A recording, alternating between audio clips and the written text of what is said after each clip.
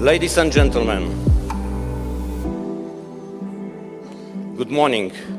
It's a real honor and pleasure to open the first edition of the Kazakhstan's ICAO Trip Symposium, an extraordinary event happening for the first time in Kazakhstan. It's an honor and a privilege to be here together with our special guest to open this important event for our country and for our citizens. Thank you and welcome to the Kazakhstan edition of the ICAO Trip Symposium. Thank you.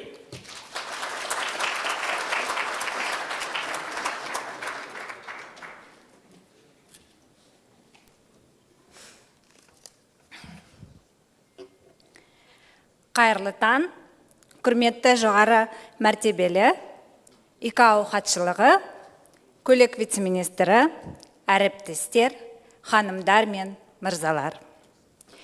Көшпенді мәдениеттінің Ұлы дала Қазақстан жерінде халықаралық азаматтық әуе жол ұйымының бастамасымен жолаушылар идентификациясына және тасымалдау рәсімінің жеңілдетуіне арналған ICAO Trip аймақтық симпозиумына қош келдіңіздер. Қазақстан сіздердің мас тудулиз деген туристік тізімдеріңізге Мои коллеги, себебі день, приветствую вас на нашем мероприятии. Сегодня хотелось бы, чтобы мы обменялись с вами многими важными вопросами. Сегодня на нашем мероприятии, осы салтанаты іс-шараны during our event, we will discuss the most important issues for the development of our industry. Thank you. 138 nationalities from around 30 countries of the world are in this room, who arrived to Kazakhstan from different places of the world. Thanks to the aviation standards set for comfortable transportation, we are here together. We are very pleased to welcome you in Kazakhstan. The theme of our ICAO Trip Symposium is enhancing travel mobility through technologies and innovation. For my 20 years experience of work in the aviation industry in Kazakhstan, I became a witness of significant innovation projects for our country. The transition from paper ticket to e-ticket, the implementation of mobile boarding pass, the realization of IPPNR, preliminary information project, and several other innovations. The successful implementation of this project is based on the full cooperation and interaction of all aviation stakeholders. It is a fact that new technologies bring progress and innovative solutions, simplify and accelerate the transportation of the passengers. Nevertheless, we need to be prepared for the threats and risks that technology's changes brings. All of us know that safety is the first priority of aviation. And today, the symposium is actively attended by representatives of international organizations and various industries that are closely interconnected in this complex process. Our speakers and experts will share their best practices and recommendations, update their progress and strategic solutions, demonstrating their presentation and answering your questions. И прежде чем мы приступим, я хочу поделиться. Before we get started, I want to share some information with you regarding our event. You are kindly requested to turn your cell phones on silent mode and fully immerse yourself in the here and now. The interpretation services will be provided throughout the symposium in Kazakh, English, and Russian. Please use these simultaneous interpretation headsets by selecting the required language. For Kazakh, please turn to channel 1, for Russian channel 2, and for English channel 3. Throughout the symposium, you will have the opportunity to ask questions to the panelists, so don't miss this chance. During coffee breaks, there will be an amazing opportunity for quality networking with representatives from about 30 countries. You can familiarize yourself with the evacuation plan of the building and use of the emergency exit in case of, God forbid, emergencies. Wi-Fi connection is available in open mode. The symposium program will be available by QR code, which is located on the right-hand side of the main screen on the stage. So you can see the agenda for 3 days whenever you like. If you have any questions, please contact the ICAO trip organizing team at the registration desk. We will be happy to assist you. Wishing you a great mood and productive work. And for the official opening of the ICAO Trip Regional Symposium, it's my pleasure to invite to the stage Vice Minister of Transport, Talgat Lastaev, one of those who advocates for passenger safety, creating conditions for the implementation of advanced standards of international level. Mr. Talgat Lastaev, you are welcome to the stage.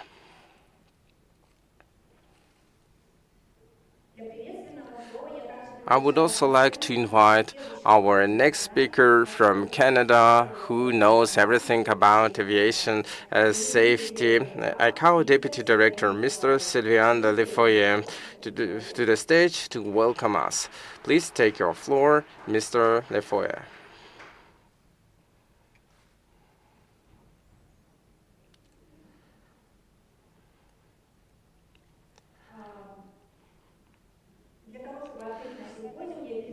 In order to inaugurate our symposium, I'd like to hand it over to Talgat Ilbekovich. Talgat Ilbekovich, please. Симпозиумға қатысушылар, құрметті. Dear participants of our today's symposium, distinguished Mr. Foyer, distinguished representatives of ICAO trip, on behalf of the Ministry of Transport of the Republic of Kazakhstan, I would like to welcome all of you to the territory of Kazakhstan. This hosting event, it's a great pleasure for me now. I would like to express my gratitude to ICAO guests and hosts. Welcome to Kazakhstan, dear guests. I would also like to welcome all the stakeholders, the organizers, and officers. I'd like to thank them highly for their appreciated support. And I want to highlight the high level of our event that is attended by the representative of more than 30 countries, as well as 280 trip symposium guests. This is the first time in Kazakhstan. That's why the certification processes of the passengers is in progress, and that's gonna be the high-level initiative that will demonstrate the necessity of intensifying the international cooperation and engagement to counteract different threats that the international civil aviation faces. Understanding the rule of the contactless machine-readable trip documents, we create the necessary prerequisites for that. With the Annex 9 of ICAO, as well as the Convention of the International Civil Aviation, documents provide new technological tools and initiatives that are available in the market, and we would like to comply with them. Today, Kazakhstan operates with many civil aviation institutions and isn't part of the ICAO initiatives and international travels for different mechanisms. So the airports of the country are discussing the introduction of different standards like GRF, including the ground of the takeoff runway. The Kazakhstan is a member of ICAO. The reforms of reforming Kazakhstan aviation is based on the European model, and the necessary actions are being implemented. The recommended standards and best practices of ICAO are being introduced. We are also driven by the UK model of aviation, as well as the European safety regulations. Kazakh authorities aspiring to increase increase the attractiveness of air transit, is engaged in introducing new approaches of regulating the industry in Kazakhstan, increasing the safety that is compliant to international standards. One of the important indicators is the past ICAO within the validated mission in 2021. Upon the results of the audit, Kazakhstan increased the level of safety up to 82%, which is 30% higher than the world average. When it comes to aviation safety, the level of compliance with the ICAO standards is 83%. That is higher than the average world indicator by 11%. There is a dynamic growth of the passenger traffic and cargo traffic, both inbound and outbound cargoes and foreign and in-house traffic. So just in order to increase the number of trips, there is a regime of open sky. Kazakhstan companies are given the chance for accepting different aircraft with a fifth level of freedom. Kazakhstan operates 25 airports and 17 of them have status of international one. Today we are modernizing the infrastructure of airports. 5 new airports will be reconstructed this year.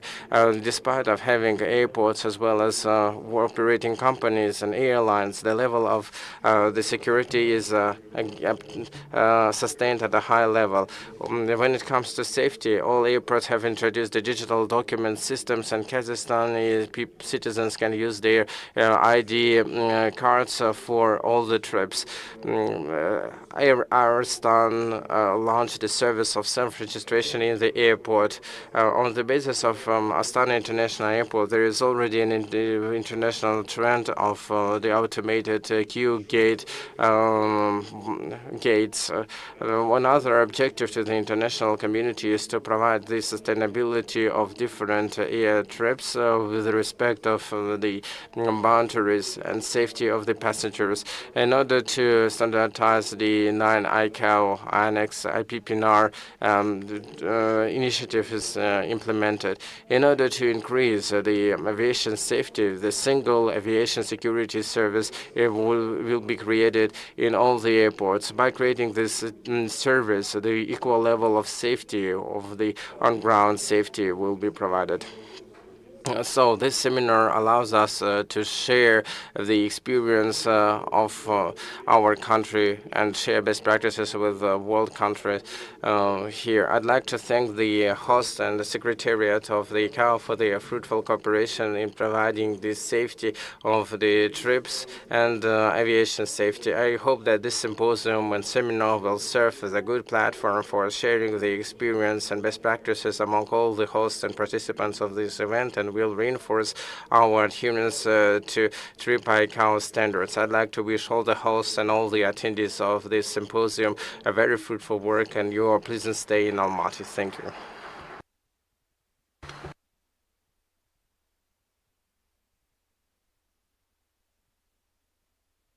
Talgat Lyubekovich, спасибо большое. Thank you very much, Talgat Bekovich. Thank you very much. We will pull all our efforts for safety, efficient, and sustainable development of the aviation industry. And now I'd like to hand it over now to Mr. Silvano Lifoua for his welcome address.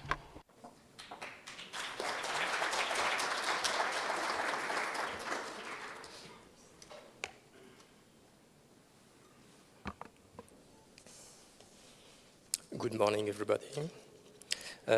Distinguished participants, Excellency, Talgat Lastayev, Vice Minister, Minister of Transport, Kazakhstan, dear Katalin Administration of Kazakhstan, colleagues and friends. I also need to welcome Raymond Benjamin, but unfortunately he had an accident. He couldn't be there with us. He's a former Secretary General of ICAO. Ladies and gentlemen, on behalf of the Secretary General of ICAO, Mr. Juan Carlos Salazar, who greatly regrets that he couldn't be here in person, it is a very great honor and a pleasure for me to deliver the opening remarks for this ICAO Regional Trip Symposium, organized jointly with the Republic of Kazakhstan in Almaty. ICAO is indeed sincerely thankful to the Ministry of Transport, the Aviation Administration of Kazakhstan, for their provision of such excellent organization and facilities, and for their warm welcome and hospitality. I am pleased to see so many of you have come here to Almaty to examine the stages of implementation of the ICAO trip strategy applicable to ICAO member states. The theme for this very special event, enhancing traveler mobility through technology and innovation, couldn't be more appropriate. This is because the enhancement of border security and travel facilitation are twin and reciprocal objectives that technology and innovation are needed at both ends of the equation. Travel facilitation focuses on improving the efficiency and effectiveness of passenger clearance processing, with the objective of reaching the best passenger's experience. These objectives continue to be guided by consecutive amendments to Annex 9 facilitation. Air transport is a top priority for the ICAO Council in recognition of this and importance of the 75th anniversary of Annex 9 facilitation in 2024. The ICAO Council has designated 2024 as the year of facilitation. We will soon seek state support for various activities to ensure the success of this year-long event. And something that's not in my speech, but I am pleased to share with you, is that Kazakhstan will be the first state to support by contributing to this year of facilitation. So thank you very much for this contribution.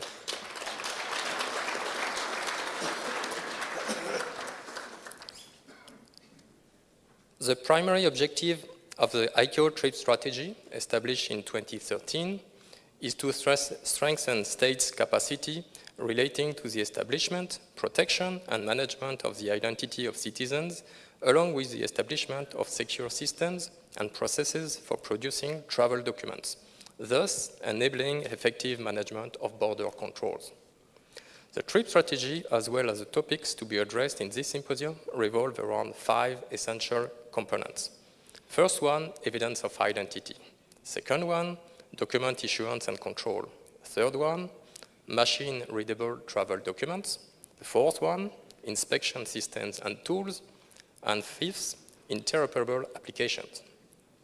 In broad terms, these trip components can be categorized into 2 groups: the issuance of travel documents and their subsequent inspection. Typically, when we discuss automation and the utilization of technology, we primarily associate it with the inspection aspects. People tend to desire tangible outcomes for the aviation and border control sectors, which become evident during the inspection of travel documents. However, as we move toward digital credentials and automated inspection procedures, we must not overlook the fundamental importance of a state's identity management and travel document issuance processes. This is why I urge all of us to collectively emphasize the application of technology and innovation to the trip components concerning the issuance of travel documents, specifically evidence of identity and document issuance and control. Increased confidence in the integrity of a state's travel document issuance process directly affects the entry and visa requirements for its citizens when traveling abroad, as well as their eligibility for trusted traveler programs and automated border clearance solutions. Travel document issuance and inspection are closely intertwined, and technology and innovation are essential for both aspects. As we transition to digital solutions, building upon the existing specifications in ICAO Doc 9303, machine-readable travel document is the only way to maintain global interoperability, a fundamental objective for passenger facilitation and a key principle of the Chicago Convention. An excellent example of this is the ICAO Digital Travel Credential, DTC, which aligns with ICAO specifications and offers a path to interoperable digital identity verification, and which we'll hear about during this symposium. Regardless, compliance with Doc 9303 is critical for ensuring global interoperability and is highly significant for all types of machine-readable travel documents. ICAO is working closely with experts from the TRIP Technical Advisory Group, to establish a new program to better ensure such compliance. At the core of ICAO's efforts to support electronic passports and digital credential verification is the ICAO Public Key Directory, the PKD. This is the ICAO Trust Framework for Electronic Machine-Readable Travel Documents, EMRTDs. It provides the cryptographic infrastructure necessary for efficient and global verification and authentication of electronic travel documents, electronic passports. The PKD serves as a global distribution mechanism, allowing issuing states to share information required by verifying states for authenticating travel documents. I want to emphasize the importance of all states participating in the PKD as an essential contribution to global border management objectives. While government verifiers already have access to PKD information, a new ICAO pilot project is enabling private sector partners to utilize data from ICAO's PKD for authenticating electronic travel documents. By allowing private sector stakeholders to use PKD data, we hope to foster innovation and deliver mutual benefits for both governments and passengers. This should lead to a broader range of stakeholders, including service providers, airports, and airlines, being able to verify travel documents, visas, and potentially health certificates when needed. This will result in secure, seamless processes, enhanced convenience, and greater efficiency for all parties involved. ICAO's work on innovation includes the development of standardized 2D barcodes with digital signatures, which can be easily verified similar to e-passports. These barcodes, known as Visible Digital Seals, VDS, can be presented on a smartphone or printed on paper. They are cost-effective and can be verified using existing infrastructure at borders and airports globally. Typical use cases include the issuance of emergency travel documents, digital travel authorizations, and health proofs such as vaccination, test, and recovery certificates. On passenger data, I wish to remind you of ICAO's role as a key partner of the United Nations Counter-Terrorism Travel Program, CTTP, an initiative of the United Nations Office of Counterterrorism. ICAO is actively contributing to this effort by helping states to implement Annex 9 SARPs, Standards and Recommended Practices, and the related guidelines for Advanced Passenger Information, API, and Passenger Name Record, PNR, through a dedicated legal framework. And something that's not in the speech is that your neighbors of Mongolia just launched their PIU, Passenger Information Unit, within the framework of this counter-terrorism program, travel program. So that's something that works in a one UN approach. Today, in this very important event, I would like to take this opportunity to recall that with respect to PNR data, United Nations Security Council Resolution 2396 and Amendment 28 to Annex 9 both require all states to develop passenger name record program and establish a global framework for collecting, using, processing, and protecting PNR data. This reflects the obligations placed on states to implement capabilities for processing both API and PNR data. ICAO fully recognizes the implementation challenges these new and amended standards may pose for states. In line with the no country left behind principle, we have developed in-depth ad hoc training programs for Annex 9 and the STRIP strategy with an emphasis on passenger data. Excellency, ladies and gentlemen, this regional symposium is a prime example of how ICAO is redoubling its efforts to foster the implementation of the STRIP strategy worldwide, and to illustrate how it provides such a versatile platform for which many of our aspirations for the facilitation of international airline passengers can be realized. As we embark in this journey, I encourage all of you to actively participate in the conversations, share your knowledge, and gain insight from your fellow attendees.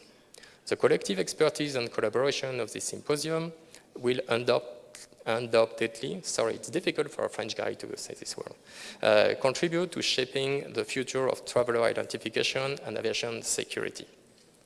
Excellency, ladies and gentlemen, I wish you all an enjoyable time this week in Almaty and a productive and interesting symposium. I hereby declare the Regional Trip Symposium and Exhibition open. Thank you very much for your attention.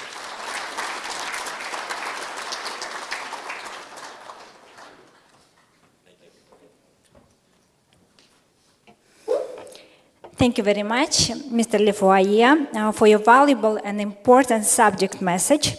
And now we see how the personal presence of such experts as you are in the region is crucial for the balanced development of the civil aviation in the region. Уважаемые участники, сейчас мы... Now, ladies and gentlemen, and now we would like to show you the welcome address of our next speaker, who couldn't attend our event because of his health state. He started his career in the civil aviation of France and later from 2009 to 2015 headed ICAO as a general secretary. And now I'd like to hand it over to Air Council, to IPAD's Monsieur Hayman bin Shaman. I would like to give him the floor. Mr. Minister, all protocol observed. Ladies and gentlemen, my dear colleagues, as a former Secretary General, it is a pleasure and an honor for me to present opening remarks for this high-level meeting on the implementation of Traveler Identification Program organized under the auspices of the International Civil Aviation Organization, ICAO, together with the Ministry of Transport of the Republic of Kazakhstan. The goal of ICAO's Traveler Identification Program, TRIP, is to strengthen the capacities of ICAO member states to enhance passenger mobility through technology and innovation, and to manage and identify travel document security and border controls. These developments will assist states in meeting their international obligations on matters including the fight against terrorism, transborder crime, and other threats against civil aviation.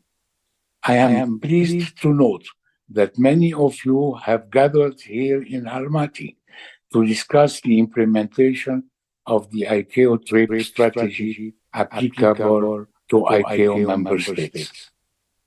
There is significant work ahead for states and ICAO in the field of traveler identification and the enhancement of aviation security and facilitation.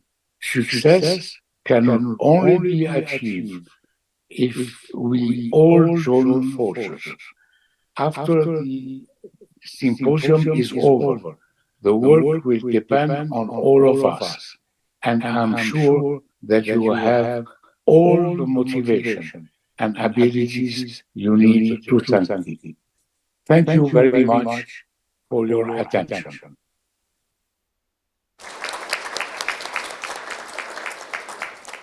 Thank you very much, Mr.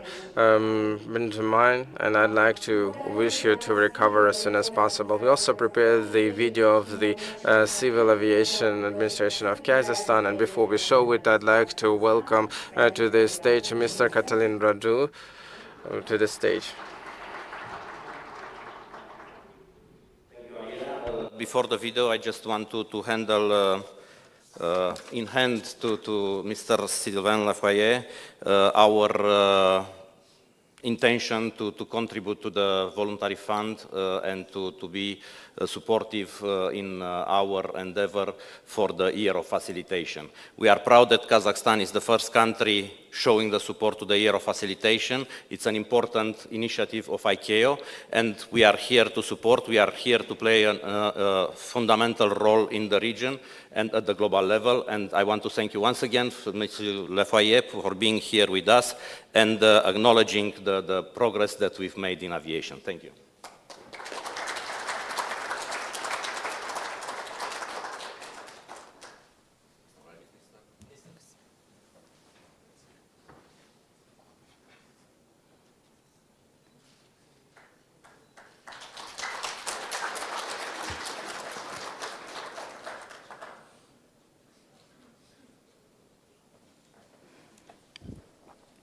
Позже я вас попрошу еще раз сделать. Later, I would like to ask you to make the group photo for our correspondents, and now we would like to continue. And now I would like to demonstrate you the video of the civil aviation in Kazakhstan that was created in 2019. Kazakhstan Civil Aviation Administration takes the responsibility of civil aviation safety, and this video will demonstrate you the day-to-day operations of our department. Thank you. And now attention to the screen.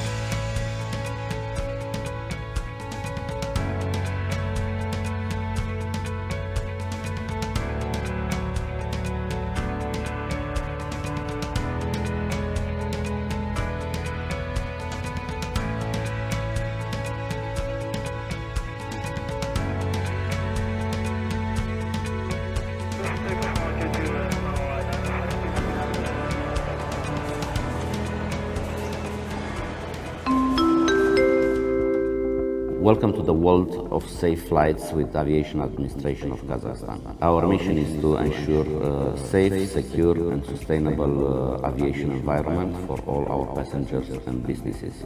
Our goal is to ensure flight safety, also secure and sustainable environment by overseeing all the aviation in Kazakhstan.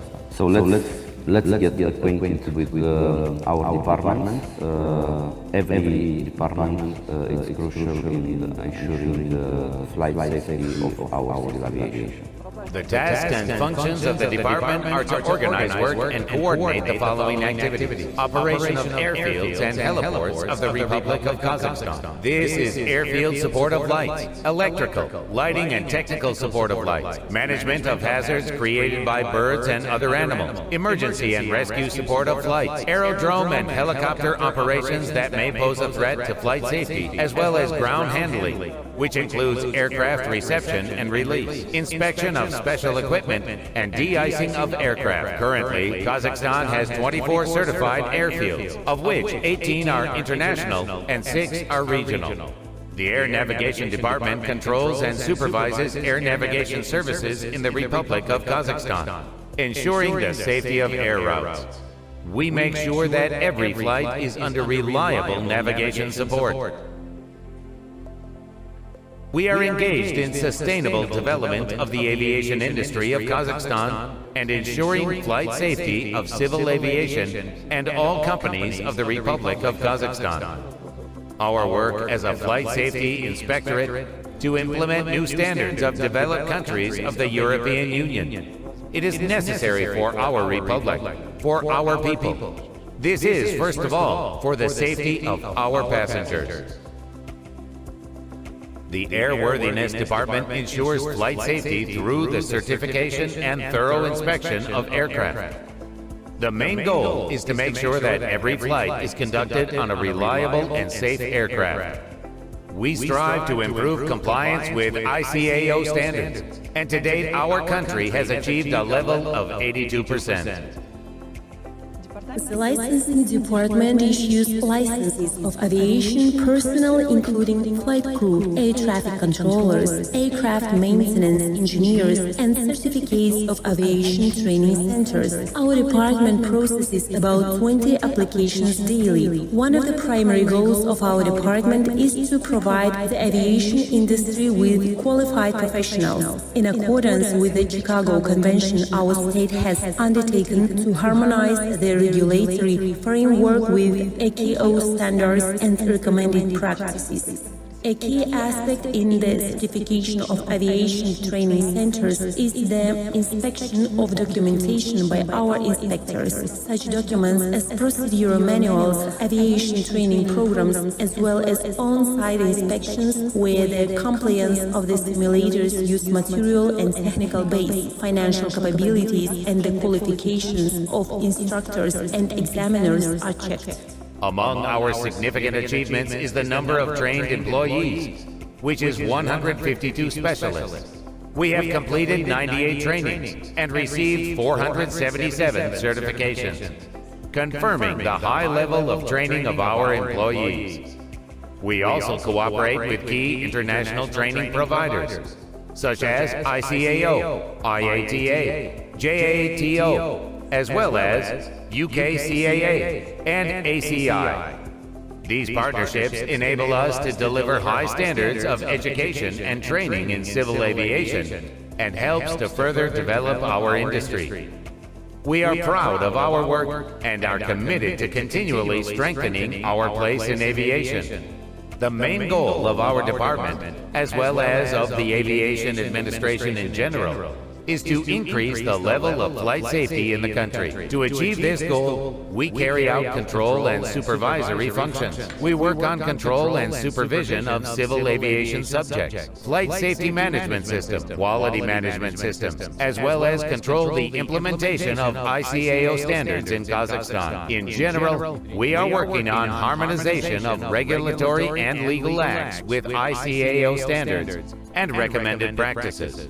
Aviation Security Department oversees aviation security and compliance of civil aviation organizations with the requirements of the legislation of the Republic of Kazakhstan in the field of aviation security. In general, our department consists of 3 divisions. The first one is aviation inspectors. This is the general provision of services for passengers. This is where the quality and safety inspectors work. Our second department is the dangerous cargo department. The third is the Operations Center. Preparations are underway for the regional symposium on the passenger identification program. In general, there are 3 representatives from different countries coming to this event. There will be about 200 people in attendance, and it will be held later this year from December 6th to December 8th. The Department of Unmanned Aviation Systems regulates the unmanned aircraft systems industry in the Republic of Kazakhstan.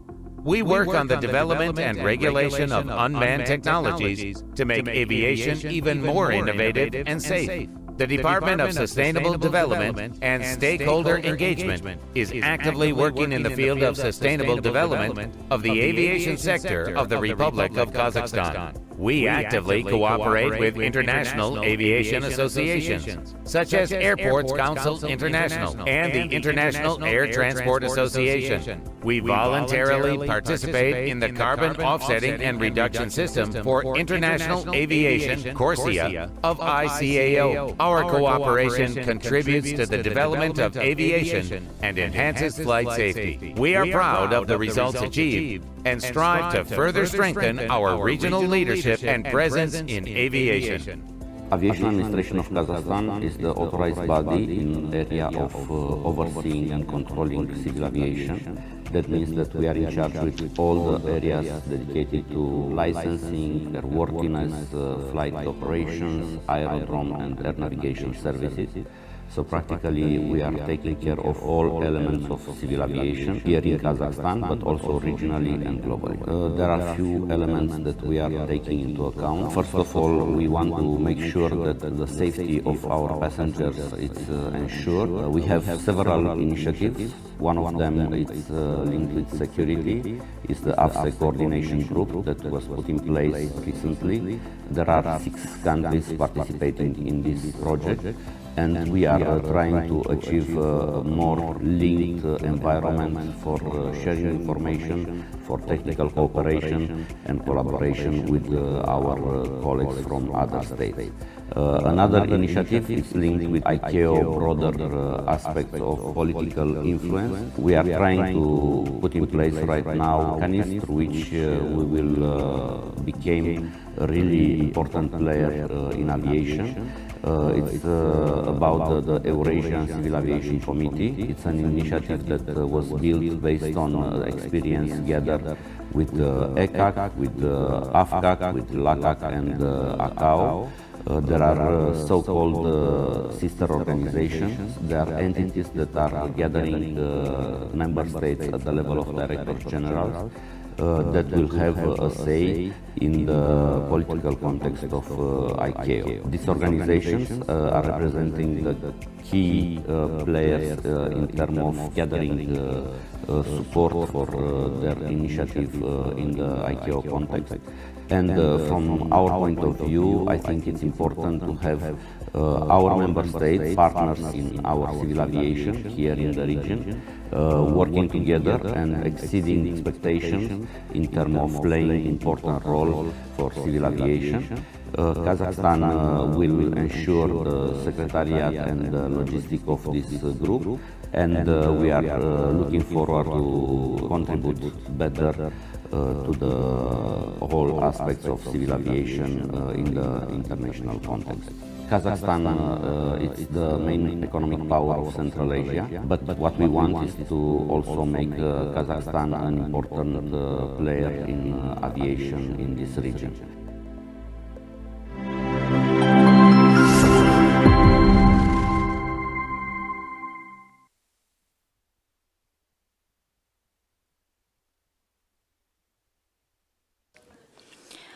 Друзья, сейчас у нас Dear friends, now we will have the coffee break, and before we proceed to the coffee break, I'd like to ask all the panelists to make the group photo. I'd like to ask the photographers to come to the stage to take photos. Thank you. Yeah, to the center of the hall.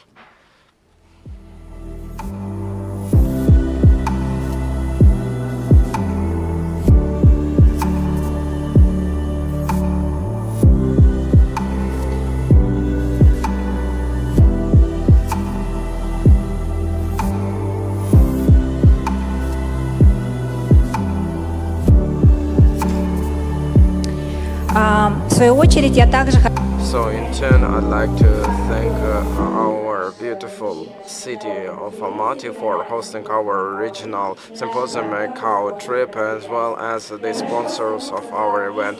I'd like to ask you to return to the hall at 10:45. You will hear the bell when you are over, when the break is over. So I'd like to wish you every success.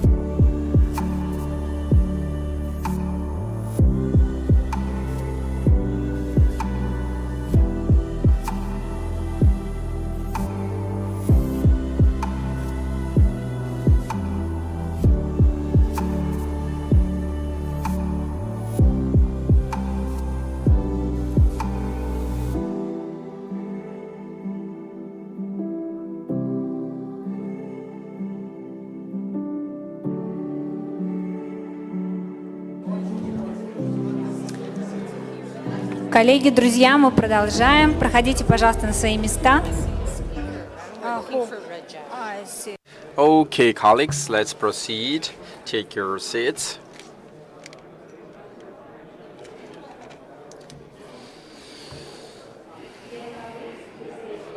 In the room.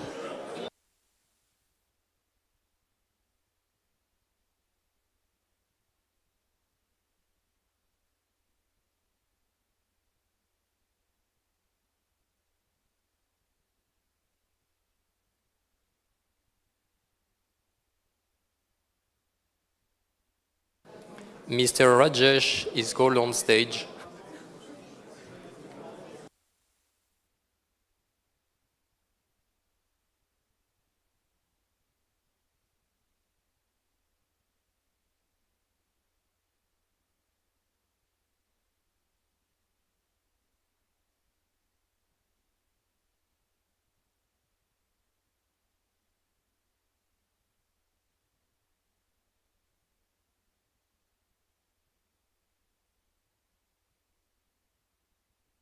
Сейчас буквально еще 1 минуту, и мы начнем. Проходите, пожалуйста. 1 more minute and we will proceed.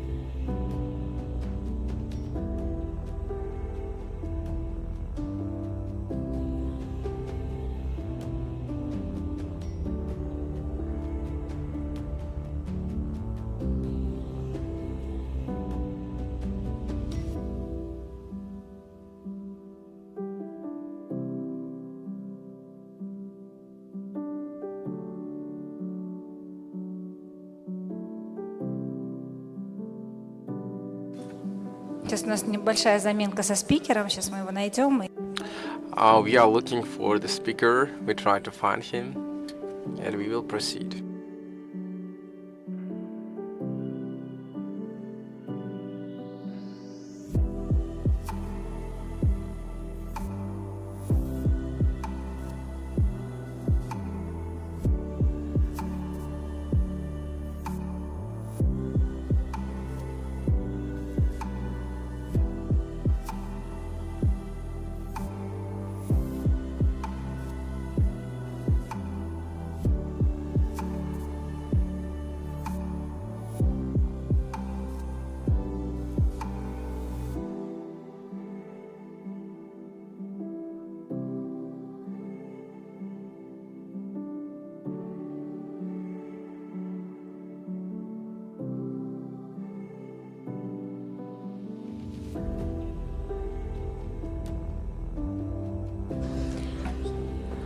Коллеги, я хочу вас...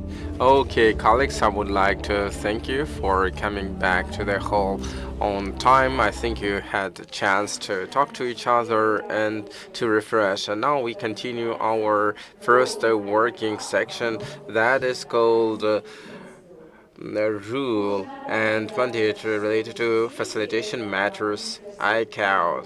So the first speaker, the moderator is Sylvain Lefay. He's the Deputy Director, Aviation Security and Facilitation Branch, International Civil Aviation Organization. He's also engaged in standards and recommended practices. And now I would like to hand it over to Sylvain Lefay. The floor is yours.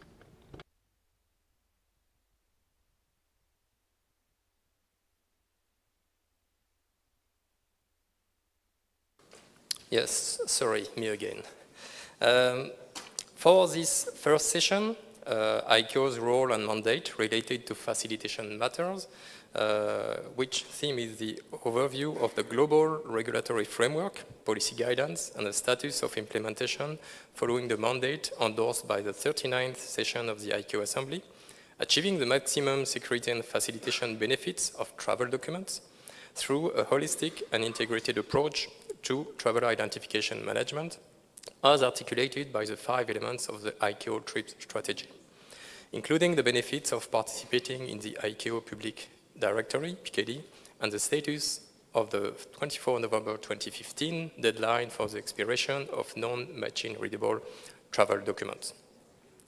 I will have the pleasure and the honor to moderate this session, so you will not hear me, you will hear the experts. And with me, we will have Christian Dermarca, TRIP Technical Officer in ICAO, Day1 Chamberlain, Chairperson of the ICAO Implementation and Capacity Building Working Group, and Rajesh Kumar from the International Organization of Standardization. I will make a short note of introduction of each speaker. You can see that Rajesh is not here with us, but we have some time because we will have first presentation from Christian, then Day1, and then Rajesh. We are chasing him in the building. Miss Christian Dermarca, who's part of my team, joined ICAO 23 years ago. She currently works in the ICAO facilitation section of the Air Transport Bureau. In her current capacity as the ICAO Traveler Identification Program Technical Officer, she leads and coordinates the work for the development and implementation relating to the ICAO TRIPS strategy and its 5 elements, which are evidence of identity, machine-readable travel documents, document issuance and control, inspection systems and tools, and interoperable applications. Before her involvement with the TRIP program, Ms. Dermarca assumed different roles and positions with increasing responsibility within ICAO. Notably, she had been in charge with the implementation and operation of the ICAO Public Key Directory, the PKD.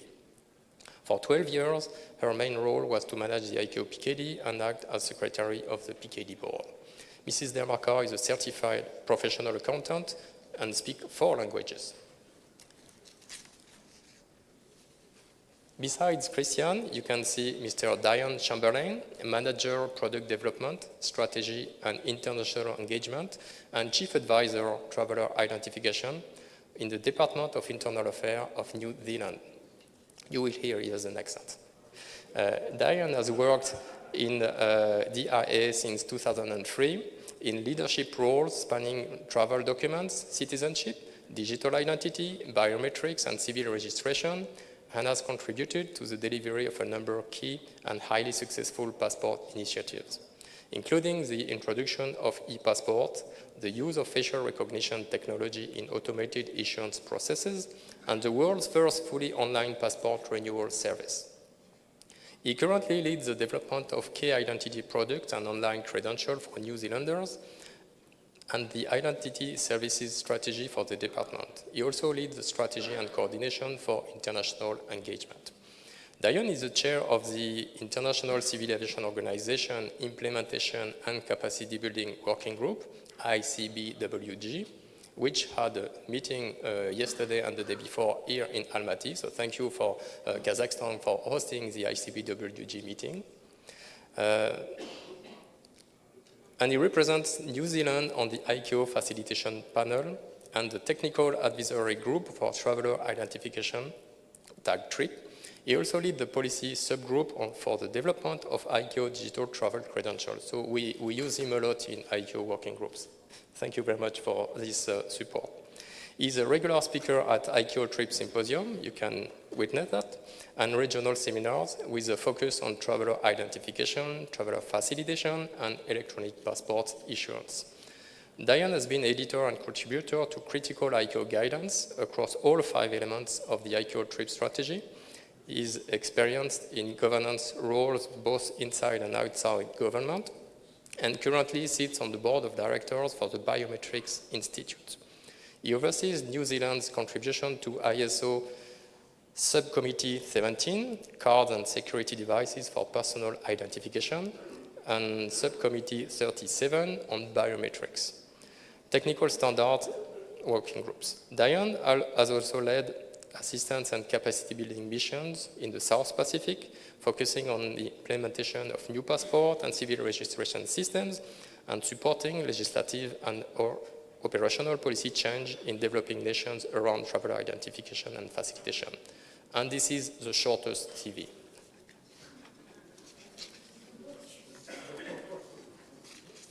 Mr. Rajesh Kumar, who is still not on stage, but he will join us later, is the leader of the Subcommittee 17 Working Group 3 of the ISO, International Standardization Organization, Task Force 5, which deals with the electronic part of travel document specifications. He is the editor of a few specifications of DOC 9303, Part 12, dealing with the PKI, Public Key Infrastructure, for eMRTDs, so electronic machine readable travel documents, LDS2 PKI, and the VDS-NC. So a lot of acronyms, but he will develop and explain all that in the presentation. So VDS-NC, visible digital seals in a non-constraint environment. I'm looking to my specialist to see if I'm saying stupid things or not. And these are used for health proofs and DTA, Digital Travel Authorization. He also works on digital travel credentials and the new ICAO data structure for barcodes. Rajesh has been a member of New Technology Working Group and Implementation and Capacity Building Working Group for more than a decade, and is also the ISO liaison to the PKD board. He is also a master trainer with the ICAO Global Aviation Training and a subject matter expert with ICAO Technical Cooperation Bureau. He was awarded the TRIP Award of Excellence in 2023 for his immense contribution to the ICAO community over the last couple of decades. In his day job, he runs a small company in Singapore that deals with electronic passport, PKI, and fraud detection. So please give a round of applause to our speakers, and I will then call them to speak. So please, Christian, drive us through the TRIP strategy.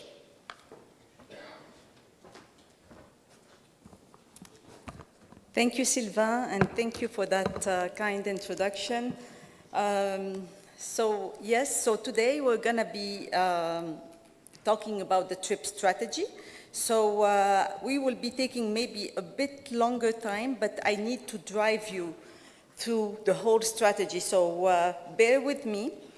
Let's see the pointer.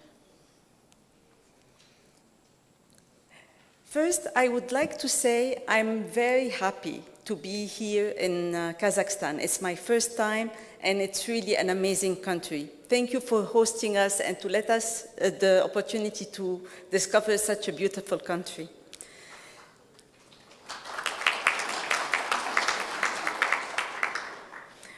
Okay, so before diving in TRIP, I would like to introduce a little bit our background, so the facilitation section. So the facilitation section is comprised of 3 interrelated facilitation programs. We have Annex 9, which is the regulatory framework that contains all the standards and recommended practices with regards to facilitation.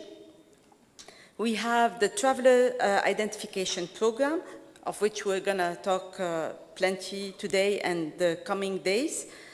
And we have the ICAO Public Key Directory, which is a tool that supports the verification of electronic machine-readable travel documents. Sorry about that. So let's go to the first one, facilitation.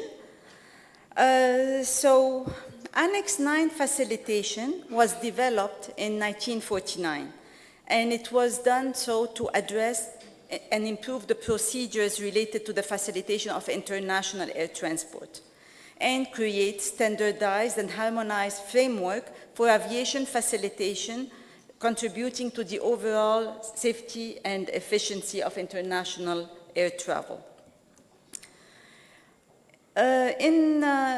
Under the Annex 9 facilitation, so the implementation of Annex 9s are essential to facilitate the clearance of aircraft, passenger and baggage, cargo, and other articles, and to manage other challenges in border controls and airport processes. And as you can know, Annex 9 includes a lot of stakeholders. So we have police, customs, immigration, quarantine, health. So one of the biggest challenges here is to get an interagency coordination for a good implementation of the SARPs in Annex 9. And of course, we have also other key issues, which are accident victims, health, as we have seen the past few years, the COVID experience, of which we don't want to have another experience of that, and unruly passengers. So to give you a very quick background about Annex 9. So, So Annex 9 is comprised of 10 chapters with Amendment 29. With regard to TRIP, we are mostly focused in Chapter 3, which is the entry and departure of persons. Chapter 9, Passenger Data Exchange System, API and PNR, and health-related provisions that was added. That's the last chapter that was added after COVID. So speaking about the TRIP strategy, now it's time to move to the TRIP strategy and to guide you through that. I just want to say that TRIP has not been around for a very long time, but for example, ICAO has been in charge of developing technical specifications for machine-readable passport, visa, and official travel document for the longest time. So it's been about 55 years that we are in that business of developing the technical specifications. And these technical specifications are published in document 9303, called machine-readable travel document. So as you can see on the diagram in front of you, over the years, much work has been done in the area of travel document to combat document fraud and to increase the security of passports and other travel documents. So as the passport has become more and more secure, fraudsters have found the weakest link and they turn to identity fraud. What does it mean? It means that you can have a genuine passport, completely real one, issued from the state, but issued for the wrong person. So a person that is not the one it's supposed to be. And this could be damaging all the benefit that such documents have for the security of civil aviation. So the growth of the work from securing the integrity of the travel document to securing the basis on which the travel document is issued has resulted to the endorsement of the ICAO TRIP strategy 10 years ago. So since we are in the celebration mode, so it's been 10 years that the TRIP strategy has been adopted by the 37th session of the General Assembly in 2013. And in that context, the TRIP strategy became a program in the facilitation section. So what is the key concept of the ICAO TRIP strategy? So the objective of the TRIP strategy is to assist states to properly and uniquely identify individuals as part of the travel document issuance and also as they move across borders.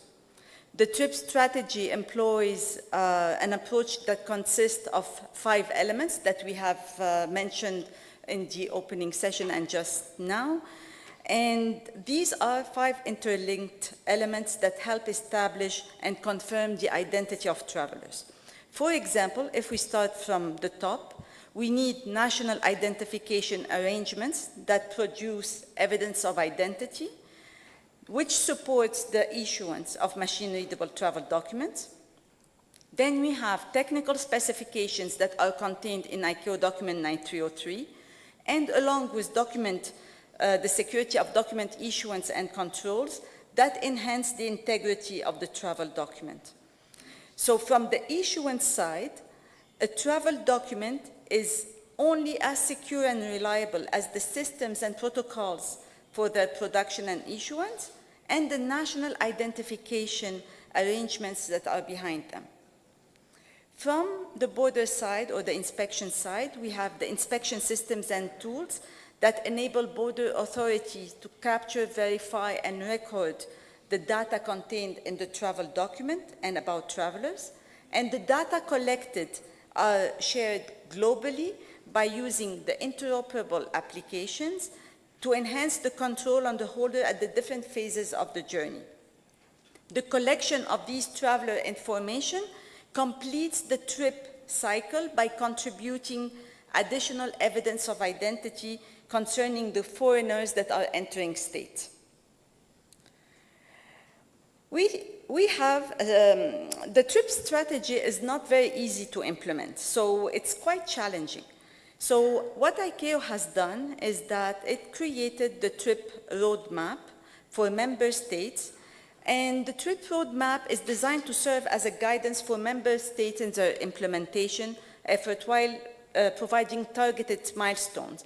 And it's not an objective or from us to impose more obligation on states. States have already enough obligations, so no obligation would be beyond Annex 9 standards and recommended practices.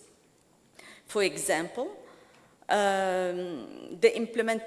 while states are trying to implement the trip roadmap, the member states will first need to focus on implementing the trip-related standards and recommended practices in Annex 9.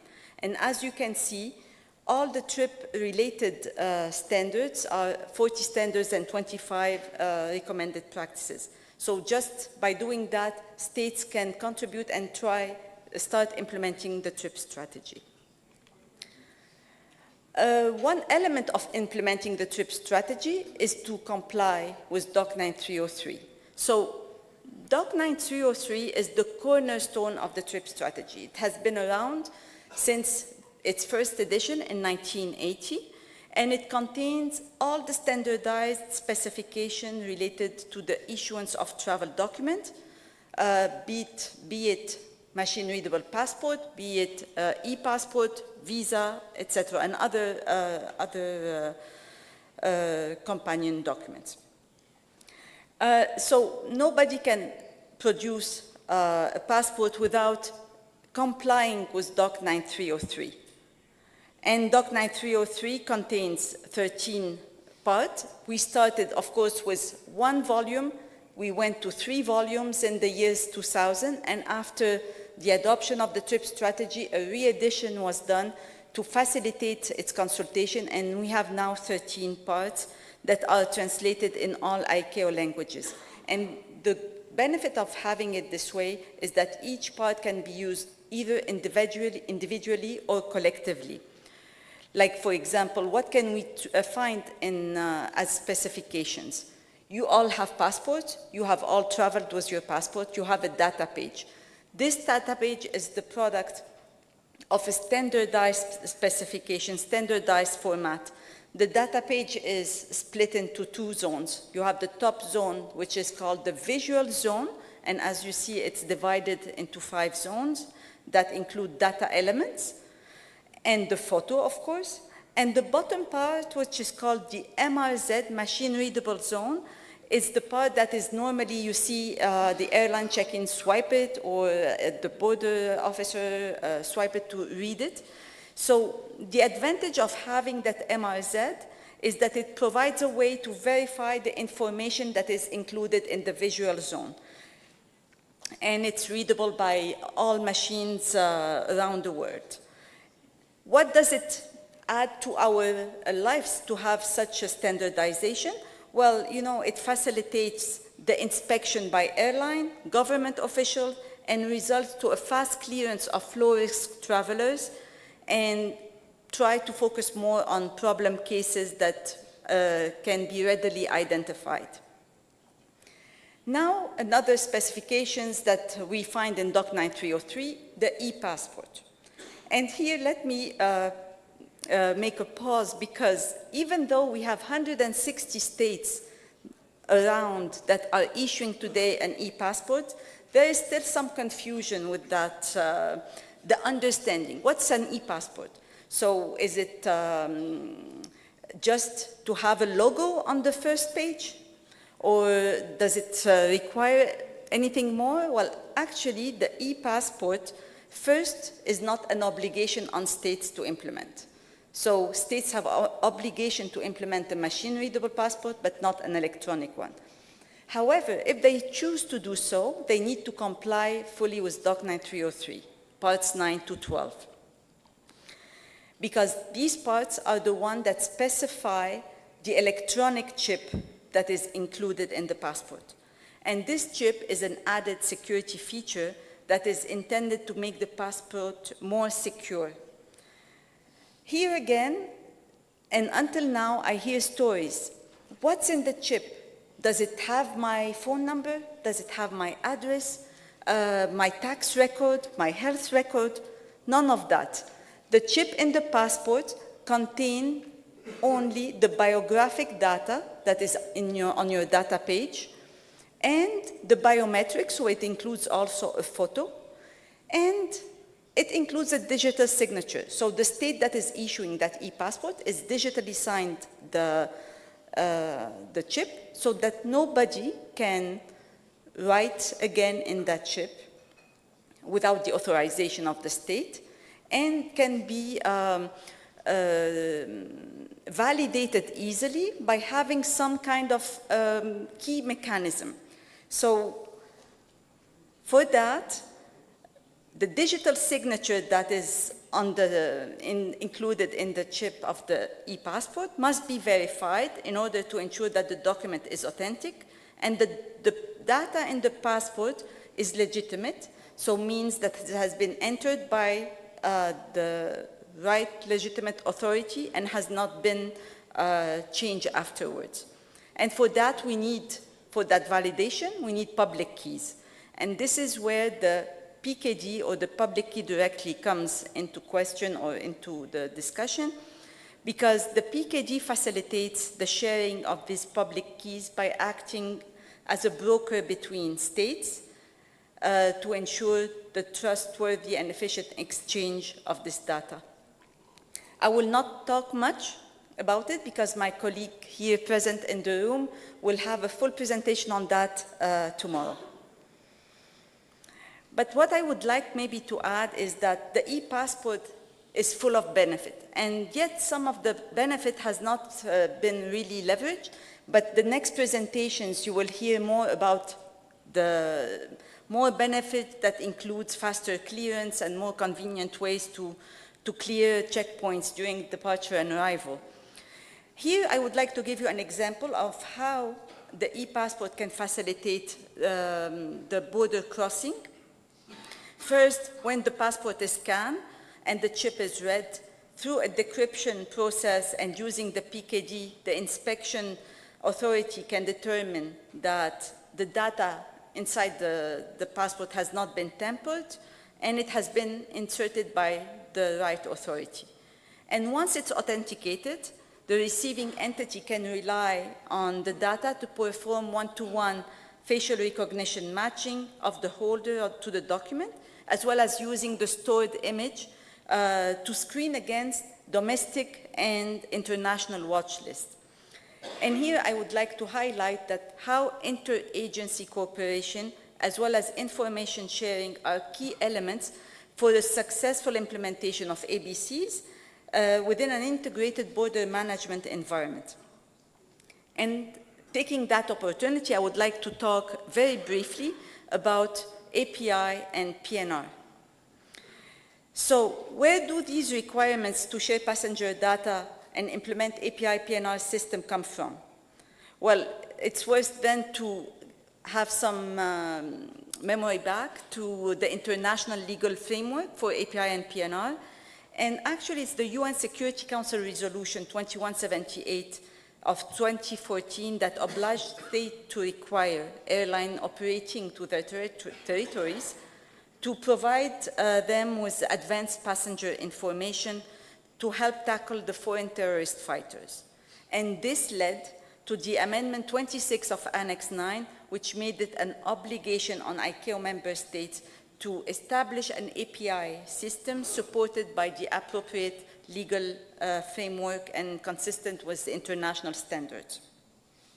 Then came Security Council Resolution 2396, which made it an obligation to develop the PNR data, again, to help tackle the terrorist offenses. And that led again to the Amendment 28 of Annex 9, which introduced a whole suite of API and PNR standards in order to create a more harmonized and consistent global approach to the development and establishment of API and PNR systems.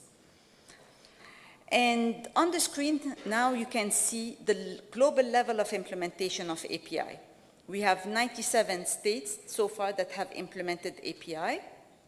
And you can see that the blue states are the ones that have implemented the batch API, so the legacy, which is transmitted once the boarding gate has closed, and the green ones that have introduced interactive API, which is communicated during check-in, and a reply of board, no board is sent back within seconds to the check-in counters. The implementation on PNR, on the other hand, we only have 64 for now. The ones that are showing in red are the ones that implemented the systems. The yellow ones. Oh, so how do I'll just go back. Yes, so the yellow ones are the ones that have introduced the legal framework, but have not yet introduced the system, the PNR system. You can consider that very low number of states for now has implemented API and PNR, and there is a reason. It's quite challenging, again, to implement API and PNR. You need to have the right legal and administrative framework. It's important to ensure a multi-agency and cross-governmental approach to the implementation. You need to get the airlines on board since the beginning, because they have your data and you need to work with them. And you need to ensure that your staff is trained for collecting, processing, using, and protecting the API and PNR data. But you're not alone in that journey, so international organizations, including ICAO, IATA, and other UN or agencies are able to support you in this. And with that also, I can say that ICAO is very proud to be a partner with the UN City Travel, Countering Terrorist Travel Program that supports states in their API and PNR capabilities. And as you can see again here on the screen, for now, 66 states are part of the program. Don't want to take more time. I think I have already went through, so I'm leaving you with some conclusions that I will not read all, but I would like just to highlight the main points. One, it's crucial that the issuance of your passport is based on a high degree of assurance that the identity claimed is the real identity. It's very important to comply to all DOC 9303 technical specification when you implement passports or e-passports. And in terms of border control, if you are issuing e-passport, you should be a member of PKD. Any implementation of API and PNR system should be done in accordance with ICAO standards and specifications. And you have the rest that you can take with you. Just last things, mark your calendars. Next November in Montreal, the 19th TRIP Symposium is there for you to attend, so we want to see you in Montreal. And I cannot leave without giving you the direction to have our library of reference and guidance document. It's worth to read it, and it's free for download. And with that, I can say thank you very much for your attention.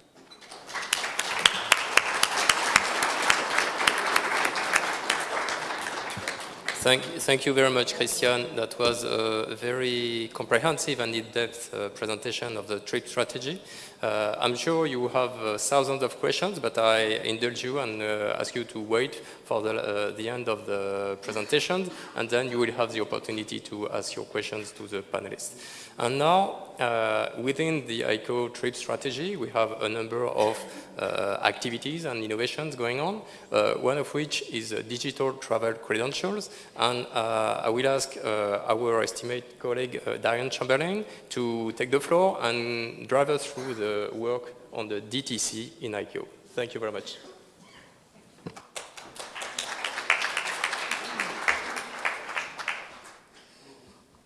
Just before you start, can we have the presentation on the screen? That would be helpful, thanks.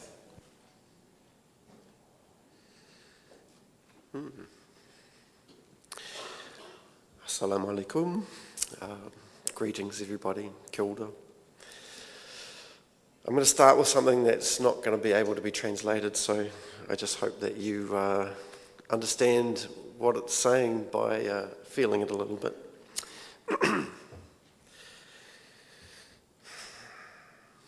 Ko te amorangi ki mua, ko te hapai o ki muri, mana ki tia mai te mauri o taku waka, te waka o ka wai ki te iwi e. Ata whai tia tētahi ki tētahi, au kaha mai te ke o taku waka. Hei pou ārahi, hei pou tuara, hei pou toko manawa he. Pāheko heko ana nā tuakiri o tātou, mai te rangi ki te whenua, mai te whenua ki te moana, he whakahuatanga o tātou tai au e. Whakaniko mai te aratakatu whāno whāno, tau ai te Māori, haumi e, hui e, tāki e. That was Māori language.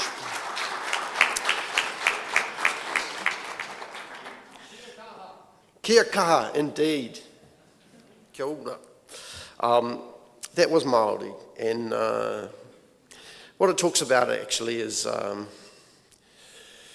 leaders are at the front, but actually, and behind all of those leaders are a huge number of people that support and guide our work. And it also talks a lot about a canoe, which is being steered in a strong way through rough waters sometimes, but in order to get to a different place. And I think there's a lot of ICAO's work is in that space, and in particular the digital travel credential, which I'm going to talk about now. That's me. So I work for the New Zealand government, and I do passports, I do digital identity, and I like to call my night job the ICBWG, which I chair, and I have a number of colleagues up the back who have been here too, and Kazakhstan have hosted our meeting, as Sylvain referred to, and it's been absolutely fantastic, and I just want to extend my thanks for your hospitality, which has been absolutely incredible.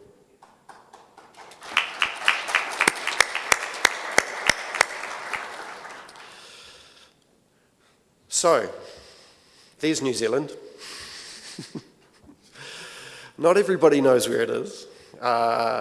It takes a while to get to Kazakhstan from New Zealand. And that was my journey via Australia, which was tough. Also, I thought I'd better point it out because often it doesn't appear on some maps, as you can see here. Clearly you don't have that problem in Kazakhstan, which is good. I like numbers. I want to just give you a few numbers about New Zealand. So we have 5.3 million people. We have 25.3 million sheep. We have no actual hobbits living there.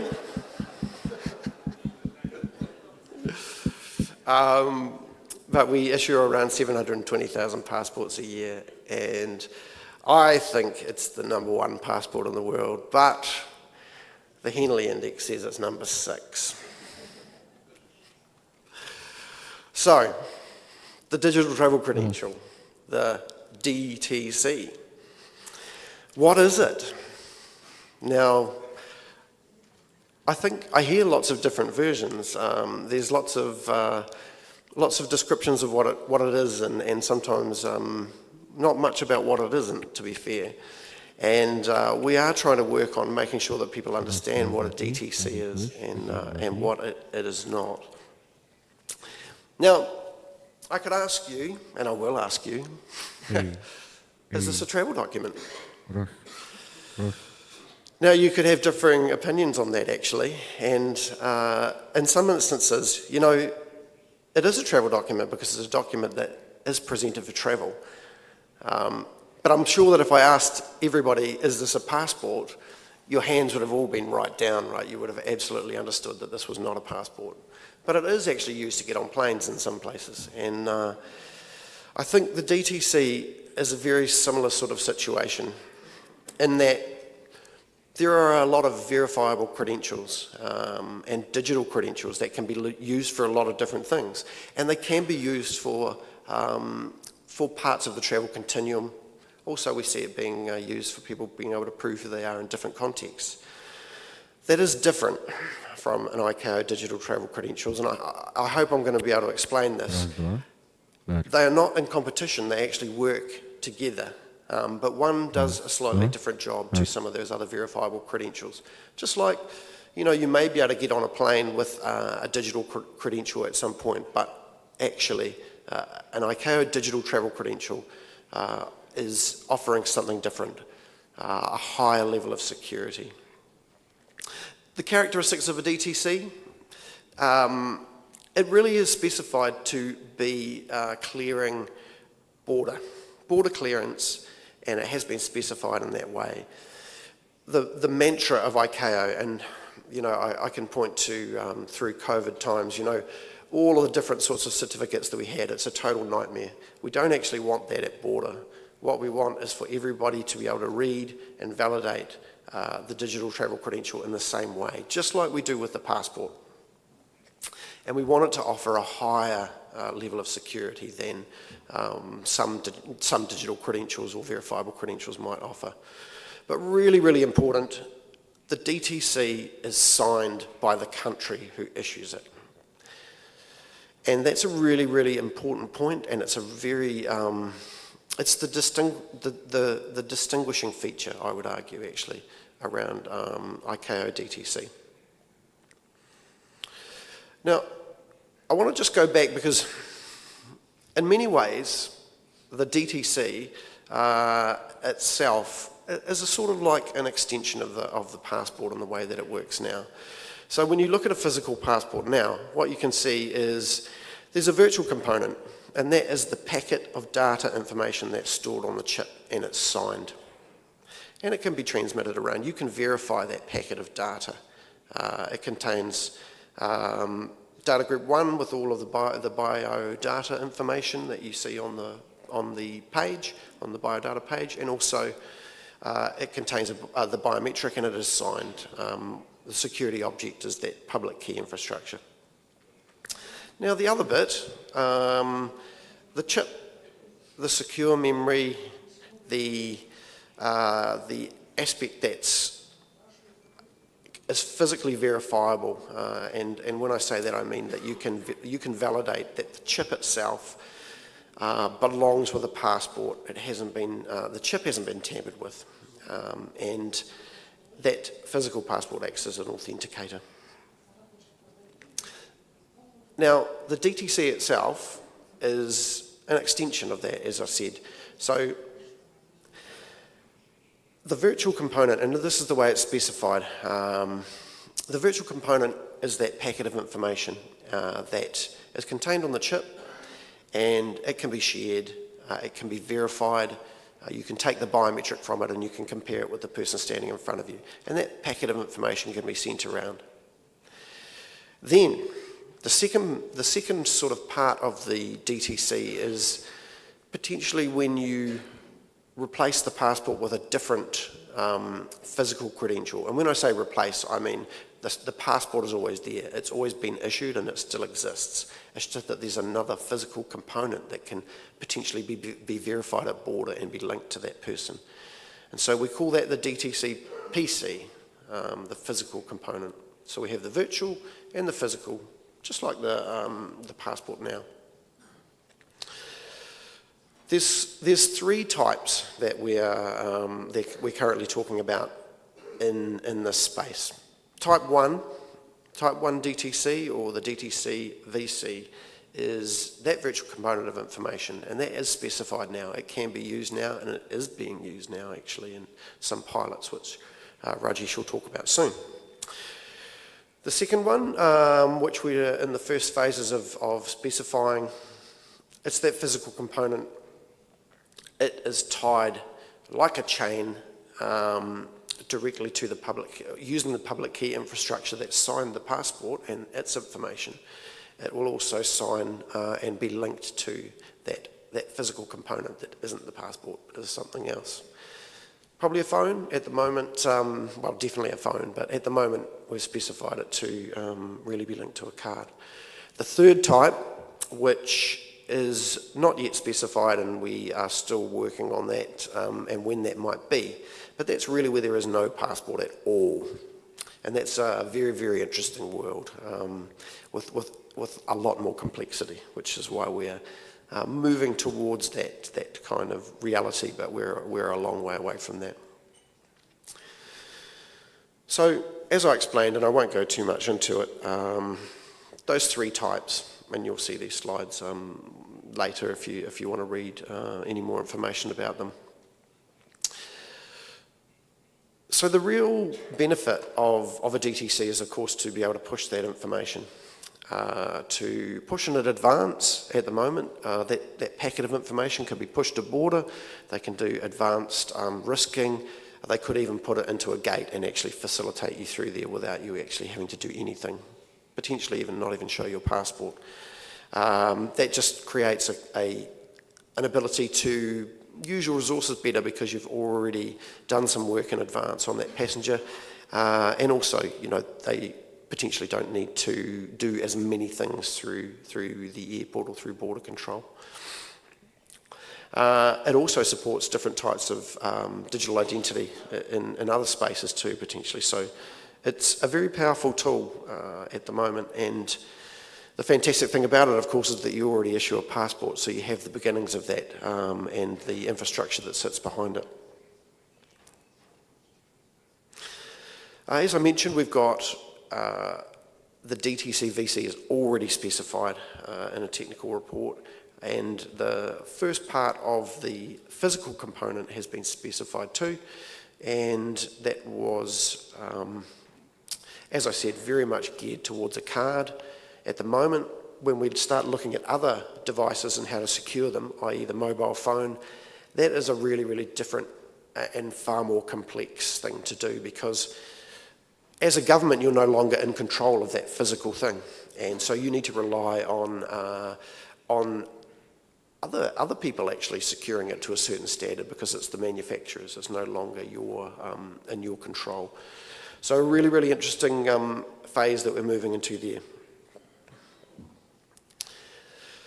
But I just want to reiterate this. The ICAO DTC contains a link to the issuing authority, and that's really, really important. When you turn up at border, the border authority needs to know that a country is asking for entry for their citizen. And to do that, they need to be able to access directly that chain of trust, to know that there was an issuing authority that sat behind it that is being validated, and that is really the distinguishing feature. So when you think about DTC, think about that. Think about the fact that it actually still contains a very direct link to the government that issued it, or the entity that issued it. And with that, I'm 1 minute 37 over. But I hope that that explains some things, and I'm going to hand over to Rajesh, who's going to do the next part, which is DTC in action. Yeah, thank you.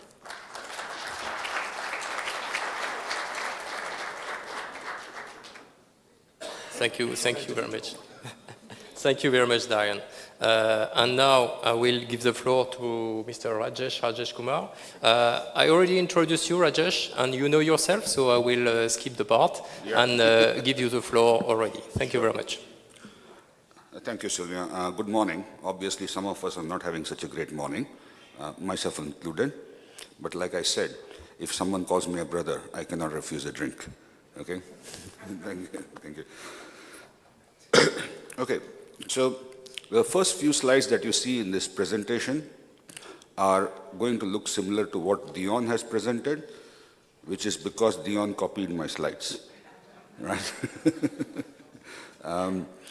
But it is always good to kind of reinforce the message of what a DTC means, right? So I'm going to go through that. So we started working on the digital travel credential in 2014. At that point of time, the question we were asking is the booklet still necessary? You know, a lot of people today are not stamping the booklet with visa stickers. They are not stamping entry-exit stamps there. So in a way, the booklet is now becoming redundant, right? Not every country, but that seems to be the trend. So if you take the passport and look at it, what exactly does it do? It's a combination of the data that is there in the chip, and then it is a physical authenticator that you are presenting at the border to prove that the passport was issued to you, right? So what it does is it binds that identity to you. There is a biometric binding, but it also says that the issuer knows who you are and gave you that identity, issued you that identity. So if you look at it, it's a physical component and virtual data.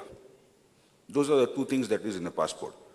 But if we were to kind of separate that, what we call the ICAO DTC hybrid model is that you have the virtual data, which is called the virtual component. And if we can link that data to a physical component, the physical component can be any form factor. It can be a booklet, it can be a mobile phone, it can be a tablet, it can be a card. You don't need the booklet anymore. So we are doing this slow transition away from a booklet to essentially still have the same security that a passport brings, but without having to present a booklet with 48 pages. So we defined 3 types. And I want to make sure that you understand that these 3 types are not like a generation. You know, you don't go from one type to the other. These are 3 types that will coexist at the same time. What we call type 1 is basically take the virtual component from the passport, and then the passport acts only as an authenticator. That means you are not reading the data from the passport, you got the data in advance. In a type 2, you have both a passport and a physical authenticator, right? So you can present depending on what the border control asks you to present. In a type 3, you will not have the passport at all. You will just have the physical authenticator. Now, I do not, in my lifetime, expect to see type 3, very honestly, right? Because no one is going to do away with the booklet. But think of an emergency travel document. You go to a country and you have lost your passport. You may not have a consular service available to you, your embassy, to issue you an emergency travel document. If we can securely provision a mobile phone that you are carrying to act as an emergency travel document, we can at least come back home. Make sense? So this is what we are targeting with type 3 for the present. But in the future, very long future away, right? People may think the booklet is no longer necessary because no one is issuing you a visa or putting a stamp on that. So the booklet, all those pages are becoming unnecessary. At that point of time, the type 3 might become your passport. But I don't see it in the near future.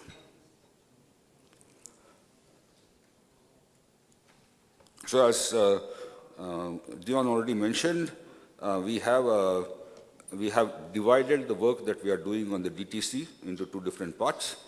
The first one was the virtual component, which is a technical report I wrote, and it was approved in 2020. And the physical component, we are taking a stage-wise approach.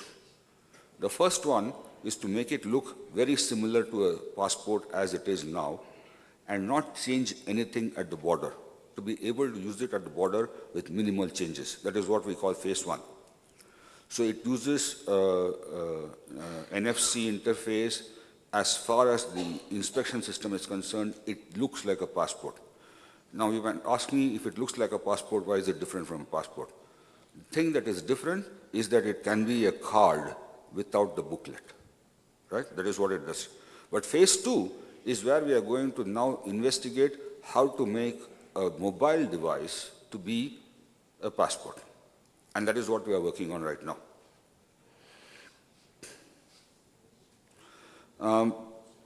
This slide, I think I have to give credit to Christian. She's the one who created this, a much better slide than what I used to have, so I copied it.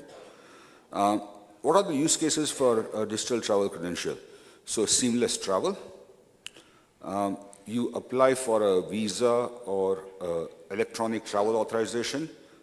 Currently, what you present is a photocopy of your data page, but if you send your DTC in advance, it can be actually verified, and there's more assurance on it than a photocopy of or a photograph of a data page. The most interesting one is the improving the border processing time, and later I have a video that shows what we do at the border, and of course, like I said, an emergency travel document. So Finland is doing a pilot. In fact, there are 3 countries that are doing a pilot: Finland, Croatia, and Netherlands, to see what effect the DTC Type 1 has at the border. And this will result in a European Commission directive on the use of DTC at Schengen borders.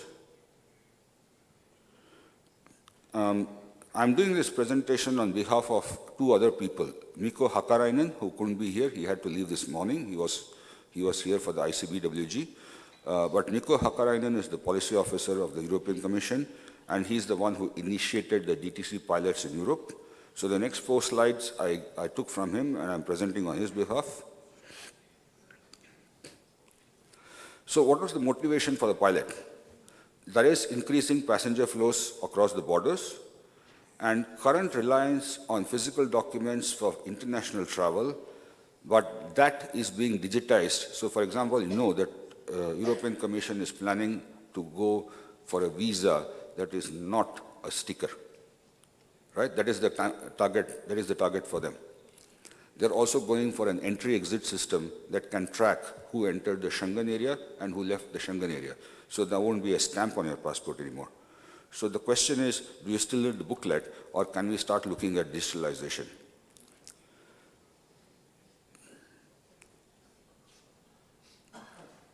For them, the DTC seemed to be the obvious solution because it increases the efficiency and the speed of border checks, increases data accuracy, and also facilitates boarding of transport vehicles with biometric matching. So you don't have to actually look at the passport. The additional advantage that they saw was the DTC can be encrypted, ensuring higher security for the document holder, though it's on a mobile phone. So this is their view of what they think the DTC can be useful for in the travel continuum, right? So you derive a DTC onto your mobile phone, you submit your DTC and your travel data.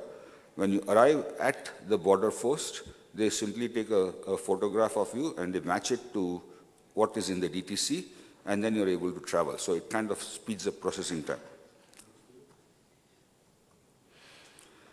They also did a survey asking whether people are interested in the digitalization of travel documents, and the majority of Europeans are in favor of digital travel documents when traveling to and outside of the Schengen area. 72% of them think that the submission of the DTC to accelerate travel processes is a good thing. The main area of concern was software failure. You know, if you don't have a physical document, what do you do? The other concern was potential misuse. I give you a DTC, you might, if I get your DTC, I might try to pretend to be you, that kind of a stuff. And unintended access of disclosure of personal data. And these are the things that we are working through to try and make sure that they are addressed.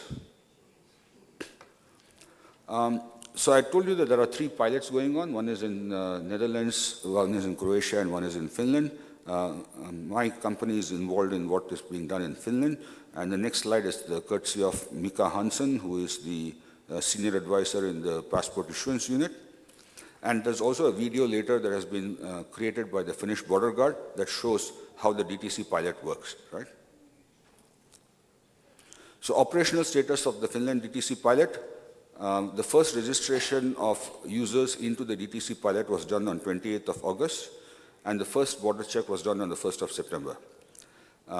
Experience so far has been good. Initially, it was only targeted at people who travel from Finland to the UK. But as of this Friday, it's going to be opened up to anyone who travels out of Finland and to Finland, right? But currently only for Finnish citizens. But fundamentally right now, it's only if you're traveling, if you're a Finnish citizen and you're traveling to the UK, then you can use the DTC, or you're coming back from the UK, you can use the DTC. But as of this Friday of this week, they'll expand it to all flights leaving Helsinki and coming back to Helsinki for Finnish citizens. So this is the video that was being created by the Finnish border guard. I will let it run and I'll give some explanation of it. So fundamentally, the first thing that a pilot participant has to do is to download an app, which is available both on the Apple Store and also the Google Store.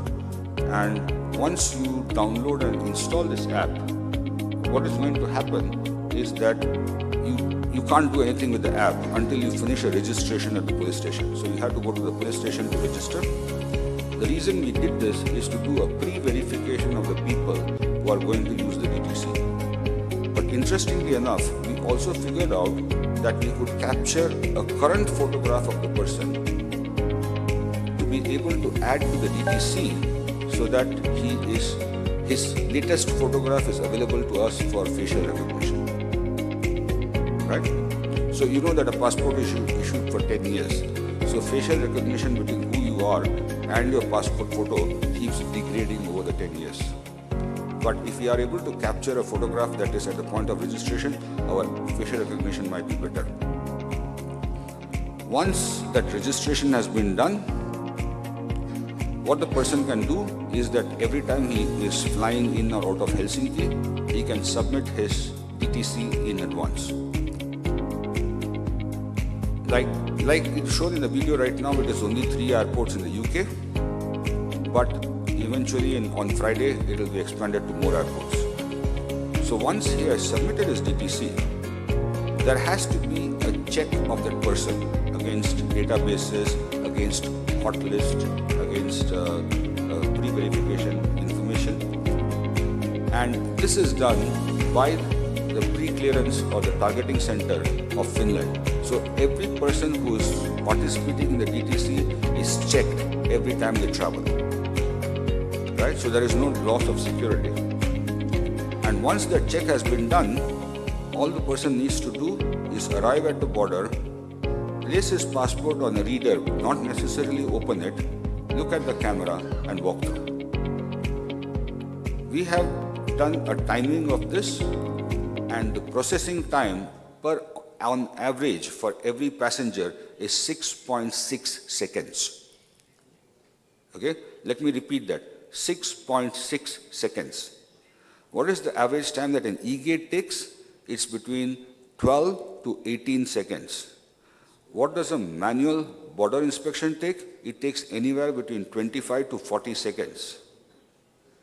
When you start comparing those numbers to 6.6 seconds that you can do with the DTC in this kind of a stuff, imagine that you are doubling the capability of your e-gates and the capability to handle passengers who are going through the manual border control is 4 times more without changing your airport infrastructure. And that, for me, is the biggest advantage of the DTC. Thank you very much for your attention.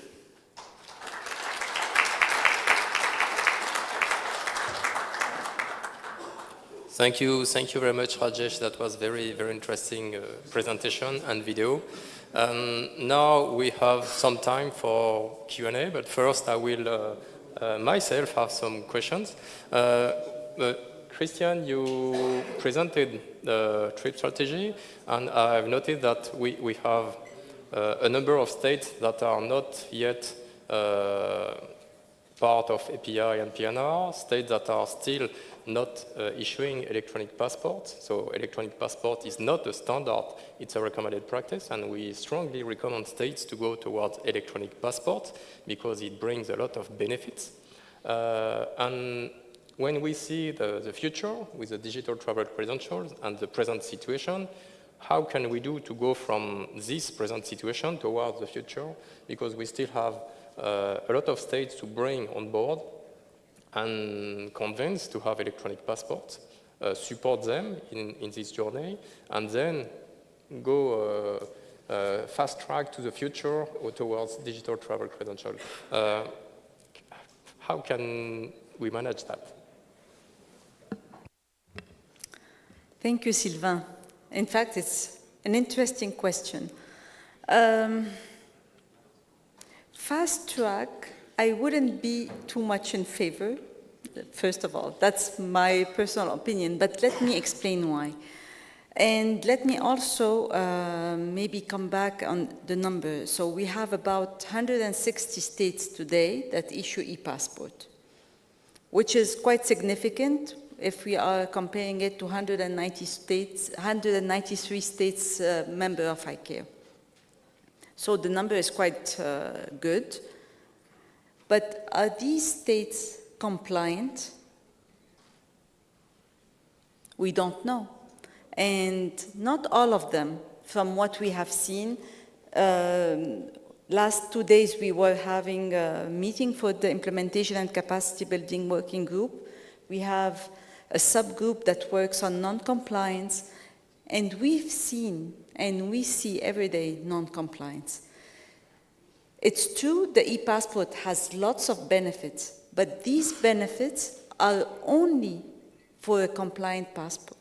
So before jumping to DTC, which offers really seamless, so all we hear about seamless, contactless, that's great. But shouldn't you first issue a compliant passport? So that is the first thing. The second thought that I have is it's very good to have an e-passport, but what is your foundation? And you will see in the following sessions, we will speak about that. If your foundations on which you build the identity that is in your passport is not strong, you are completely compromising the integrity of the passport. So if you jump again to a DTC right away when you are not ready, that could be a big security, I would say. There's some vulnerability in the system and can entail some security risk.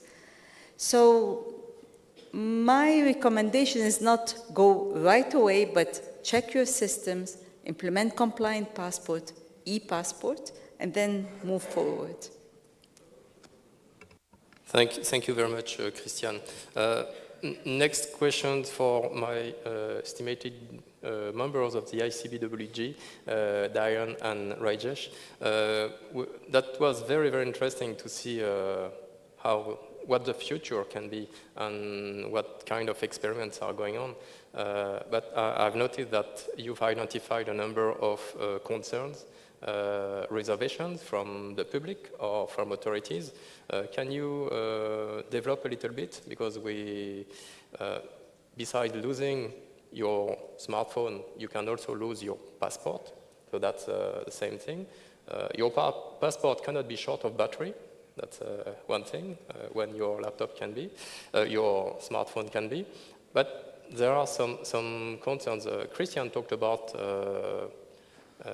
fears of people that in the chip of your passport you may have information, privacy concerns. That's the same for digital travel credentials. People think that you can put everything and anything in it and that it can be hacked, disclosed, used for other purposes. So in which way are you addressing all these concerns?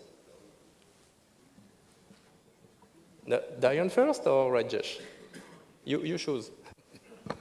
Okay, thank you, Sylvain, for that question.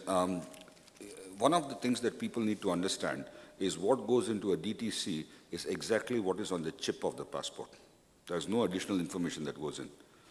You have the option of putting an additional photograph, but that's about it, right? But the question of privacy does come in because you are going to submit it in advance to a border control so that you have the seamless travel. And when you are transmitting it to them, can someone else get that data? That is a big challenge. The second challenge is to submit it to a certain border control authority. You are going to use an app. If every border control authority comes up with their own app, and depending on how many countries you travel to, you will have that many apps on your mobile phone, right? So I have been to about 70 countries so far, and if I were to use a DTC for this travel, I'll have 70 apps on my phone, one for Canada, one for USA, one for Netherlands, one for Finland, and that is not a good situation. So we need to have this capability to use a single app to submit the data. And towards that, what we are doing, Dion being in the policy subgroup and me being in the technical side of things, is defining an interface that we can use to submit the data from any app, right? So you choose what app you want to use, but you can submit it to any border. That's the first thing that we need to do. But when you are submitting it to the border or to the airline, only effective information that is required for the purposes should be transmitted, and no one in that transmission chain should be able to get your data. And that is the second step that we are going to work on. So as you see, we are doing it in phases, and the reason that we have split the work on the DTC PC into two different phases is to be able to address these very concerns, and hopefully in the next couple of years, we will have a solution for that. The good thing about the pilot is it is opening up questions for us to handle. Right? When you do something, you realize what works and what does not work, and that is the whole point of the pilot. And I think I applaud the European Commission for having taken this step, and it will be a very major input to our future work, both in policy and on the technology directions. Thank you. Pretty comprehensive answer there, so I don't know if I've got too much more to add. But I would like to just reinforce that fact that, you know, this is still signed by the government. The public key infrastructure that signs it, the government is verifying that it's protecting it. And so I think the really important thing for the ICAO DTC is that there's no intermediary signing authority, because as soon as you have somebody signing something in between the government and the credential, you lose that connection with the issuing government, and then you really lose trust. And so that signing is an incredibly important part of securing that identity. And we have to keep in mind that the Type 1 DTC is just a packet of information that is infinitely clonable, you know. So if you're using that, you're also looking at other things at your border, in the same way that when you read a passport, you know. But you are looking at the risk, you're adding other controls potentially from your border information on top of that. So it's not just by itself. But it is different, you know, that packet of information is doing a different job to the physical passport being presented, potentially. So, you know, it will change the way that borders operate, and I think every border will need to look at how much they trust certain pieces of data and what they overlay to make sure that they're really confident that a traveller is who they say they are and that information is protected. Thank you very much, Rajesh and Day1. When you presented the DTC in the phased approach. That's very interesting to have a phased approach because if you go directly to the end goal, you may lose a lot of people during the process. We have a principle in ICAO, it's no country left behind. So we try to bring on board all states, and it's challenging to take on board all these technological developments when you start from MRTDs and you need to go through electronic passport and then digital travel credentials. So can you give us some hints on how this phased approach can be rolled out?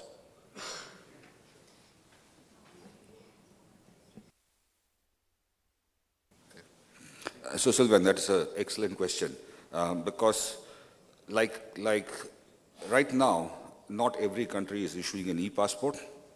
The other issue is not every country is reading and validating the chip of the e-passport, which is a big challenge, right? The reason that we introduced an e-passport was to bring a level of assurance to that document and to be able to do fraud detection. And I have a presentation later in the seminar about fraud detection using e-passports, but that is not happening right now. But when you travel to a country, that the requirements of what you need to present come from the country that you're traveling to, not the country that issued you your travel document. So you may be a very advanced country that has gone to a DTC and you think that you don't need to present your physical document, but the border that you're arriving at says that you need to present a physical document, you have to do that. Which is why we came up with Type 2. A Type 2 allows you to use the physical component for those countries that are able to accept the DTC, and you still use your passport for those countries that are not able to accept the DTC, right? So it's not about who is issuing. Here it is a question about who is receiving, right? And not all ICAO member states have the capability to receive it, which is why I think that the DTC Type 2 is what will go forward. The Type 1 is the easy bit, right? Anybody right now who does e-passport validation at the border can start using Type 1. But a passport is still associated with a Type 1. So if you go to a border that doesn't know how to handle a DTC, you still present your passport.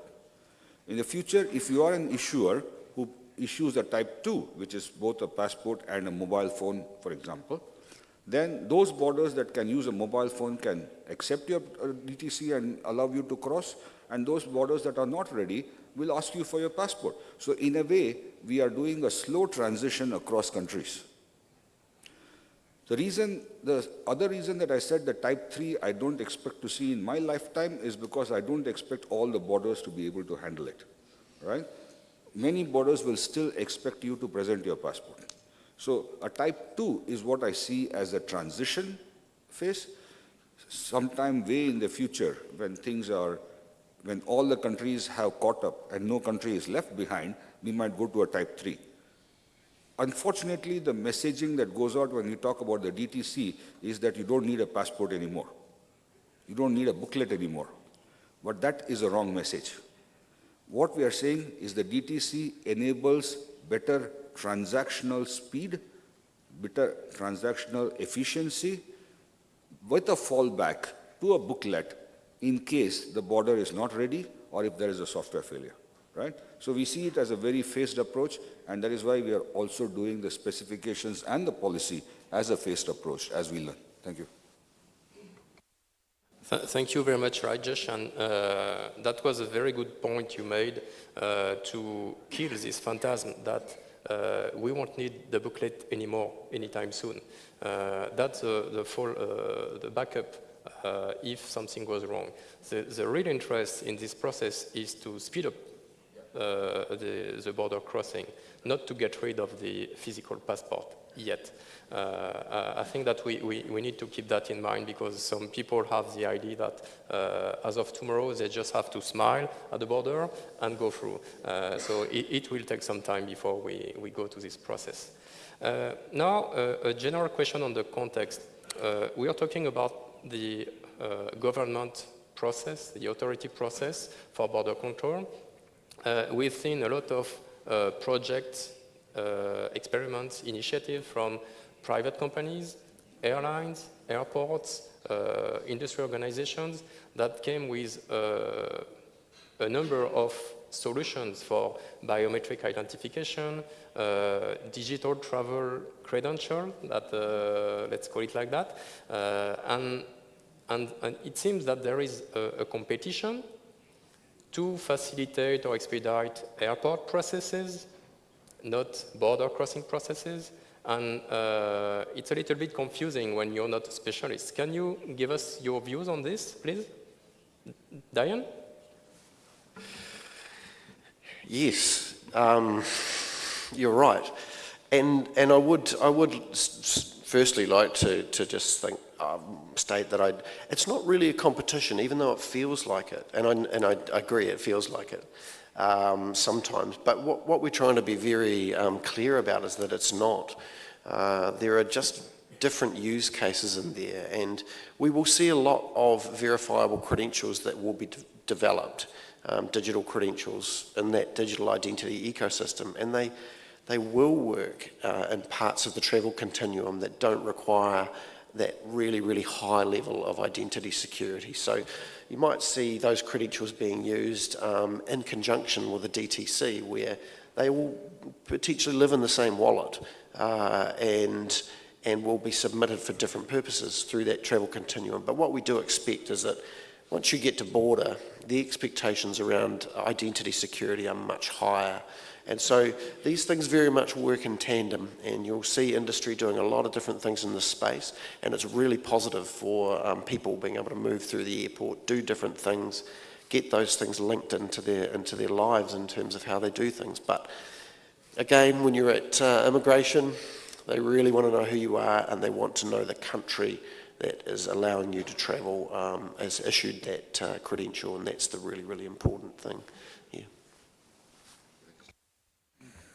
Yeah, so to add to what Dion said, if you look at the travel continuum, the one entity that needs to know that your identity was issued by a specific country is border control. In a lot of processes, it is like, you are the person who booked the ticket, you are the person who did the baggage drop, you are the person who checked in the flight. It all depends on having known who you are at some point of time in the travel continuum. And that does not require the same level of assurance as a border control does, right? Can a DTC be used for it? The answer is yes. Is a DTC necessary for it? The answer is no. Is a DTC necessary for crossing the border? Absolutely, because that is where the assurance of the issuing country comes in, right? So it's a question of the risk in different parts of the travel continuum. The risk at border control is the highest. So they need something that has the highest level of assurance, which is the DTC. In places where you don't need that level of assurance, you can use something else. Can you use what the DTC for those? Absolutely, because it is the highest level of assurance you get. If you don't need it, you can use something else. But at the border, there is no question that you need something like a DTC. Right? Thank you. Thank you. Thank you very much both for presenting this. I think it's necessary to come back to basics, to explain the situation, and to make the difference between the regulation, the authorities side of the situation, where you need the highest level of security in the travel document so that you are sure that the person who's showing up at the border is the actual one, and differentiate from other processes that are interesting for the passenger, facilitation, for the industry, but that doesn't require the same level of security. And it would be interesting that on all sides we have a fair presentation of what is necessary and where and when, so that it doesn't confuse everybody. And you said it earlier, one thing interesting for the passenger is to go smoothly through the process and not to have 10 applications on its smartphone for the booking, for the airport process, for the border process, for the custom process, and for everything and anything. And one for each airline, one for each airport. So that's where interoperability comes into question, and where we need to work all together. And that's why we have the industry in the working groups, in the panels, and in the discussion in ICAO to make sure that they are fully aware of what we do, of what you do. And it would be interesting if we could be aware of everything they do also. So that's a two-way discussion we need to have. We still have some time, so if there are questions in the room, I don't know if we have mics for questions in the room. So we have a question there. Друзья, задавайте, пожалуйста, ваши вопросы. Мы подойдем к вам с микрофоном. So if you speak English, yes, I can. Oh, I can. Perfect. Yeah.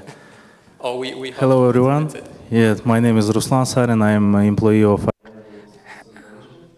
And I just wanted to ask one question related to the local practice now. Since last year, colleagues from CAA, please correct me if I'm wrong. Since last year, the DTC is allowed to use on the domestic flights in Kazakhstan. Certain airports can access the passengers can check in and proceed with the airport formalities with the mobile phone and the ID, digital ID. And how do you think what needs to be done on the legislative point of view in order to allow this usage for the international flights as well? Maybe you can share the good practice or the requirements on that. Thank you so much.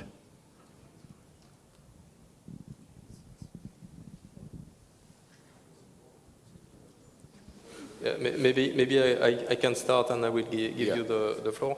I think that everything is based on bilateral agreements between states. We don't have yet an international standard to authorize that. And even if there is an international standard, then you have the relation between states to discuss on what kind of process they have to put in place in order to accept this kind of digital credential. That's just a general statement, and now I will leave the floor to the specialist.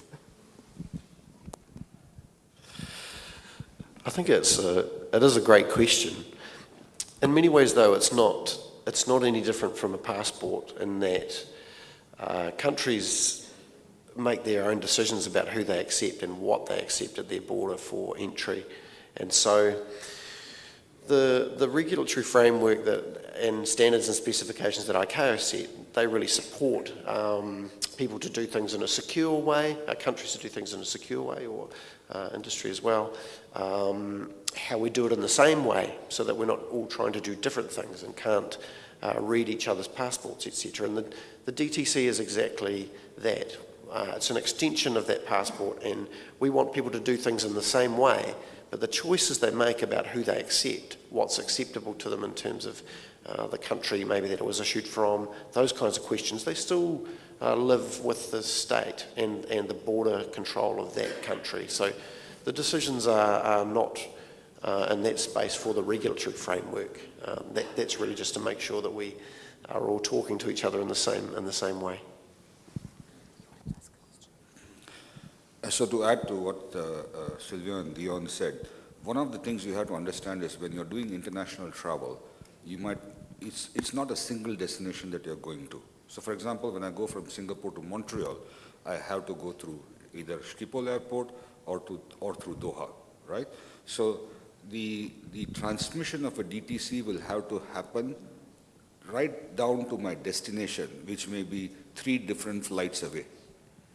So going from a local, within the country kind of an implementation to international requires a lot more cooperation and standards, interoperable standards, and that's what we are working on. Also, the level of security that is required is very high. So for example, 2 countries, Germany and Singapore, will always expect you to have your passport on you and present it at the border, right? But other countries may be okay with just your biometrics. So we can't force anyone to choose one or the other. We have to cater for all of it. And that is where the phased approach that ICAO is taking along with its working groups comes into play. So you are able to use the same credential at borders that are able to handle it, and you are able to present a different credential at the borders that are not yet ready to handle it. So we don't force someone to use something. We allow the receiving country to decide what to do with it, right? And that is the approach that ICAO takes. Thank you. Thank you. Thank you very much. Not yet, not yet. We're not done yet. Any other question from the floor? Yes, please, Mr. Hello, everybody. This is Turki Aljani from General Authority of Civil Aviation in Saudi Arabia. I have two questions. First of all, I would like to thank you all for the professional presentation and answering our questions. My first question is regarding the DTC for two handsome gentlemen. Regarding the DTC, sorry. That's what I understand, that if I would like to use the DTC, that I have to sit with each state to have an agreement to use the DTC between each country. Or it will be through the ICAO. This is my first question. My second question regarding the BKD, I believe that logically, if we use the DTC, we can take an advantage to use it in the BKD. This is my two questions. Is it understandable? Thank you. Again, great question, and I think at the moment, because there are pilots and we're trying to figure out how to use the DTC and transfer it around, they're happening very much in a bilateral way.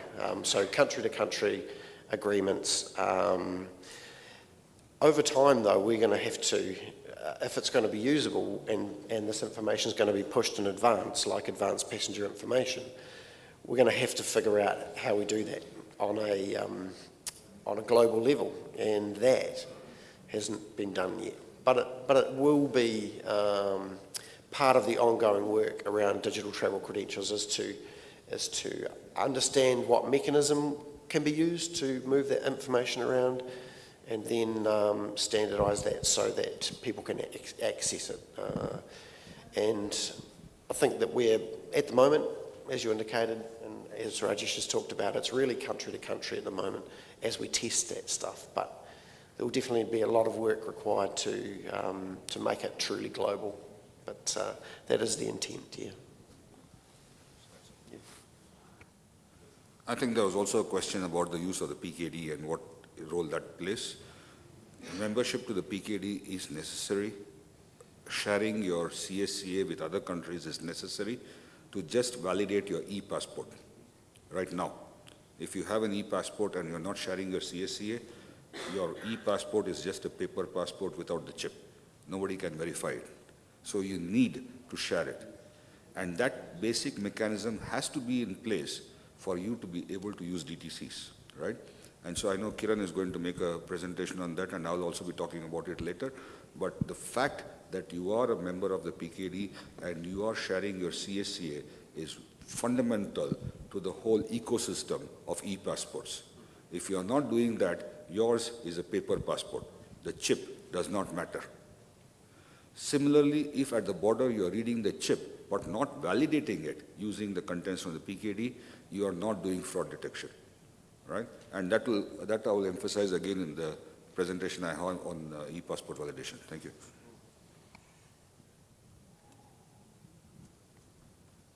Thank you very much for the question. That was very relevant, and for the answers from our speakers. Anyone else?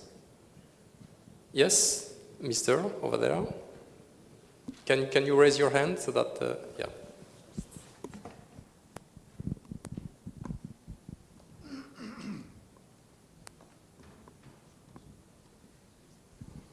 Thank you very much. My name is James from Kenya. Thank you for the wonderful presentation. It's now quite clear to me on the issues of DTC, machine readable documents, and the e-passport. My question is a simple one. Christine explained that the foundations of issuing a passport are very important. And if you go wrong on that area, then the e-passport issued will also have challenges as you cross borders. What is ICAO doing to ensure or to help states such that the foundations of issuing an e-passport are correct, and therefore ensuring that you have a valid e-passport which can be used across borders. Thank you. Thank you very much for the questions. I shouldn't be speaking because I'm the moderator, but I will start and then I will give the floor to Christian. Actually, the first pillar of the TRIP strategy is the evidence of identity, and this is fundamental. Christian will build on this. What we do to verify is that we audit states, and when we conduct the audit, we check the issuance of passports process, and we check that the evidence of identity is verified. So we have a way to check whether this is a robust system coming from the national registry, the registration of people in the identity document chain, to make sure that if you are issuing electronic passport with a high level of security, you deliver this electronic passport to the right person, and not to someone who bought a birth certificate under the table. So that's very, very key to ensure the security and the trust in the system. Christian, please. And I understood also from your question how you can improve or assure that. And my answer for now is going to be very short and simple. Wait until session 3, because we're going to speak about it. And feel free to ask again your question at this session, because we will be talking about the national identification systems and evidence of identity. Thank you. And that's why I took the floor. not to leave you on your question, but to give you some thoughts before the session 3. Do we have anyone else? No questions? I still have 5 minutes, so I have one. I could stay whole day with questions with these guys. That's very interesting. We've been experiencing a couple of months and years ago a kind of hype on solve each and every problem. So in ICAO framework, we are relying on the PKD system, which is experienced, robust, works, and fills the purpose of high level of security. I think that we hear less and less about blockchain now. It has gone a little bit behind the scene. How can we make sure that the security infrastructure that we are using today will still be valid in a couple of years? And is the ICBWG or the NTWG, new technology working group, considering other options for the future? Yeah, Sylvain, great question. At one point of time, blockchain was going to solve all the problems in the world, including hunger and poverty, right? And I always said that blockchain is a database. And if a database can solve a problem, blockchain can solve that problem, right? That is a very simple way of looking at it. But the issue that you raise is you are using a centralized system that has a certain risk, right? And how are we mitigating that risk, right? And we are future-proofing it. So one of the challenges that we are seeing on the horizon is quantum cryptography, right? Quantum computers, they can break the cryptographic this thing. And so in ISO, we have a subgroup that has been formed to look at what we call crypto agility. And we want to make sure that whatever we are putting into the specifications is future-proof. And one of the things that we do is that even if there is a possibility of doing something, we change it to something better, even if it has not been demonstrated to be successful. So to give an example, there is a hashing algorithm called SHA-1. Theoretically, it can be broken, but no one has practically shown that it can be broken, but we already stopped the usage of SHA-1. So we always take this proactive step to make sure that we are ahead of the curve, and crypto agility, as we call it, is to ensure that the security is there. Now, why do I talk about crypto agility? Because blockchain also depends on cryptography. We also depend on cryptography. Both of us use the same underlying principles for protecting information, right? So whether it's the PKD, e-passports, or blockchain, the fundamental security comes from cryptography. And the threat also comes from cryptography, right? And you have to be worried about it. Blockchains usually have a single algorithm they use across the network. They don't have this agility, but what we do in the e-passport space is a wider option of availability, so we are more agile compared to them, and we will continue to be so, right? So it's New Technologies Working Group, the Capacity Building Working Group, and ISO working together to ensure that we stay future-proof. Thank you very much. And I think that will be the last question. We are finishing a little bit ahead of schedule, so that's fine. May I ask our Master of Ceremony to come to the stage and introduce our sponsor? Thank you very much. I would like you to give a big round of applause to our panelists. I think that was a very interesting session.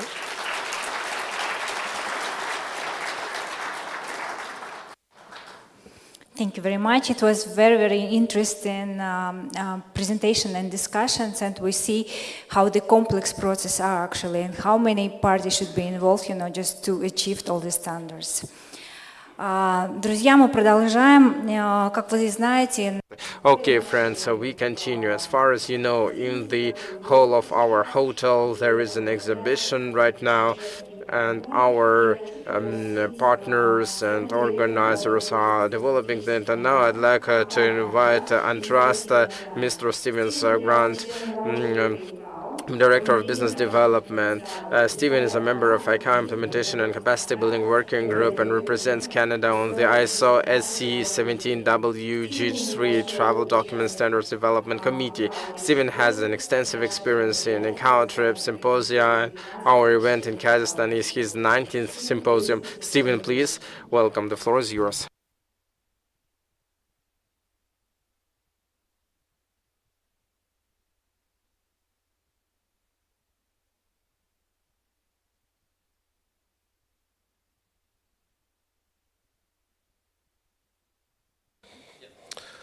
Thank you very much for the introduction. Very appreciative of the opportunity presented by the ICAO Secretariat and the government of Kazakhstan to speak to you today.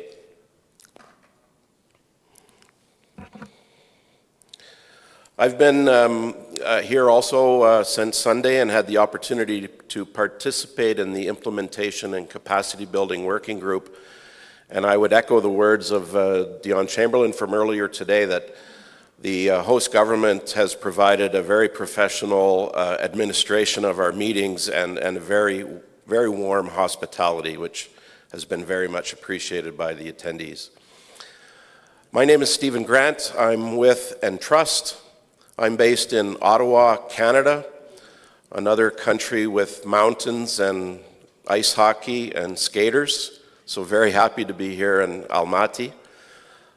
Entrust is a global company. We are based in the United States, in Minneapolis. The ownership of the company is German.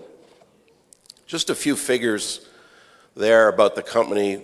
Really the message there is that we're a medium-sized company. We have a lot of customers. They trust us to provide quality products, secure products. Public key infrastructure is one of the core products of the company. We also produce software and hardware which is used for personalizing passports, national ID cards, driver's license, banking cards, and we're a significant player in that particular part of the identity ecosystem. The markets that we are involved in are transforming extremely rapidly. We are principally in financial and consumer space with banking cards, government citizen with national ID and passports, and also in the enterprise or workforce area. And The relative size of our businesses reflect that chart from left to right.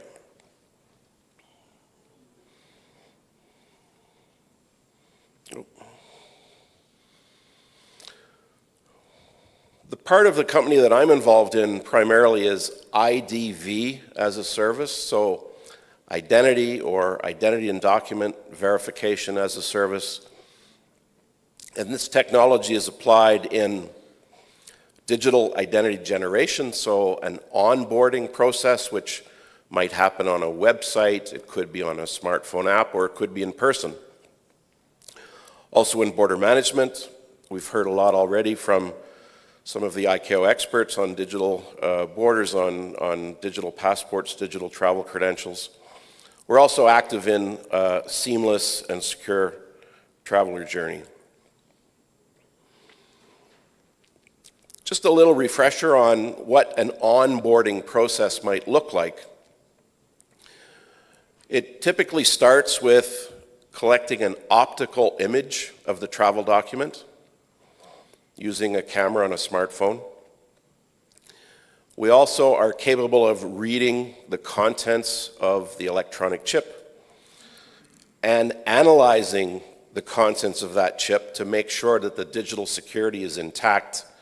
We do things such as recalculating hash values and looking up the signing key on the ICAO public key directory to make sure that it's a legitimate key and that it hasn't been revoked. Some passports support additional checks such as chip authentication.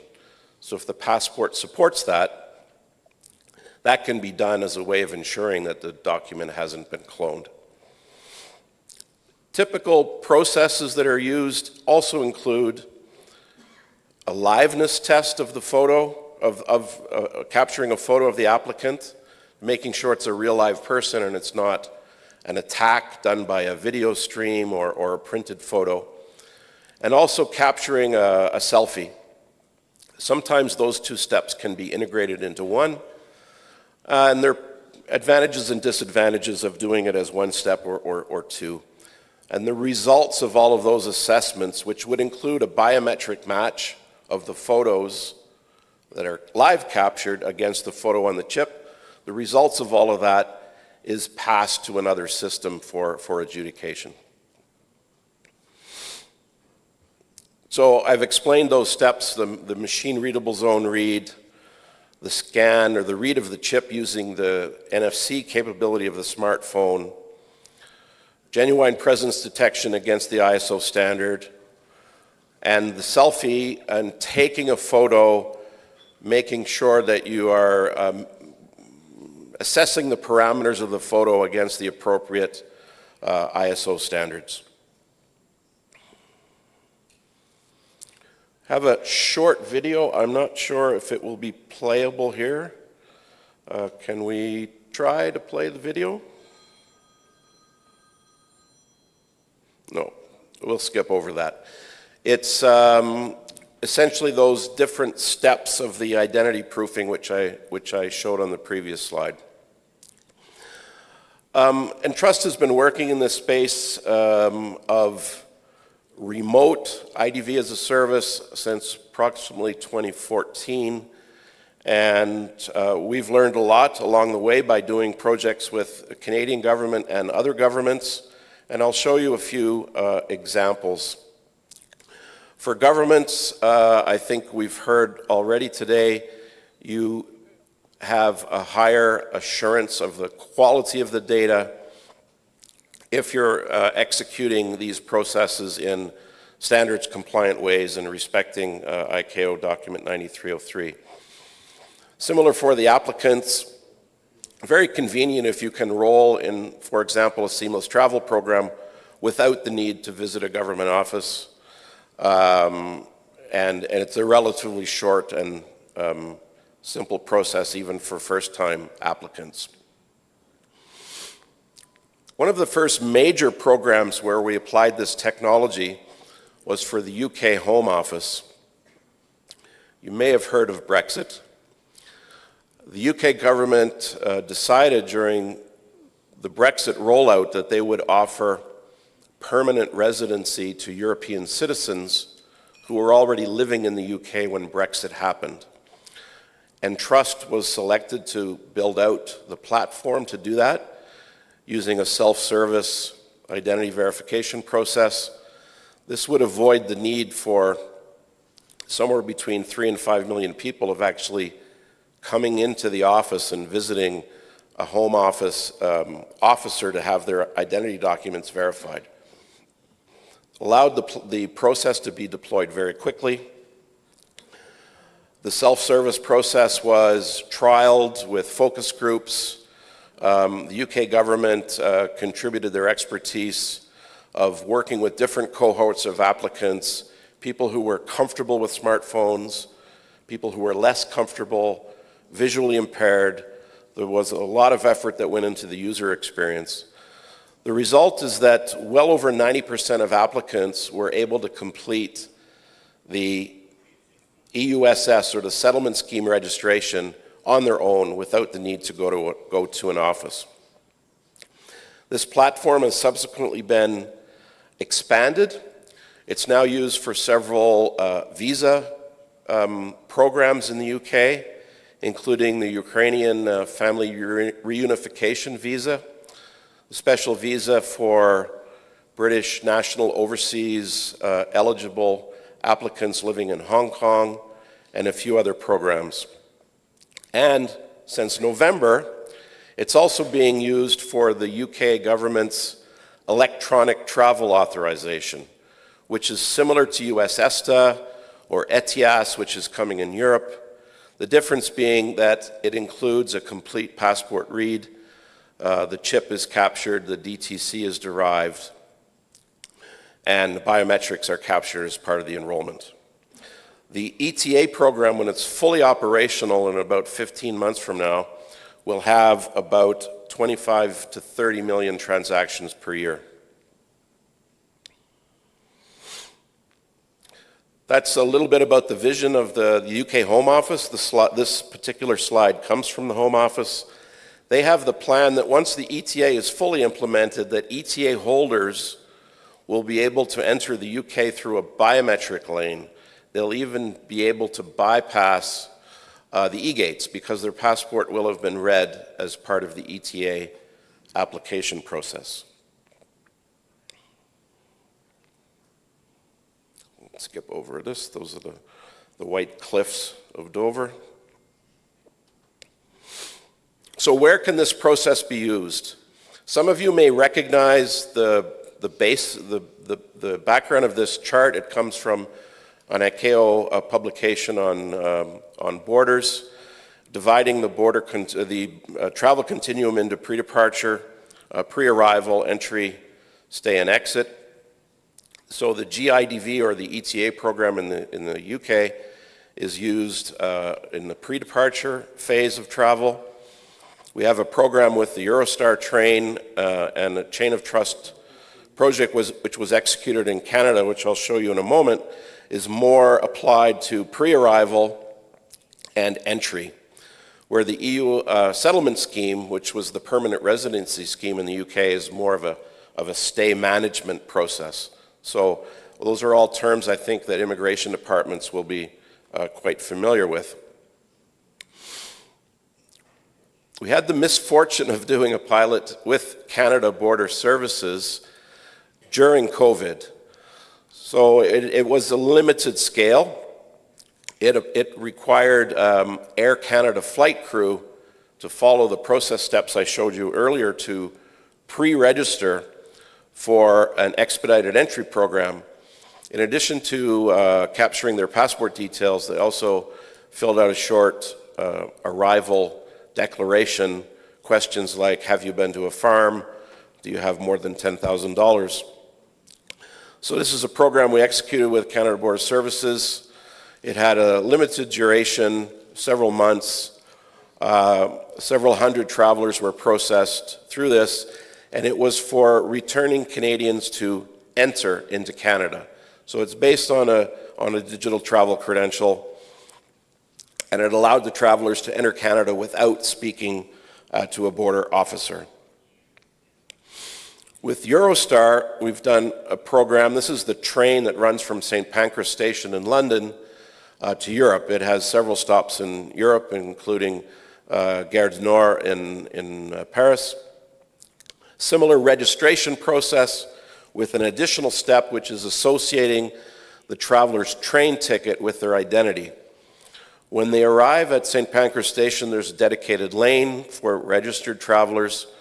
No need to read the barcode on their boarding pass because they've announced their intention to travel.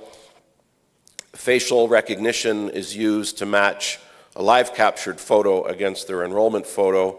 The gate opens and they enter. That also triggers the release of their passport information to UK Border Force, creating their exit record. So that's in full production since July of this year.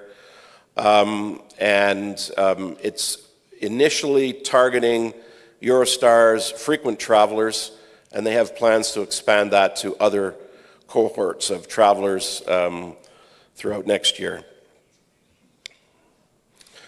When you do have a chance to see the presentation material later, there is a short video on the Eurostar program. We're applying the same technology to maritime borders. This is primarily for ferry traffic between the UK and France. And then again, similar to the Eurostar program, it will be for exit. So it will capture passport information as part of a pre-registration and the passport details released to UK Border Force to create the exit record. So the core elements of that, it's the pre-registration process to create the trusted identity. In the background, there are lookups being done against UK government databases of people who may have been deported or have had other immigration violations.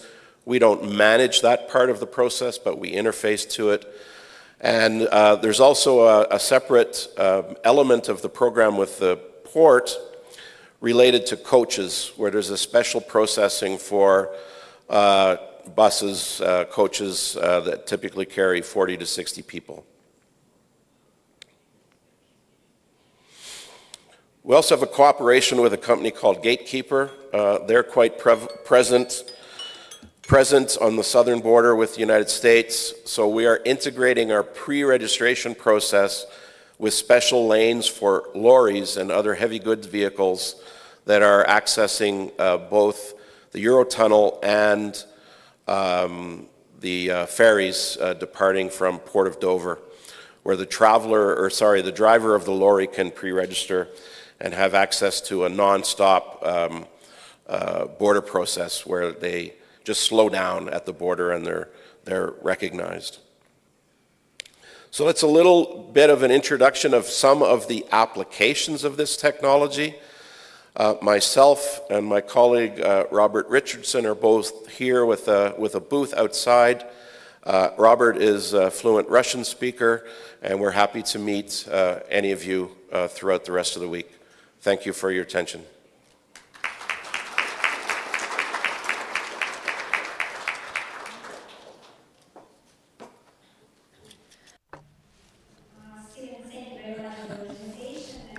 We see that the proposed solution is not only valid for air transportation, it's also be related out and expanded for multimodal transportation as well. It is very great to know. And everyone who is interested, you could always follow to the stage of this Antrust company and discuss everything in detail.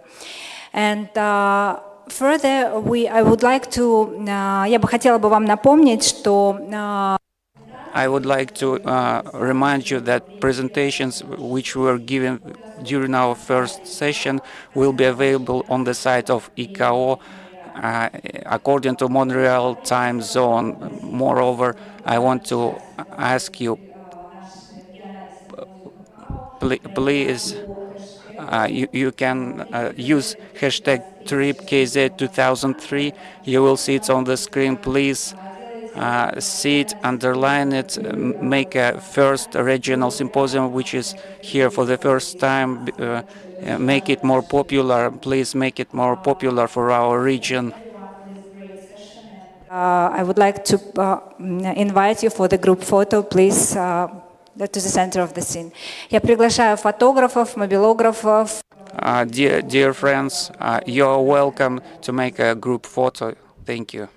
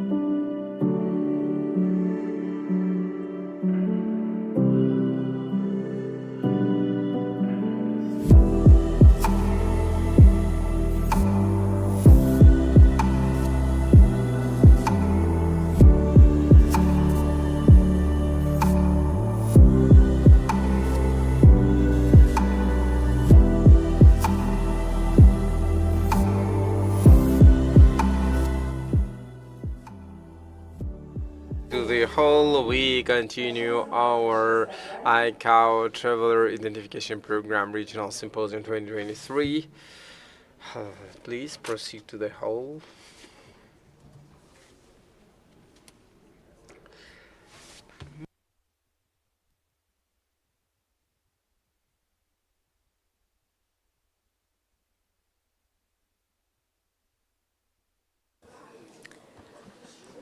Коллеги, я надеюсь, что вы... Dear colleagues, I hope that you gained energy, and let's continue our work, and thank you for staying with us. Okay, our next session is dedicated to the topic National Air Transportation Facilitation Programs Implementation. So this session will be attended by the panelists and experts who will share their experience on national programs and will tell the way they can be implemented. The moderator of this session, the expert who has a huge experience in civil aviation, ex-director of the ICAO of Romanian transportation company, and I'm CAC, Romanian Minister of Transport, former president of the European Civil Aviation Conference, ICAO, former vice president of Eurocontrol, and current vice president of Asia and Australasia of the International Association of Unmanned Aircraft System Euroturalis, and I'm proud to invite to the stage Mr. Catalin Radu, Director General of the Aviation Administration of Kazakhstan, and my boss. Please welcome to the stage. Pleasure to see you here all, and it's really a privilege to have this opportunity in Kazakhstan to host this such great event that we have today. We started today with such many experts from all around the world. Today's panel it will focus on the National Air Transport Facilitation Programs and Associated Committee. Based on the Annex, ICAO Annex 9, you know the system in ICAO, and Annex 9 is facilitation to the Convention on International Civil Aviation. Each contracting states shall establish a national air transport facilitation program based on the facilitation requirements of the Convention and all the associated documents, Annex 9 and the ICAO docs. Also, each contracting states shall ensure that the objective of this National Air Transport Facilitation Program shall be to adopt all practicable measures to facilitate the movement of aircraft, crew, passenger, cargo, mails and stores by removing unnecessary obstacles and delay. We are not that good in doing this, but we are going there and we want to put in place all the mechanisms to facilitate this problem. So when we are talking about facilitation, it's not only about the passenger, but all elements involved. So practically, these two standards were introduced as recommended practices at first in 1982 in the Annex 9. It was the Amendment 13 at that time, and in 1990 became standards mandating establishment of a program and the associated committee. In 2014, the FAL panel endorsed the model of a national facilitation program, and in 2015 we have a model in place to help the states to design their own national plan.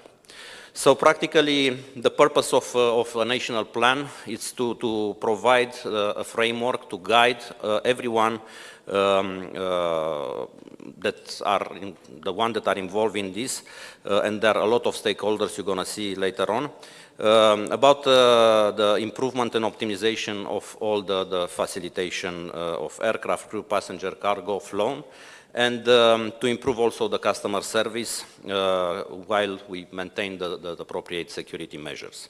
So today I have a panel of distinguished experts from different parts of the world, and I will start with Mr. Ali Al-Tatwi, which is currently an ICAO facilitation officer in Air Transport Bureau in Montreal. Ali worked in the civil aviation of Qatar in the Facilitation and Security Department as a director there, and he's responsible for the development and adoption of the National Facilitation Program. Also, He studied the recommendation of the Qatar National Committee and participating, of course, in the activities at the airport level. In ICAO right now, he's responsible to follow up and monitor the implementation of ICAO recommendation pertaining to airport, like it's stated in Annex 9. And also he oversaw the implementation and coordination between the concerned parties in the ICAO trip roadmap. Ali was representing the Qatar Civil Aviation Authority as ICAO facilitation focal point and member of ICAO TAG trip. Also, he participates in the ICAO Med Aviation Security and Facilitation Plan Group and a member of the PNR Task Force that established to develop new global standards for use and protection of PNR data. Nurjan Malayev is working with me in AAK, Aviation Administration of Kazakhstan. He's director of Department of Facilitation. He graduated from the Academy of Civil Aviation with a degree in Organization of Airport Activities and Kokshetau State University. And he worked more than 10 years in the industry at Air Astana in various positions. Passed through all the stages of career growth, specifically in the Department of Ground Handling. And he has numerous awards and honorary medals. And participate of the International Professional Exchange Program in USA, and in September 2019 he was appointed Director of Department of Facilitation in the AAK. Marie Hauerova, she's from the Ministry of Transport Civil Aviation Department of Czech Republic. She's a senior officer in charge with the implementation of Annex 9, development and organization of the National Facilitation Committee, and the development of the program. Also, she is involved in CAPSCA, and she's the chair of the ECAC Facilitation Subgroup on the transport of persons with reduced mobility. And last but not least, AJ, he's studied at Utrecht University. He worked for the 5 years on policy for travel documents at Ministry of the Interior and Kingdom Relations, and recently started as coordinating policy officer at the Ministry of Infrastructure and Water Management in Netherlands, and he's now chair of the Dutch NATFAL committee. So those are my colleagues today, and I will start by saying that it's a real pleasure to be with you today to explain a little bit what we are doing in terms of facilitation and how states are addressing the challenges that we have in here. And I will start with Ali with his presentation.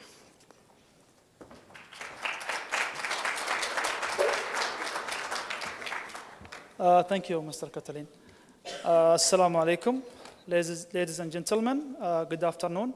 Welcome to the second session where we'll be talking about the facilitation program. And today I will share with you the latest development and amendments of Annex 9 facilitation. As some of you know that the key mandate of the ICAO facilitation program is to develop new standards and recommended practices and the amendments, and also to develop and establish the guidance materials to help the state to achieve the maximum efficiency and border controls and providing technical assistance to member states.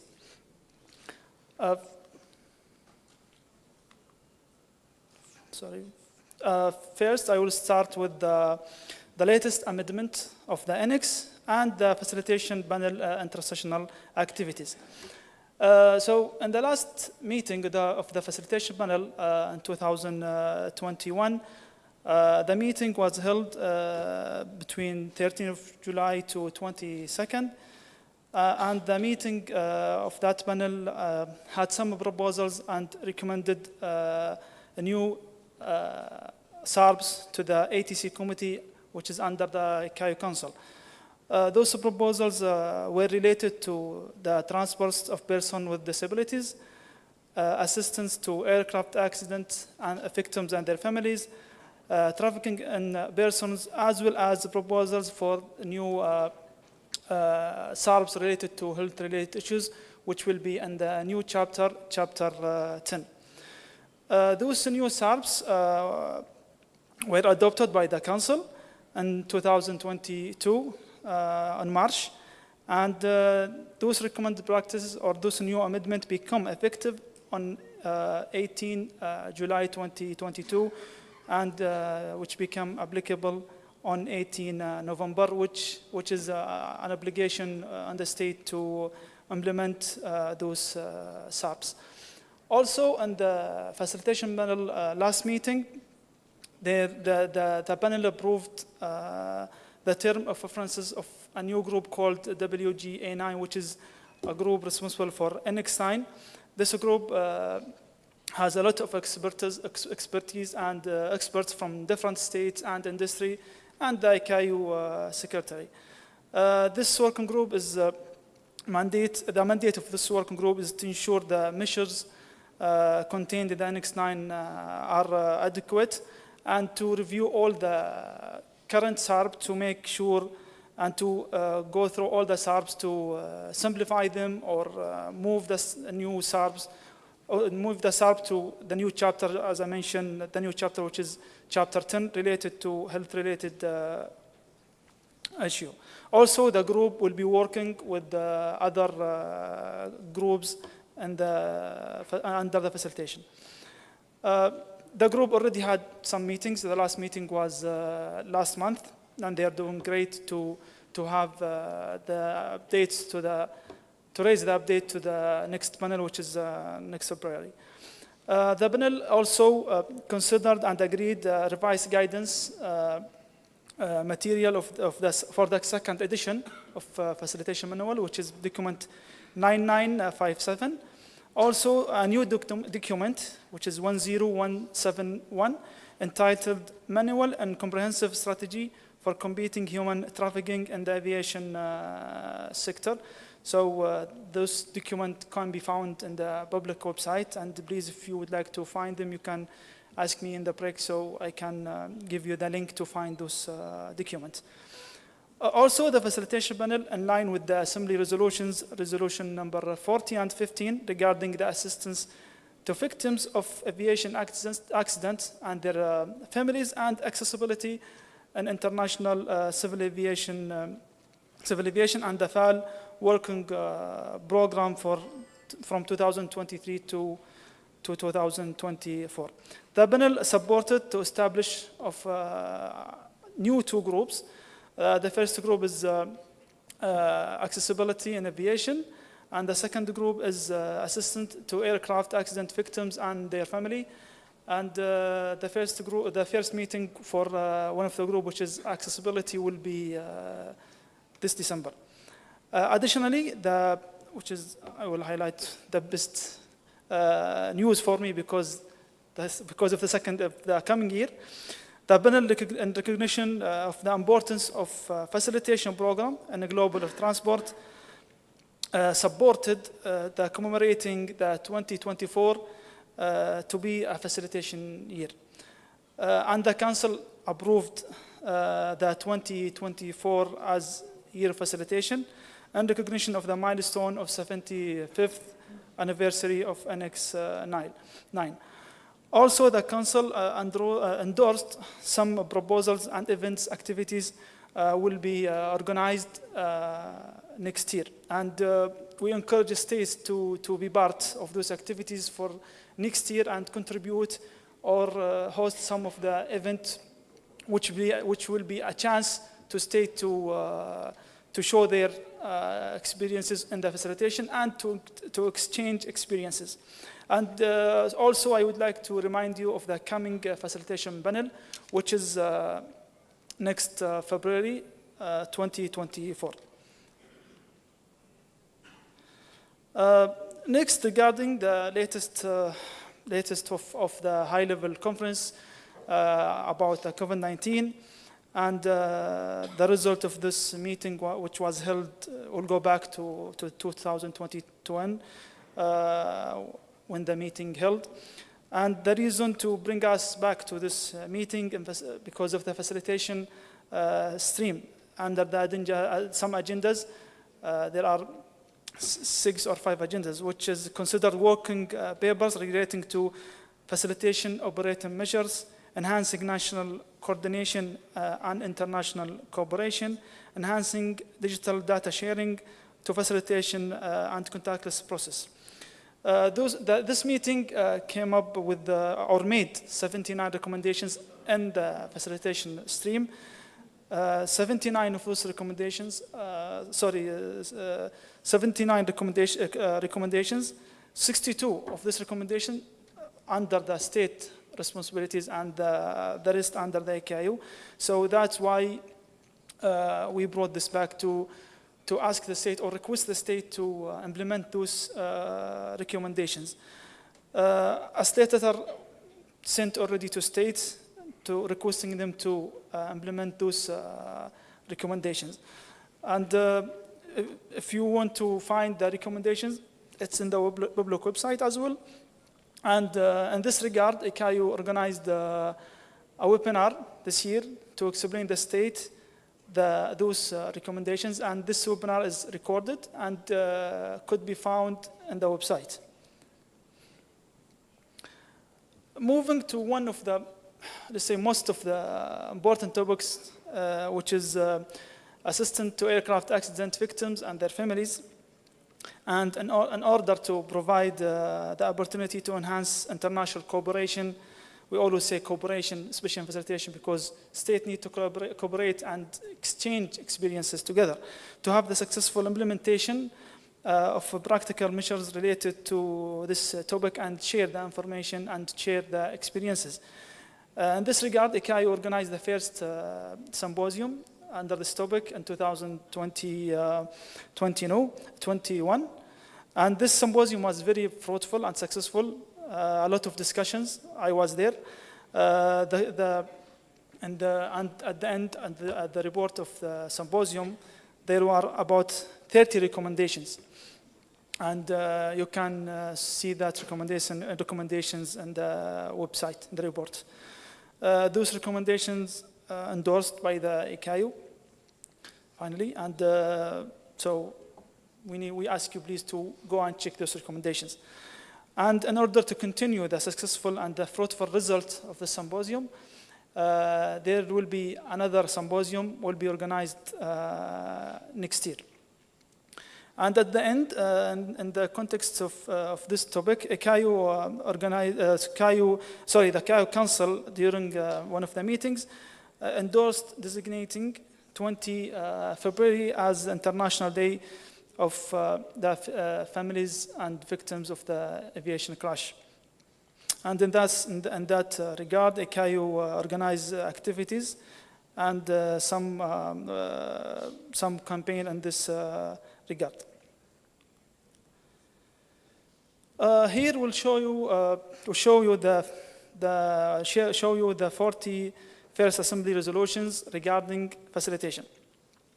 The 41st session of the ICAO Assembly under Agenda 12 and 13, and in line with those recommendations that under those two agendas, the Assembly adopted Resolution 11, which is Declaration on Air Transport Facilitation, affirming global commitment to enable the safe and efficient recovery of aviation from the COVID-19 pandemic and to make aviation more resilient in the future.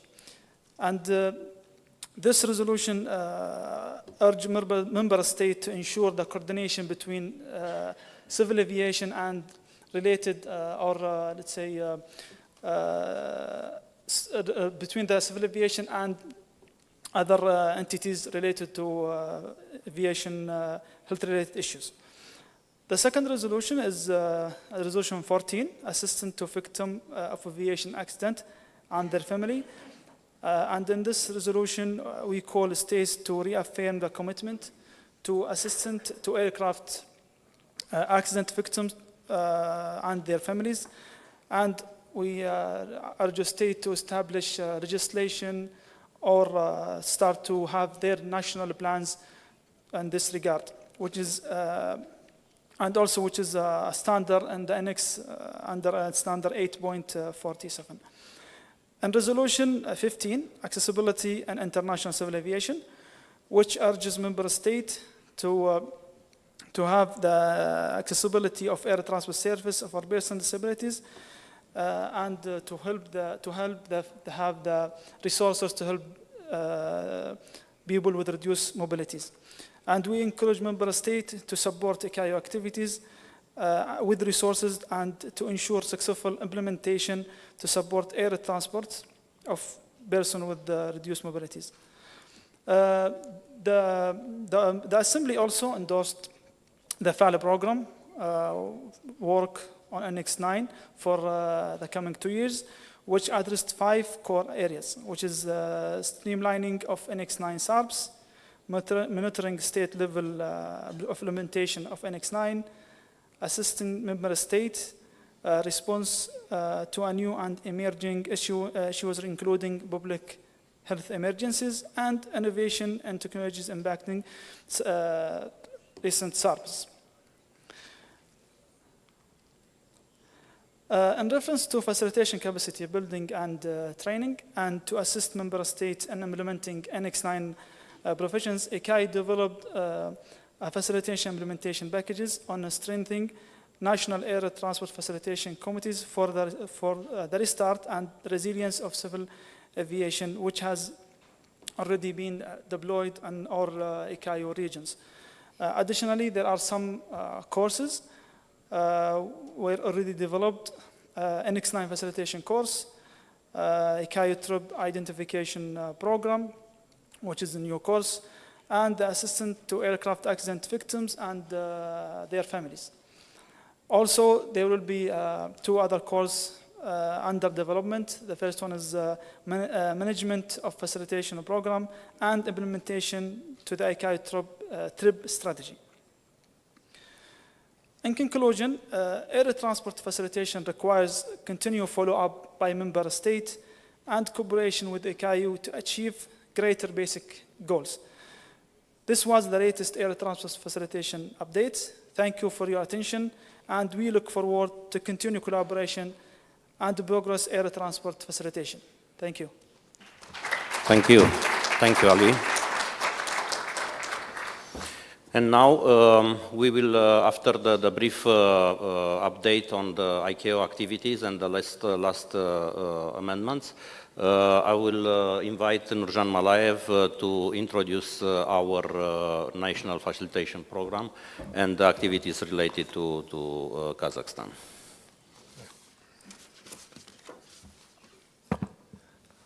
Қайырлы күн, құрметті ICAO хатшылығы, құрметті әріптестер, ханымдар мен мырзалар. Бүгінгі біздің ICAO трип аумақтық симпозиумға келгендеріңізге алғысымызды білдіреміз. Және де шетелден келгендер,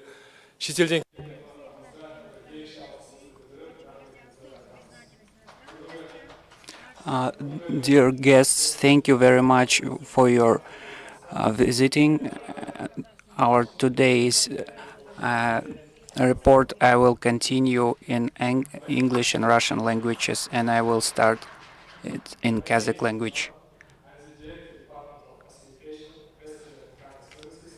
Меня зовут Нуржан Малаев, я директор департамента упрощения формальностей, я представитель акционерного общества авиационной администрации Казахстана. Моя тема называется «Этапы развития Национального комитета». And I will begin briefly about our organization, Aviation Administration of Kazakhstan. It's a new organization which was established in 2019 as a part of the implementation of the step 68 of the National Plan 100 Concrete Steps. Our organization was established following the British model, as well as taking into account the best European practice. We have 16 departments, including 9 operation departments, as you see in my presentation. And I would like to highlight the fact that we have separate department to deal with all facilitation matters. And before we get to main part, I would like to ask you a couple of questions. I have a very good prize. It is the best chocolate in Kazakhstan. So please give answer correct, and I give you the best chocolate of Kazakhstan. So, who knows this? What does it mean, these numbers in our auditory? Please, hands up. Chocolate not for us, no?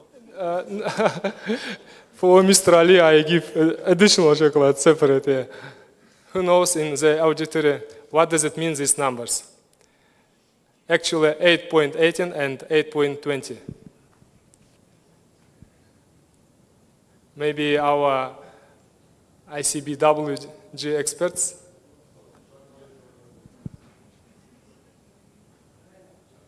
Okay. Yeah, Christian? Okay, I think Ali knows. Ali, please. No, it's not about the chocolates. About 8.18, about the state should have the national program, facilitation program. Yes, this is correct answer. Ali, for you. You'll give me half because thank you. For me, actually, these two numbers, 8.18 and 8.20, means two things. First, it's when I come to my office, start to my work, say hello to best team in the ICAO file department. And the second one, it's more important, of course. This is Ali, as said Ali, it's correct. It's 8.18, it is established of the National Air Transport Facilitation Program, and 8.20 is established the National Air Transport Facilitation Committee. And I am very pleased to announce that these two standards has been fully implemented in Kazakhstan and now being successfully applied in our work. I will tell you exactly how we have implemented that has been done and what our plans are. So now I continue my presentation in Russian because I see a lot of our colleagues from our National Committee of Facilitation of the Republic of Kazakhstan, and I want to discuss with our team.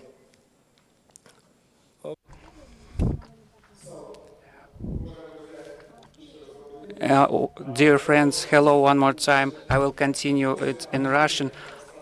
After the Kazakhstan became independent in 1991, we ratified the TECAS Convention, and by this we needed to implement our national legislation in accordance with the standards and recommended practices of ICAO. And one of our steps in the direction of facilitation in 2015, we implemented standards 8.18 standard, and we ratified our program of facilitation on the level of the government of the Republic of Kazakhstan. We will show you stages of the development of our National Committee of Facilitation. First of all, we renamed it a little bit, and we call it Interdepartment Committee since 2015 until 2019. We worked on the base of Civil Aviation Committee and meeting of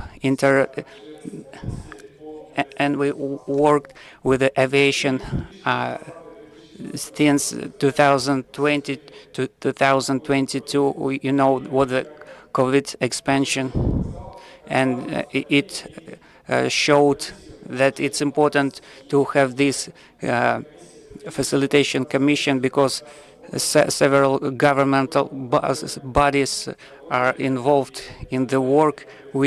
They worked and they made operative decisions in the period of the pandemic. After that hard part of our life, in 2022, in Aviation Administration of Kazakhstan, an interdepartmental commission made a decision to share as a separate department in aviation department, created a committee of facilitation of cargoes and passengers. During those days, we received very good training. Our pack fall from ICAO. As a result, after the training, we got a new vision in the direction, and we have three main moments. We need to revise national program with our interdepartmental commission, and we are ready to share our experience and get experience of other countries, of course. And the third, we underline program of work of airport commissions. Now I'd like to share with you about our interdepartmental commission and many governmental bodies like Ministry of Transport and National Security Committee, Health Committee joined up to our organization, International Organization of Migration, connected to us, and IATM, International Organization of Airport Transport, joined us. Also, Custom Clearance Service and Border Services are represented there. In 2023, we hold three meetings of Interdepartmental Commission.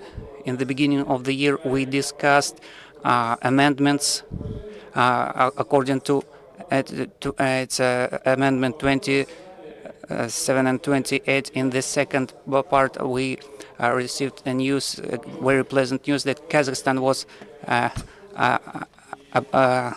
approved as a Kazakhstan of this current symposium, and we started our preparation, and now it's on the go and it's successful. And on the third of our meetings, we set two goals, and we need to achieve it, and we work it out during 2024. We need to do our local legislation according to ICAO standards. We need to implement a biometry in our airport. Representatives of Astana Airport will share about it with us. I want to tell you briefly about projects implemented in accordance with our governmental bodies.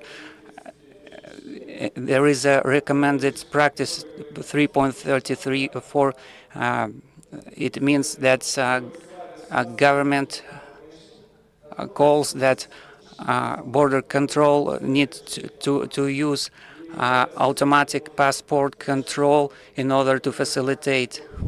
We implemented a practice in the border of Astana Airport.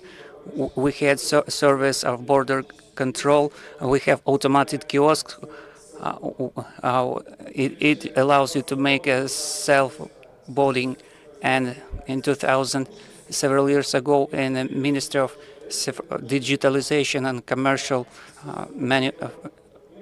we already started using digital documents in airports, and through electronic government of Kazakhstan, you can download this electronic ID and use it in airports. And our brief plans for 2024 and 2025, we'd like to underline as you are as airport representatives, and we want to underline this.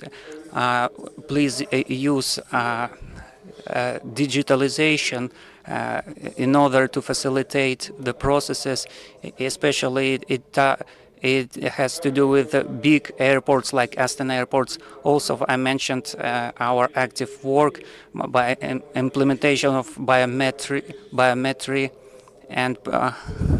and the head of the airport of Astana will tell us you about it, and he will let you know in the third day of the symposium. And the third part of my speech is in 2022, in the 9th amendment, we received 10th chapter, and we know about it. It has to do with the questions of health care.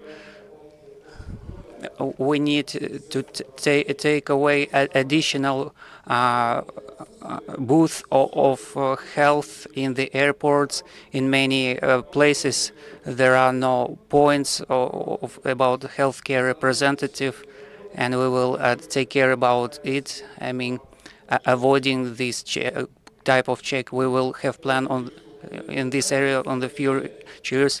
My time is running out. I see it, and in the conclusion, I'd like to. Does it work? Okay. I mean the presentation, the last one. In the conclusion, I want to quote: "Aviation works best when we work together. It is the best approach to our inter-department commission. During this 19 months, we achieved some results. We understood each other in the area, how to work and how to set the plans for the future. Using my time and this occasion, I want to thank our representatives of our interdepartmental commission and representatives to airports and border control representatives and different governmental body who has part in our commission. Once again, thank you for your attention. Thank you, Jan, for this comprehensive presentation. As you see, there are a lot of stakeholders involved at the national level, and sometimes this makes more complicated the work of facilitation experts in every civil aviation in the countries at the national level. So practically, we need to work together. We need to put our efforts in finding the best solution, and at the end to come up with something that is in the interest of our passengers and moving of goods and businesses. The next presentation will be also a presentation of the implementation of Annex 9 provision, the famous Article 818 and 820. And Maria Hauerova, she's the senior officer in Czech Republic, will pass to her to show us what was done and what is the status of implementation of Annex 9 in Czech Republic. Thank you, Mr. Moderator. First of all, I would like to thank the ICAO Secretariat for possibility to be here, because it's an honor for me to be here and to share with you my experiences and my presentation. And then many thanks organizers from Kazakhstan for very excellent hospitality and for very detailed and perfect organization. Thank you very much all. And now, this is title of my presentation. This is implementation of the National Facilitation Committee and National Facilitation Program, experiences of the Czech Republic. On this slide, you can see the content of my presentation. I will mention a regulatory framework, legislative basis, but very briefly because the previous presentations were really detailed. Then explain how we have established the National Facilitation Committee in the Czech Republic, show you the composition of the National Facilitation Committee. I will focus on the responsibilities of the different entities as well as on the National Facilitation Program.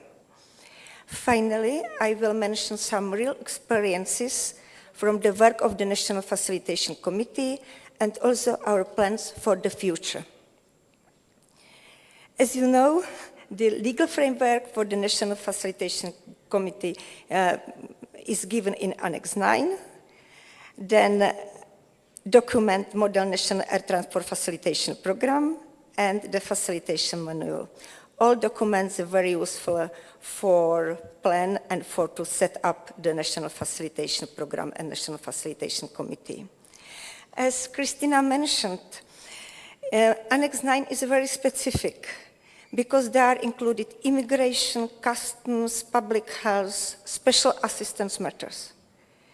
If we want to meet the requirements of Chicago Convention and subsequently Annex 9, we have to cooperate with experts who are responsible for these matters in their departments.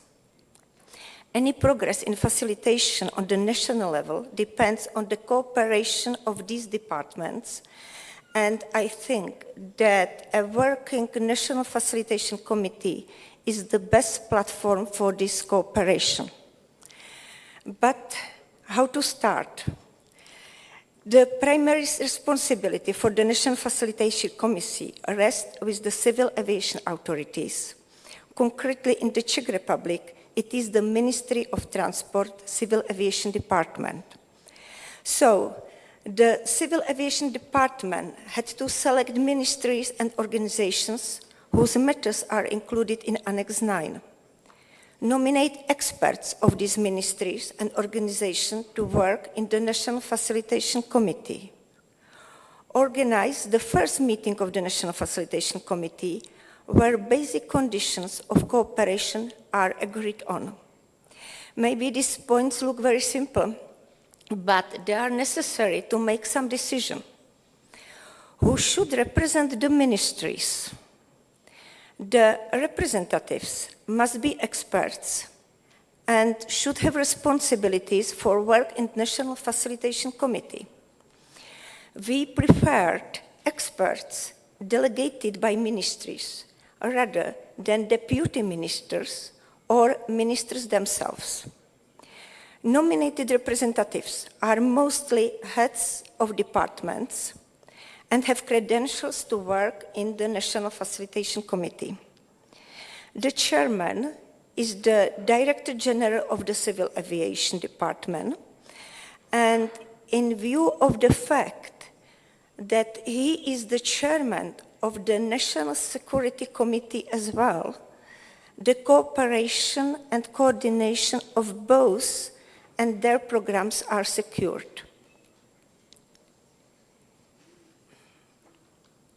And here you can see all subjects which form the National Facilitation Committee in the Czech Republic. You can see ministries and concrete departments which are included in the National Facilitation Committee.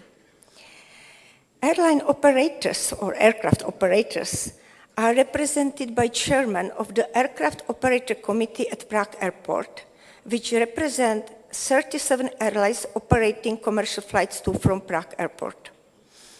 Regarding airports, there are representatives of airports with regular international flights. Passenger Information Unit, which is included in Ministry of Interior, as a part of National Counter-Terrorism Contact Point, was established in accordance with EU legislation in 2018, and Passenger Information Unit ensures the transfer and processing of PNR data.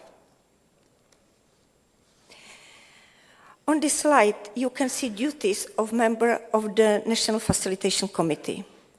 All members are working on implementation of standards and recommendation of Annex 9 to their own procedures and national regulations. They cooperate on the notification of differences of Annex 9 SARPs with the national regulation. All members cooperate on solving arising problems operatively with aim to eliminate these problems. For me, the most important is the fact that we know each other and we can ask for information and cooperation by phone or email anytime.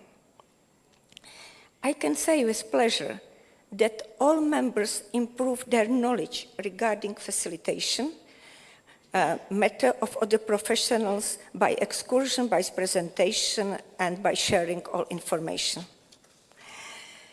As I have already mentioned, the National Facilitation Committee prepared National Facilitation Program, where the obligations are specified in great detail. Here you can see the content of the National Facilitation Program. Thank you. Thank you.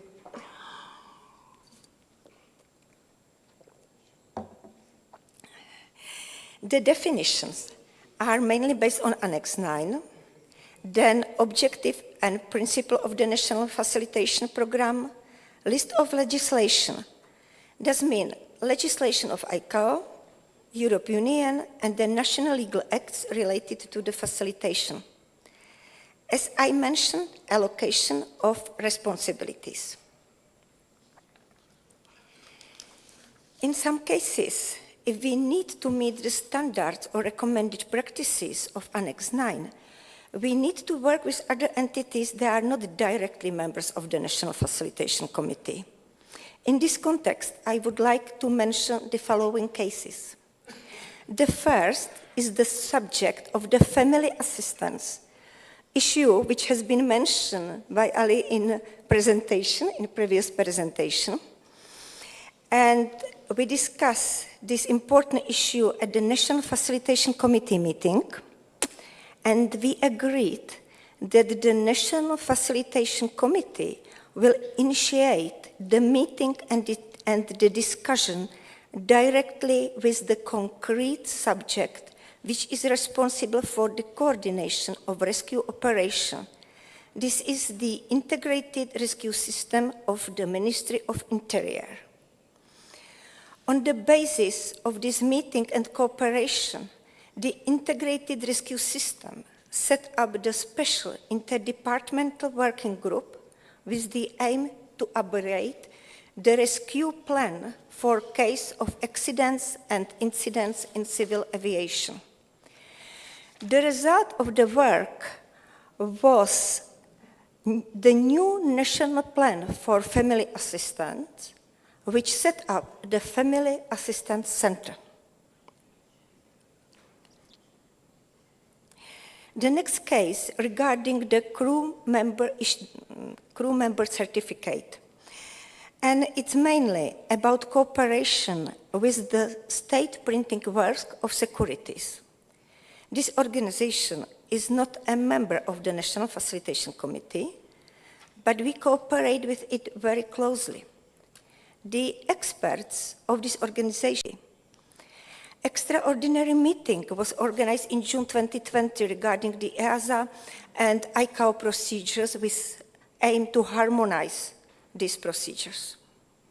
DG, as a chair of National Facilitation Committee, sent letters to public health officer and to center crisis staff with information about National Facilitation Committee as a very useful and effective platform for cooperation on protective measure, and with affirmation that the National Facilitation Committee is prepared for this cooperation or consultation. What have we learned from COVID-19 crisis in connection with the National Facilitation Committee?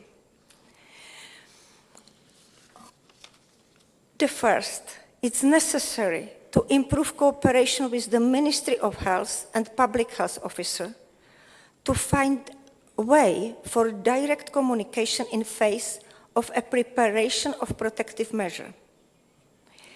It's necessary to revise and update the National Facilitation Program, its status for the crisis situation.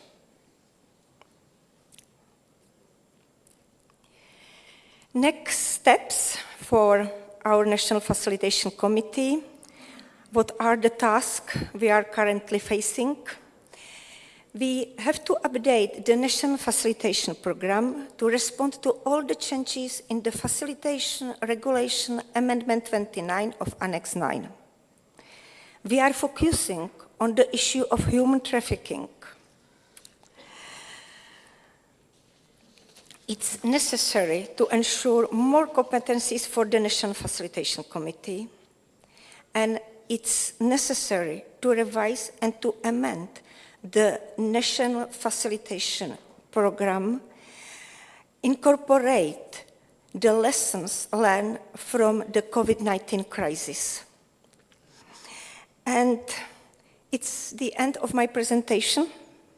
Some information in a limited time, and I hope that it maybe will be useful and helpful for you in your work. Thank you very much for your attention. Thank you, Maria. Indeed, a very interesting experience of Czech Republic. One of the things that it was highlighted, and it's extremely important, it's the training and awareness for all the stakeholders. So maybe we can, or we should focus a little bit more on this, and maybe we can learn from experiences of other countries. The next presenter is A.G. Westerhuis. He's the coordinator facilitation in Netherlands, chair of the FAL committee, NATFAL committee, and he will introduce the experience of Netherlands. A.J.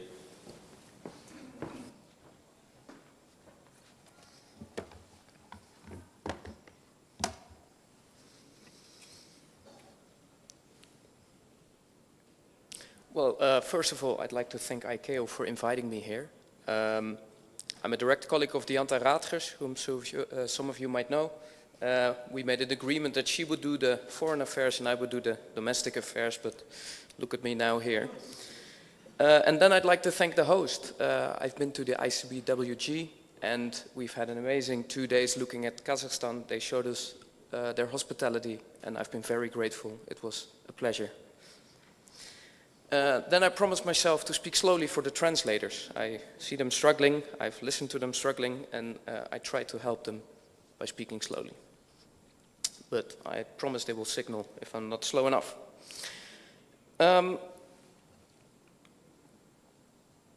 So this is all about implementing the ideas of Annex 9, is what we're talking about. And what was Annex 9 about? Annex 9 was about efficiency. Annex 9 is about having travelers be able to move quickly through your airport, through your systems, to have security, but to also have mobility. Well, apparently I did some nice, there we go, now I'm too quick. There we go. So it's about preventing unnecessary delays and efficient processes. But the difficulty is, it is both passengers and cargo. It's about security and mobility, about nationals, your own citizens, and the ones abroad.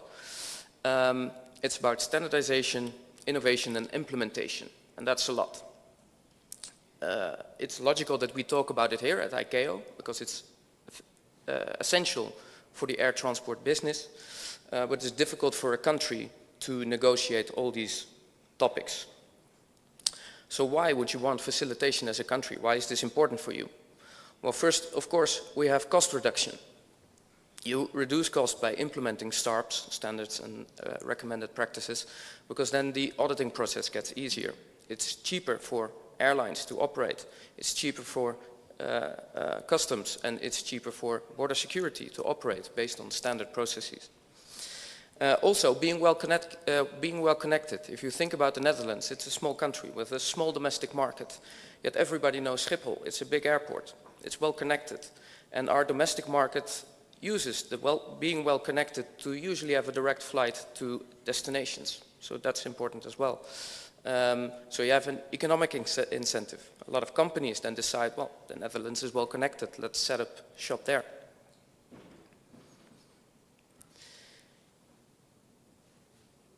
So how do we do this? Well, you've seen the ideas of ICAO already, to have a committee and to have a program to implement this. So I won't take too much time talking about that much longer. Well, the Netherlands had a NATFAL committee. I shall now call it the old-style NATFAL committee. But we had some trouble. And why was that? Why did we have the trouble? Because the Netherlands was an early adopter with most of the SARPs, so we had a lot of stuff already implemented. So when you have already built most of it, then it seemed there may not be that much reason to get those people together again. So when they got together, it was usually just one issue, it was informal and it was infrequent. Let's see. And that raised the risk for us to lose compliancy on certain topics, because then when you don't talk to each other anymore, the whole urgency of the air travel use case becomes diluted for certain stakeholders. So what we decided to do because we faced some new challenges with innovation, what we decided to do is that we should reinstate the committee and the program. So we looked again at the topics that are involved with facilitation. Like I said, the main thing is passengers and cargo. Cargo is down there. There you go. But if we think about passengers, it's both nationals to whom you give your own travel document, or a DTC or a health certificate. Then you have non-nationals. You don't give documents to those unless they live temporarily in your country. So then you give them visas or residence permit, or you accept their documents as being valid travel documents. And then in practical sense, you have the procedures at airports like check-in, baggage drop, boarding, passenger information API, borders, security and human trafficking. Then Ali mentioned this, PRM, people who need assistance moving through airports. The public safety, because a lot of people in a public place, you need to keep that safe. And lastly, cargo, the standardization of documentation and containers. It's a lot of topics to talk about. And so the issue, if you think about it, I've joked about it in the ICBWG yesterday, is that a lot of ministries, I think about 5 ministries for that specific topic. For facilitation, it's even more, because passports are issued by the Ministry of the Interior, or the Ministry of the Interior is responsible. Same for DTC. However, health, we need the Ministry of Health. Foreign Affairs is deciding whose travel documents to accept as valid travel documents. The residence permit is the Ministry of Justice. Foreign Affairs, again, the acceptance of documents. Previously, it was the issuance of visas. Then private companies, of course, airlines, and they do the check-in, baggage drop, and boarding. The API and PNR, the responsibility of the Ministry of Justice, but in practice done by private organizations. Border checks, now it's behind, but it's the Ministry of Justice done by Defense. PRM, it's both private companies, but the Ministry of Infrastructure is responsible. Public safety, that's actually the municipality. And then cargo, the Ministry of Finance. So that's a lot of parties to be involved. And the risk is that if you start talking about one of these topics in your facilitation committee, that it's completely irrelevant for the other parties. So that's a challenge. Another challenge is that they're both public and private. And private companies tend to be very interested in what the government organizations are talking about. But when you try to make policy, it's not always that helpful to talk about policy with private companies in the same room. I can imagine making policy, carriers might be one interested party, but you might have another as well. And then finally, legislation and technology. It's not the best combination. A lot of what we do is we standardize based on technology. But then creating the legislation to actually implement that, it's not the favorite thing of legislators to implement technology. They usually say it should be the other way around. So then I have a small chance to tell you a little bit about my country and its history, because we have a historic model to create consensus. We call it the polder model. Because historically, the biggest enemy of the Netherlands was water. There's a saying, I guess, God created the earth, but the Dutch created the Netherlands. And it is sort of true in the sense that we did create a lot of land, and that started in the Middle Ages. It's why you see all these windmills. They were largely used to drain water, so lakes would become usable land. So we increased our usable land. In fact, Schiphol is where a lake used to be. It was drained, I think, in the 1850s. But the idea of fighting against the water has been very old, and the idea of the polder, if you are warring city-states, you still have one common enemy. So the history was that even if you're at war with another city-state, you should talk to the other city-state about how do we manage this water. And so that was the idea of getting all people, regardless of interest, in the same room and talk about a common problem, the polder model. It's still talked about today. So what did we do to face all these challenges? Well, firstly, we created specific subgroups to tackle deeper subjects that might not be of interest to all the stakeholders. So, for instance, we have one on entry measures. What do we want at the border? What do we need from foreign travelers? What's happening when we have non-compliant documents? It's very important for airlines to know about these topics. Sure, it's important for border guards, but if an air carrier brings a traveler with a non-compliant document, it has to be sent back and they might get a fine. So these talks really help to get an airline in a position where they can avoid fines. Other topics as well, of course. Then we have the expert group health, which is, as Maria stated, mostly focused on the health measures in case of a possible pandemic. The idea was, of course, created 3 years ago, you can imagine. But the idea is we might have some other expert groups on a lower level. But then we have a system to, when we need it, to escalate a topic if higher involvement is needed or if some topics are getting too complicated. The most important one is the lowest one, the expert group. That's where we decide on directions that the country should go in. So we reinstated this NATFO, we gave it a legal basis, and we made the program. We're still working on a translation, so maybe when I get home I'll be able to send it to you all, which might help you with creating your own. And I think the biggest lesson that we have learned is that facilitation is requiring of continuous attention. Basically, like a car, once you build it, it does require maintenance, and if you don't do that, it loses its function. And we saw that as a risk. We've seen the risk in a certain specific part. Luckily, nothing went wrong, but it is important to do the maintenance work. And as a closer, I've been told, if you haven't, please join the PKD. Thank you.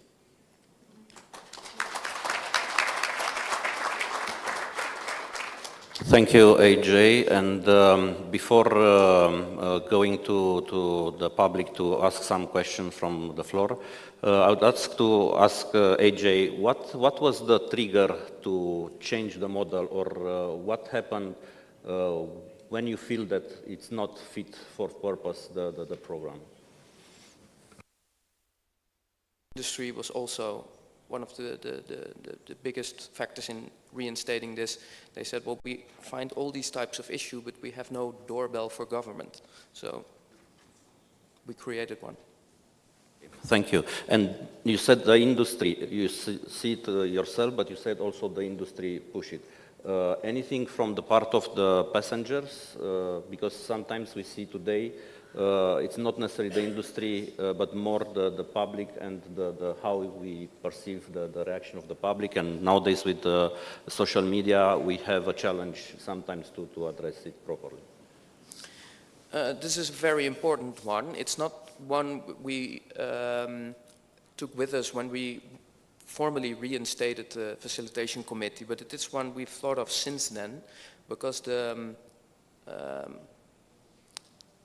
way the passenger views the whole experience is now not really taken into account. But if you think about, again, the DTC, is it a nice way to travel for a passenger? And it is a very important one to think about. I remember flying first times after COVID. I was quite nervous. Have I got the right documents? And you get asked for all these documents only to find out no one's asking them once you've arrived. So you're nervous as a passenger, but it wasn't really useful. So that again, the importance of the passengers. Yeah. Clear reporting system for operators and for air carriers, then points of contacts, and now we would like to prepare some curriculum or some training program which will be part of initial training for staff of air carriers and airport operators, which will be in contact directly with passengers. Because maybe you know that IATA, ACI have guidelines, have manual for human trafficking, for combat human trafficking. And we need to report system, we need to the next contacts from state authorities, which this staff or which these people can contact in case of any, I don't know how to say, of any cases of human trafficking.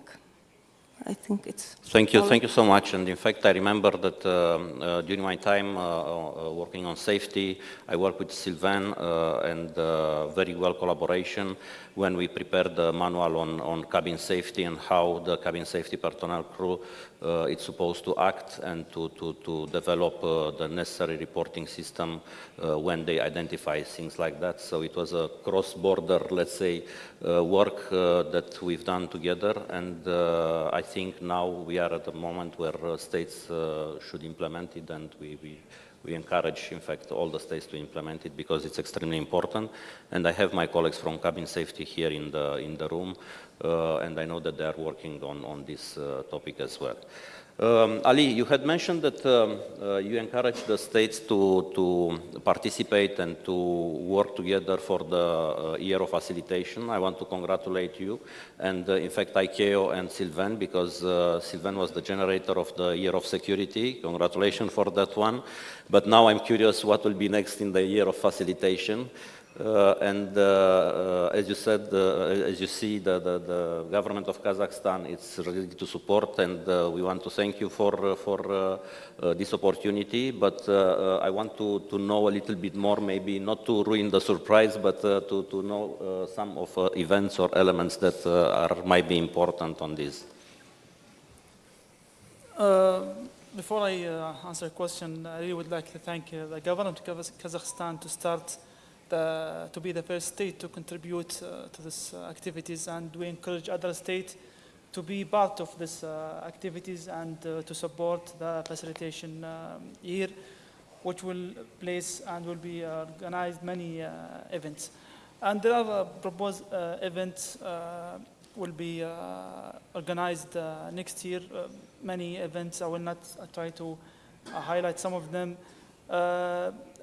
In regard of awareness and advocacy, there will be a global campaign, and in regard of facilitation, there will be videos developed explaining the importance of facilitation, explaining the lessons were learned after the pandemic, explaining some of the sensitive topics like the family assistance, an aircraft accident, victims and their families, and combating human trafficking. Also, one of the activities will promote the UN Days. The UN Days related to facilitation, for example, the Day of People with Reduced Mobilities, which also will highlight the importance of facilitation and to let the people know that topic is under facilitation. So that will promote the facilitation also. Also, there will be more training courses and hopefully workshops with the support of the state, and to have more workshops next year. Also, there will be recognition awards. There will be launch a video like to compete, to see the competitors between airports in regards of customer experience. Okay, thank you so much. And now we can open the floor if someone has any specific questions. Rustem, Ayata.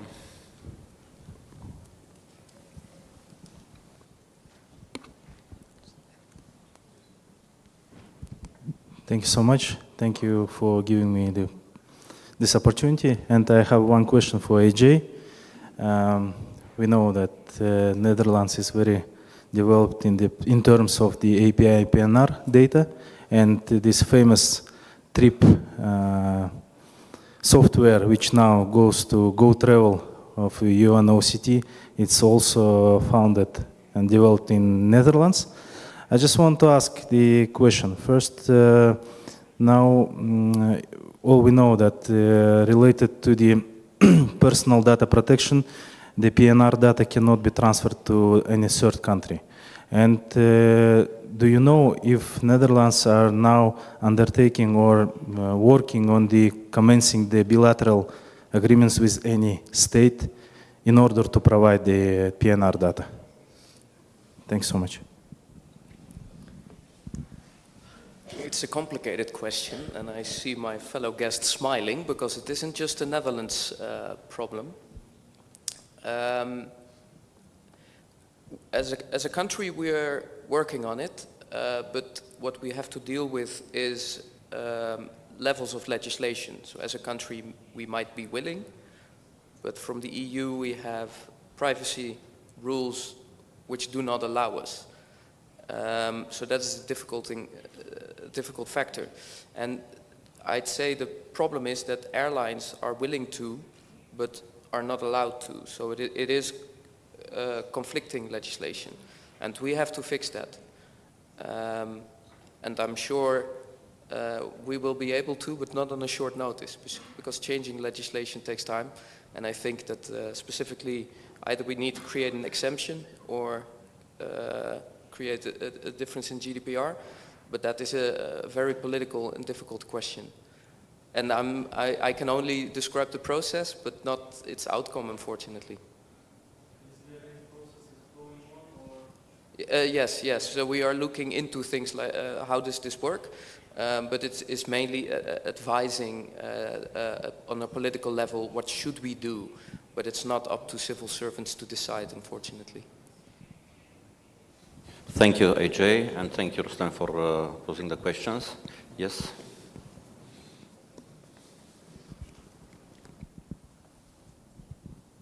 Zain Al-Hajif, I'm Sub-Regional Coordinator of IOM for Central Asia.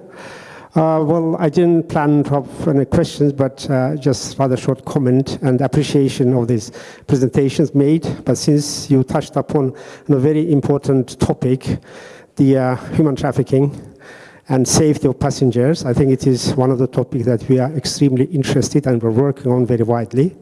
I just want to offer our cooperation with ICAO at national level, at international level, institutionally. We have in the region, Central Asia, actually, in the wider region, we have a lot of experience. So I can talk a lot about this, but I won't, but just want to express appreciation and offer our cooperation on this topic. Thank you. Thank you so much, and we will take it into account. We really want to work together with other UN organizations and other agencies to focus on extremely important areas like human trafficking and how to combat this. Thank you so much for your offer. Another question from the back. Daniel Kurmanalin, Air Astana Company. So thank you very much for your presentations. Especially it was interesting for Maria and AJ presentation because both from European countries, from European Union, but choose different ways to implement new facilitation in their countries. So my questions may be not related to direct this theme, but it's partly related.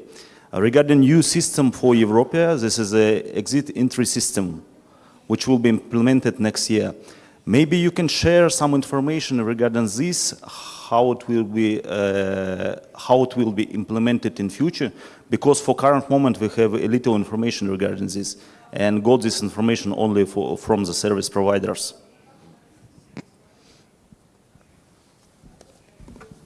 If I can start, enter-exit system, the problem is that this system was postponed many times, as you maybe know.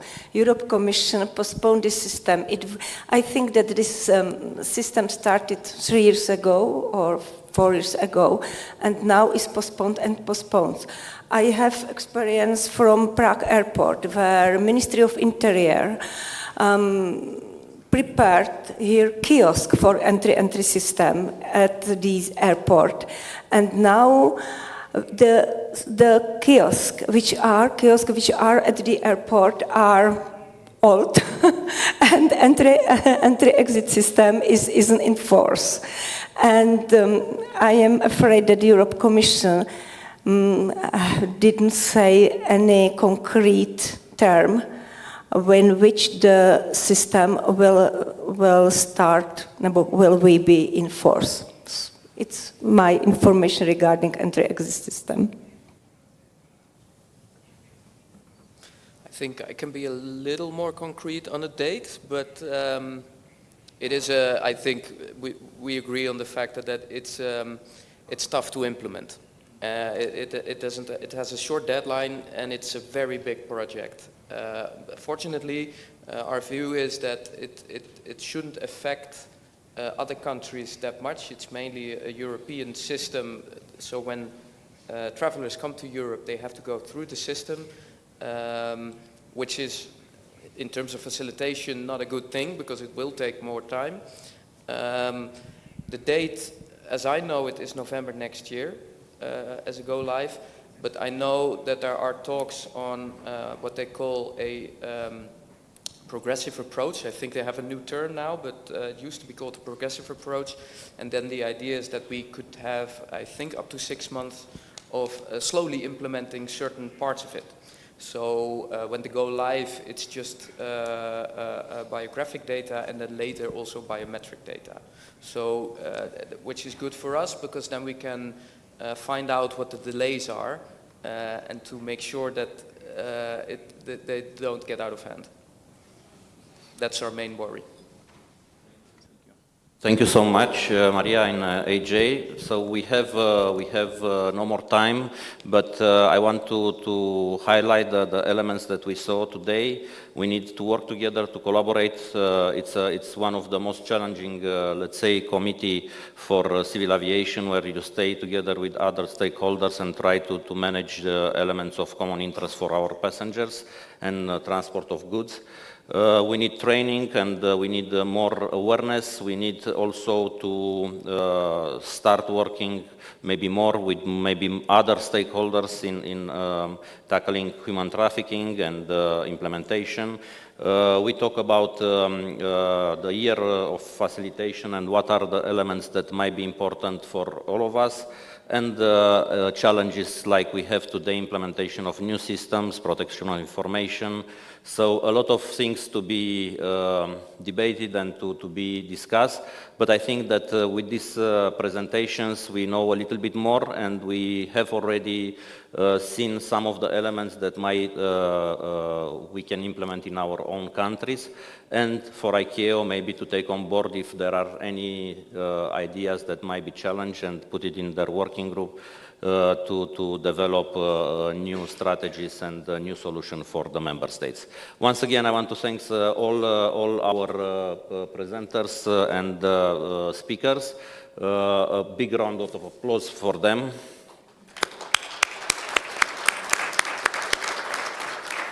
And now. Thank you very much, dear speakers. It was very, very interesting session because once again we see that cooperation and collaboration will extend all our knowledges, and we help and support each other by these knowledges. И мы продолжаем. Я хочу... And we continue. I would like to invite our next guest to the stage, Arif Mamedov, the exhibitor from Lekbernak Forexes. As a head of the company, Mr. Mamedov, president of CO Regula Forensis, is as a company executive, he's responsible for establishing and expanding Regula's presence in North Carolina and LATAM regions, as well as relationship with strategic partners such as U.S. Customs and Border Protection, the Department of Homeland Security, and the Department of State. You are invited to the stage to share your experience and propose solutions to simplify formalities in facilitation. North Carolina is just a state. I'm responsible for the whole of the United States, Canada, and all the way down to Latin America. But thank you, ICAO, for organizing this, and thank you for the host country to hosting us. This is my first time in Kazakhstan, and I'm enjoying every moment of it. I'm also honored to present after this great panel, and not because you share so much wealth and knowledge on your topics, on your subject, but because I can relate to every single speaker on this panel. I was planning to start my presentation with Salam Alaikum, but Mr. Ali started it. I tried to took the rare opportunity when I can switch between Russian and English in my presentation. Mr. Nurjan took it all over. As an AJ, I want to add, not express, but add to appreciation of all the translation team, because I tend to speak fast, and quite often the translation team wave me, says like, slow down, please, talk slower. And like Marie, I'm going to talk in my presentation a little bit of the lessons learned after the COVID and during the COVID. So thank you, and where's the clicker? Oh, it's right here. And okay, I will have to use my glasses because this screen is not working, so I'm going to look in on the farther screen. Actually, no, without glasses will be easier. So, as I said, this is my first time in Kazakhstan, but Regula have been here for over 20 years. We've been on the market for 31 years, and about 20 years ago, we expanded our presentations in Kazakhstan, and it was a pleasure crossing the border and see the regular document reader used to scan my passport when entering into the country. We possess the wealth knowledge of the document, world document, including with 13,000 documents in our databases. Okay. And we've been working across the entire range of the applications. So basically, if you want to summarize regular knowledge in one sentence, it would be, we know documents. We know how they're made. We know the security features in those documents. We know how to read it. We know how to extract the data. And we can help implement it into the solutions. So we've been working in establishing the partnerships with many international and national organizations. The major partners are here, IATA, IEM, United Nations, obviously ICAO. I personally worked with ICAO for 13 years. Europol, Interpol, Frontex, OSCE, many border service agencies, many of the organizations, many state-level agencies. So we gather the information from every single piece and put it in our knowledge database. So, but let's go back to the topic of the conversation. We're talking about the aviation industry. And over past like half a century, the aviation transportation via aviation was increasing exponentially. Obviously, COVID set us up a little bit back, you know, as you can see on the slides, but we can see that the passenger traffic is actually increasing and coming back with that exponential growth which was projected from before. In certain areas, it's already exceeded, especially if we're talking about tourist areas like Aruba, for example, where after the lockdown was lifted, there are so many passengers just arrived as a tourist, and they had overflow of the tourists coming in the area. And obviously, this trend is also applicable to the Central Asia region. So we could not verify the accuracy, but the trend is there. It is recovering. We can see more and more passenger traffic going through both Uzbekistan and Kazakhstan area. And basically, the challenges for aviation facing globally is also well received and addressed in this region as well, as we could see from the morning and afternoon presentations. So what drives the Central Asia, in particular, the growth of the passengers? Obviously, the change in the infrastructure, liberalization of the airports and attractiveness of the carriers, increasing the availability of the flights. There's an increasing of the importance of the regional airports and the region in general as a hub. There are so many paths go from Asia to Europe and back, and there is a big traffic of the people just using this opportunity to travel across the area. And obviously geopolitical situations, things which force people to relocate, force people to move from one place to another. But those could be both positive and negative type of the forces. So the other side of the coin, when you increase the passenger traffic, what you're facing? You're facing about 79% of the aviation organizations see more and more foreign documents. And obviously, the machine-readable travel documents in the ICAO Doc 9303 is an important tool to make standard documents to minimize the difficulties of the travel in document verification, but still, the more documents, the more documents you have to face, and quite often the influence of the local document, which is not technically ICAO compliant, affects how the ICAO documents is being looked at. I have a story to share, not part of the presentations, but I had a project in California, state of California, where we were presenting our system where we authenticate Mexican passport. And the examiner keeps telling me that we're failing the normal document. It's great. So I end up actually flying from Virginia to California, looking at the document with my naked eye. I can see that it was forged. The cover was lifted and go back. And the document was failing UV dull security features, which is the feature of the ICAO 9303 in security elements. So I'm asking the examiner why. He said, I see the matricular card, which is consular card, which was also had the same blue shade on the document, so we assume all Mexican documents like that.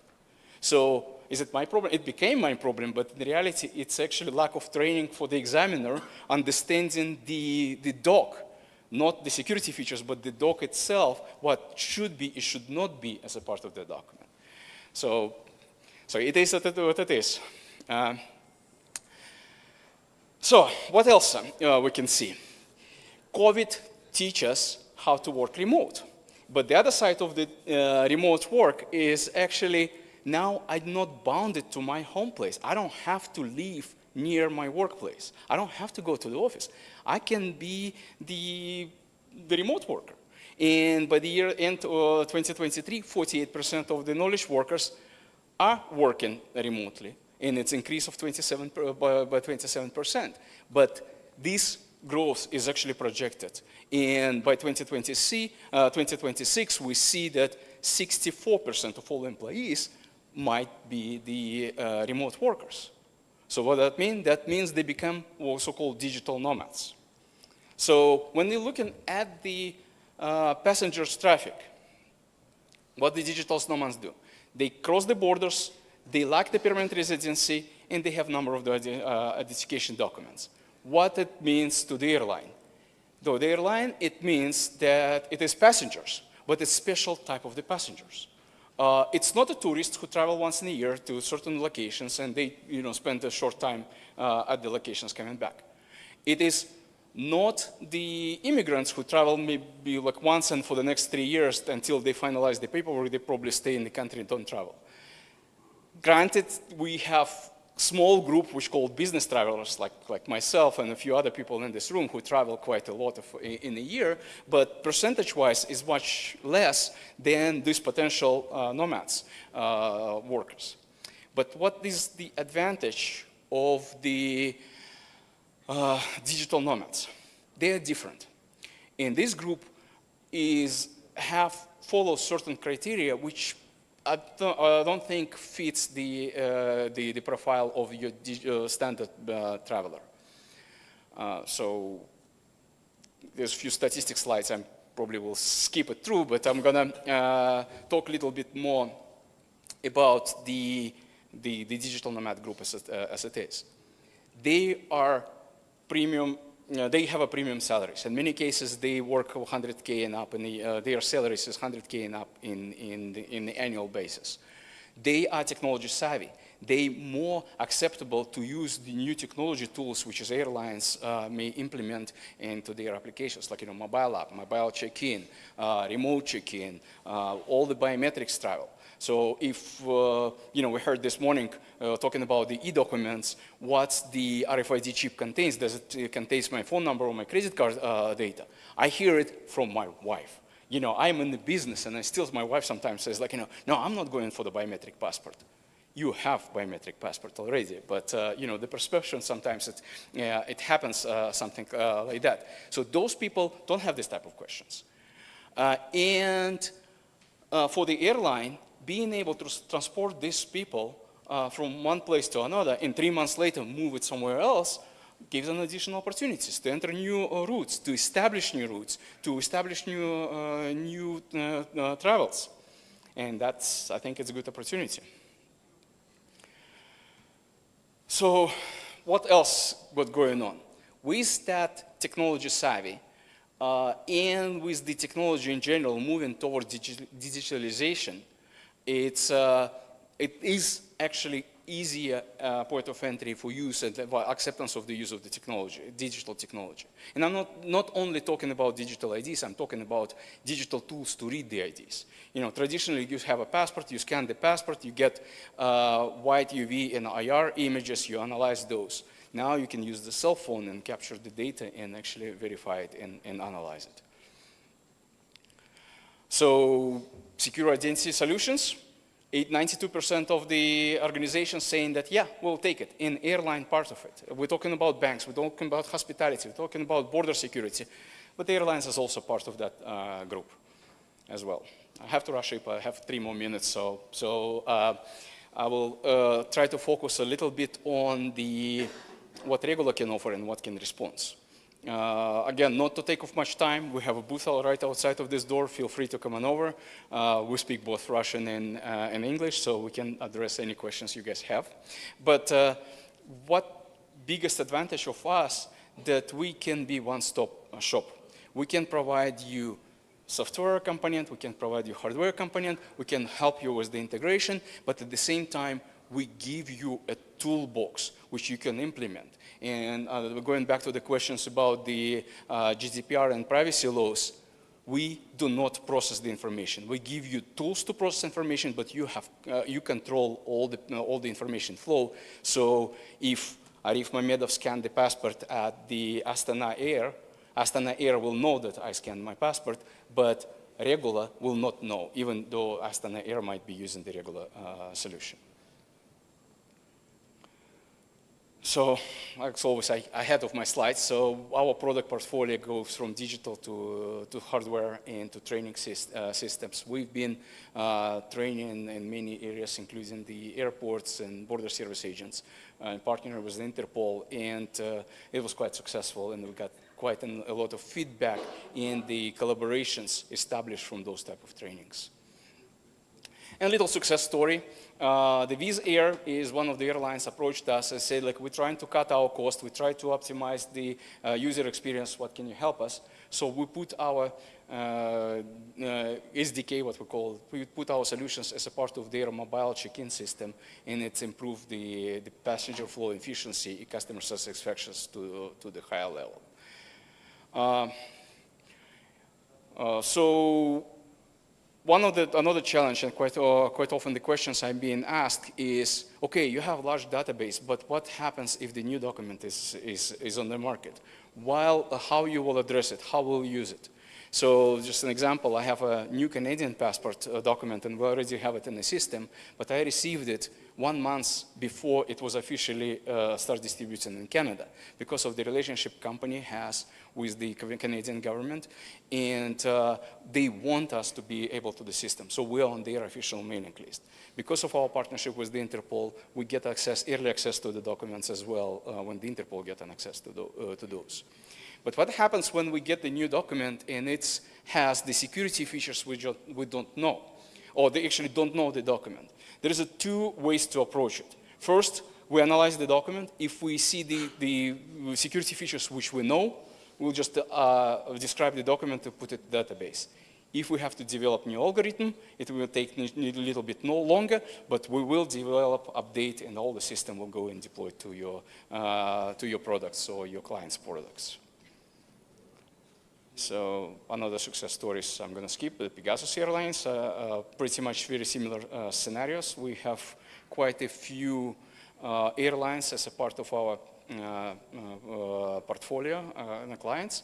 But if we mention about the overall requirement, we can provide it all. We can provide the single box solution, but at the same time versatile to be integrated into the system and to be embedded, and we can help you with that.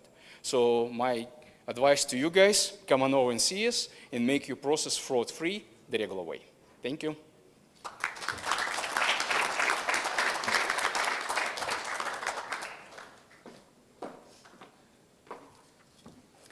Dr. Mamedov, thank you very much for such very interesting, full of life presentation. And if you have any additional questions to regular company, please, just go to the stand and ask all the questions.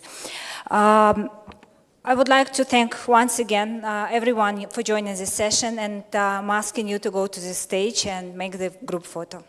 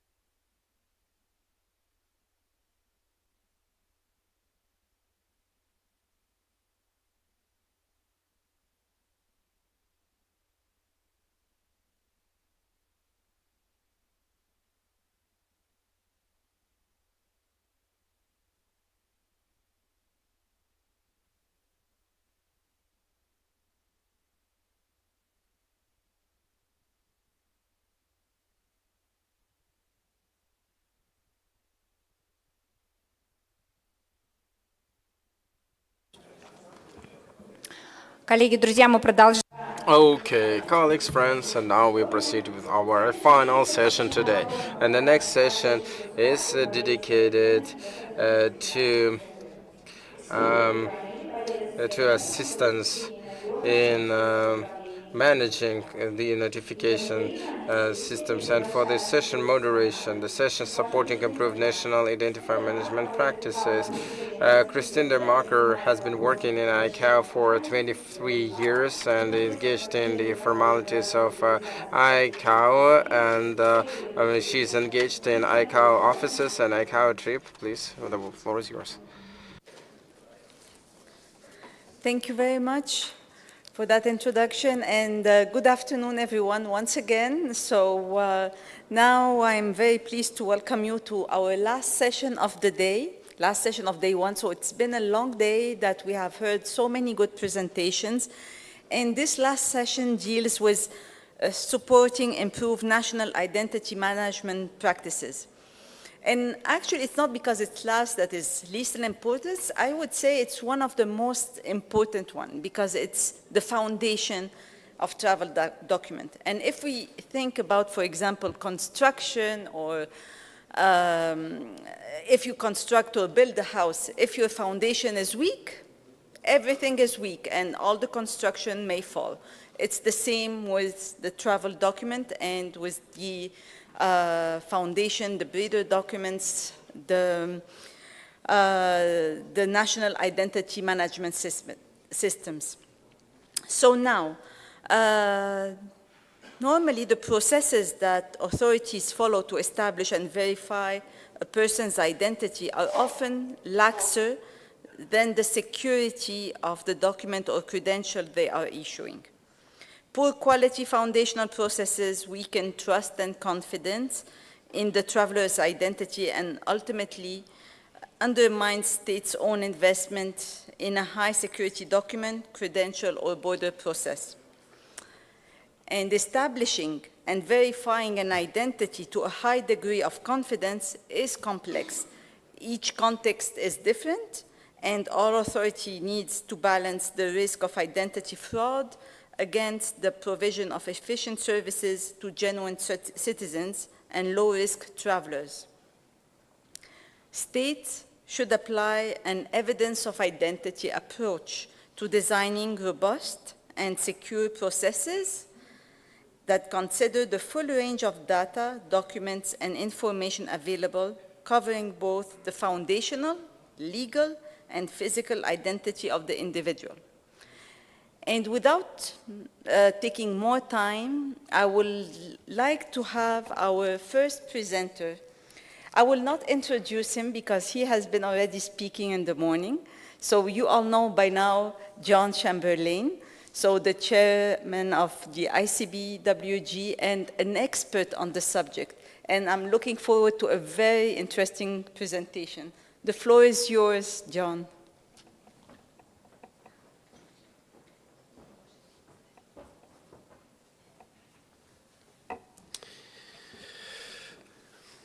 Hello again.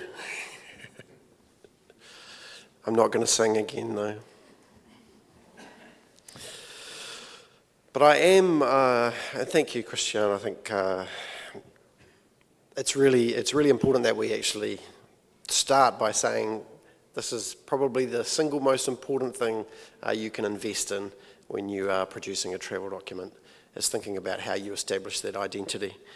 And hopefully, when I go through this, you'll see why, but also how complex it is, and that there are no magic silver bullets to solve these issues.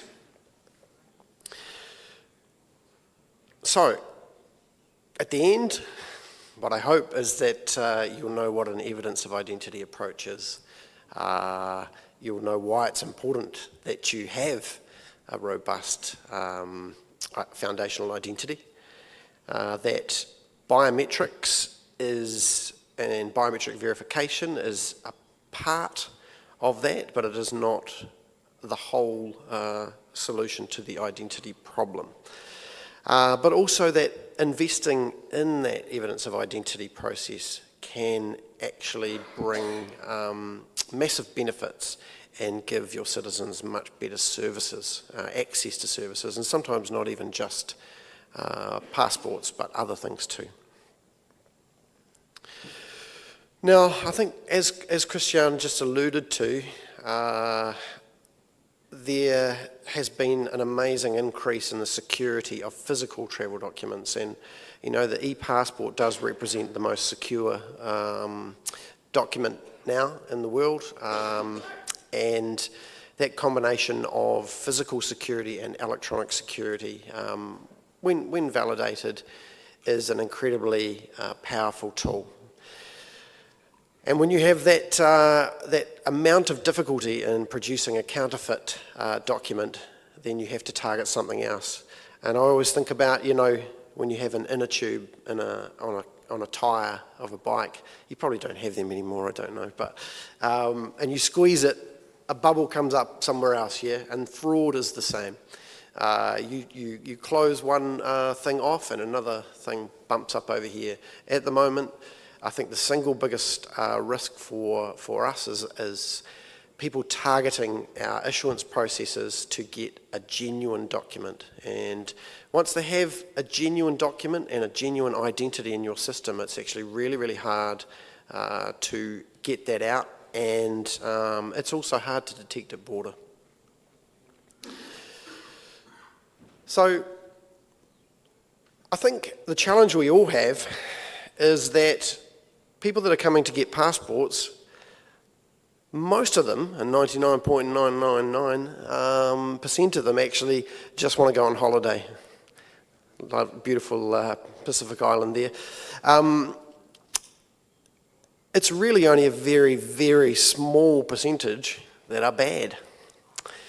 And yet, it's quite hard to find them.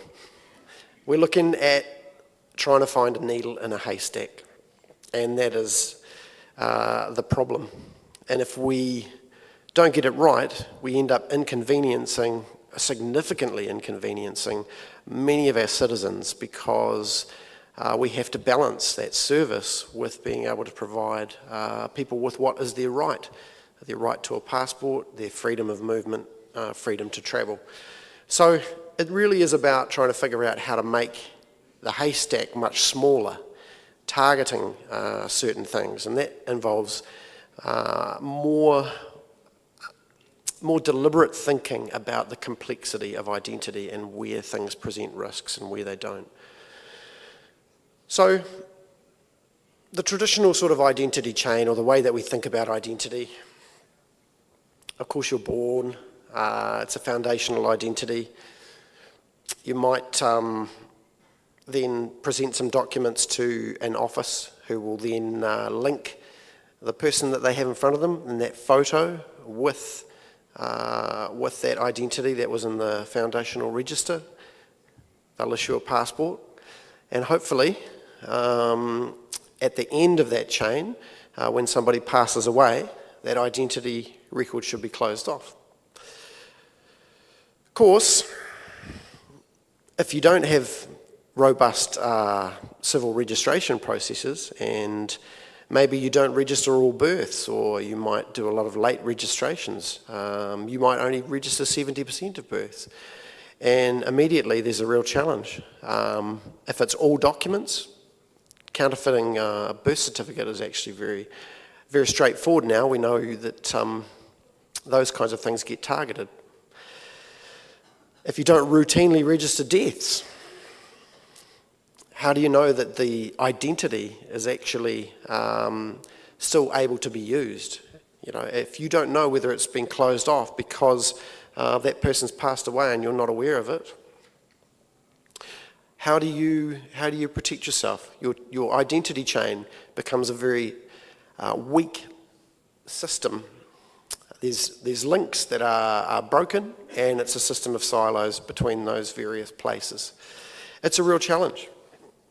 Now, people go, but it's okay. We've got facial recognition matching. We've got biometrics. This is going to solve the problem. But in actuality, it's a real challenge. You know, you have to have a centralized database to actually use biometrics effectively in many ways. It's quite hard if you don't have that. You've got a lot of things to do even when you're deploying biometrics. You have to clean up that data to make sure that you can use it, deduplicate it so that you don't have multiple identities. You have challenges around people's aptitude. So, and I'll talk about this a little bit later, but not everybody can actually look at a face and tell whether it's the same person that's in front of them. People are not all good at that. You have to think about whether you need more than one biometric, because sometimes one isn't enough. And we've got morphing and spoofing, and we know about that increasingly becoming more of a risk. Now, I just wanted to talk a little bit about some studies that have been done around facial recognition and aptitude for facial comparison. Not everybody can do it, and in fact, around 20% of people can't do it very well at all. Literally, it's like tossing a coin, whether they're going to be able to tell whether somebody is the same person or not. And if they happen to be in your passport office, that's a real out of the biometric engine as a passport issuing ecosystem. It's really critical, and this is the principles that sit in behind the evidence of identity guidance. Approach establishing an identity in our system, and it applies to both border and passports, but this is more focused on passport issuance. So firstly, you need to know that that identity actually exists, that it's not made up, that it's not invented, and to do that you do have a register that it's because the person has passed away, or did you just not know, and the identity needs to be a living identity. Does the person that's actually presenting, do they link to that identity? You know, does that biometric actually belong with that identity that's been established in that foundational database? And is the identity unique? And that's the really, really important one. Is there one in your system? And then do they use it? Are they using it around town?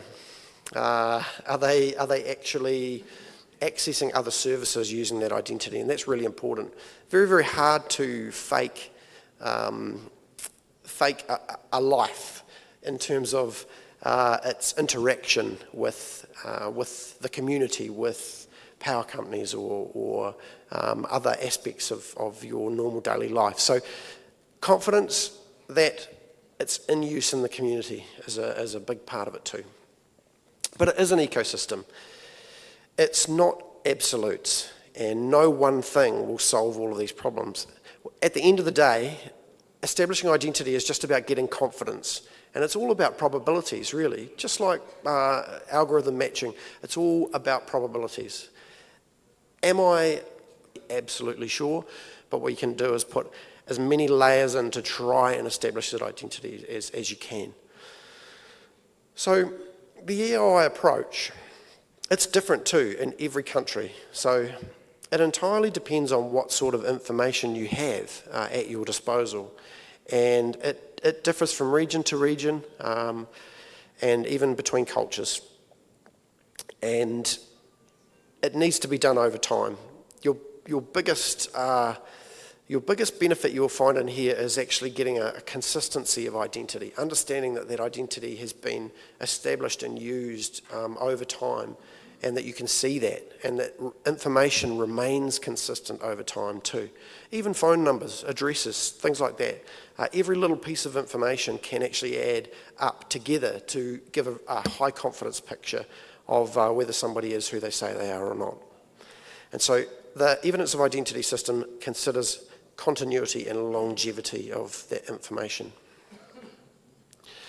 You know, and I work quite a lot in the Pacific Islands, and, you know, in that context, information from a highly respected person in the community, an elder, can be as powerful as a birth registration, because in actuality, there's lots of births that don't get registered, and it's a real challenge, but people know who people are. And I think, you know, we sometimes underestimate the cultural competence of our own staff and our own passport officers. And using that cultural competence can be really, really powerful if the electronic databases are not populated as frequently as they need to be. So these change in different places, and I think that's what we've got to do in any country, is have a look at what we've got and what we can use, and then use that to create a picture of whether somebody is who they say they are. A systematic approach to that too. So literally when you're building your IT system, you need to be thinking about all of the things that you could get your hands on that might feed into that identity approach, and then being able to expose them to your passport officer, who will then go on to issue that document. So looking at all of the documents you might have, all of the pieces of data that you might have, that information, and making sure that when you go through that, you go through in a very systematic way. And the evidence of identity guidance does step through that and show how you might approach that. And then you look for the gaps and you try and find other things that might be there, and then design the approach to your system build, rather than the other way around. And as I say, there's a very rigid and regimented approach, which is outlined in the EOI guidance itself. So, as I say, the uniqueness is the single most important thing you need to do. You need to be confident that that person is only once in your database. And once you anchor it to that identity, that biometric to that identity, then you can build confidence there. What it does mean is that then you can use that to make your processes much more streamlined and smooth when you come to, for example, renew somebody's passport. But there are always new technologies that are emerging, and things like photo morphing, we're constantly looking at how can we solve that issue. It's a real challenge, particularly for online applications. And again, there is no one silver bullet, but there is a bunch of information that if you join it together will give you more confidence, because even when people are morphing, there needs to be an identity available for them to steal. And we forget that sometimes. We just pretend that morphing is just a big problem that we can't solve. But in actuality, there's lots of ways that you can work to limit that risk. And so an absolute risk, I think that it just involves thinking about how that happens and then trying to protect your identity information and the identities that you hold in your system, buying it to your advantage.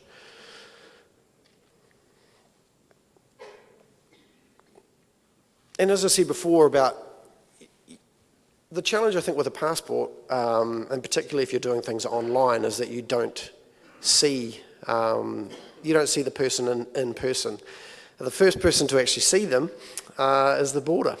And the border has a role in here too, in terms of if you can give information to the border to enable them to ensure that passports are valid and that identities are valid. But they're the ones that are actually doing the final binding between the person that's got the passport and the passport itself. And they can help to identify any risk in there too. So, you know, there is fraud that can still get picked up, even amongst your own passports here, not just other people's, because all this information here is available at border, way more than is available to the passport office often. There's guidance material, and you'll see the ICAO Evidence of Identity Guide, which is, I think, a really, really great document. It comes from the ICBWG, and it outlines the approach that you can take to establish a foundational identity. It goes hand in hand with the Border Management Guide, but also our Secure Handling and Issuance Guide. And those different components and guidance on legal identity, which comes out of IOM and also ISO standards that relate to identity proofing, which are very similar to the evidence of identity ones, but what we did in this guide was apply it very specifically to the travel document context, so that the examples make sense. So investing in it, as I said, it actually enables you to save money. And if you get a high confidence identity, you can leverage that identity for a whole lot of other things. And I refer to the fact that you can, when you come to renew somebody's passport, you may just be literally asking yourself, do they look the same? Have they died? At our passport issuance processes, the foundational identity will enable you to move these things online. So you can put these services online. They are relying on an identity that you know you've saved money by not continually going back and doing this exact same process again to issue a renewal. And so that enables you to save money. It enables you to target your resources on particular application types, or even subsets of application types even within renewals. So these interactions right up the front and establishing identity up the front really well will mean that you will save money, I can guarantee. And also, you know, things like biometrics, and we talk a lot about biometrics in relation to security, but we're far better used to facilitate people and facilitate their applications rather than identifying fraud. Identifying fraud is a really nice side benefit to facial recognition, for example, but by far its best use case is to match against the people that you know and you've already trust and move them through in the same way that an automated gate at the border does. So the same kinds of principles work in there. You want to look at your investment and go, how can I use that investment to actually save me money? And you know, that for me, in particular when you're investing in facial recognition, you should be looking at how can I make it easier for my citizens to get a passport, and it helps massively in that space. So thinking about your assets, the single most important thing you can do is protect your data. Your data assets in the passport space are the most important thing you have. Protecting the quality of your photos and making sure that they are really, really high quality, so that when you do come to do facial recognition over time, that you get really, really good results. It means then that you don't have to mess around trying to do things in the background because if you get it wrong, you might have 10 years before you can have another go, right? So in terms of getting a good quality photo image. So things like that, to create these data assets, you can then use them across government as well, potentially in terms of information sharing and validation of information. You can push that data to the border too, to help your own citizens travel through.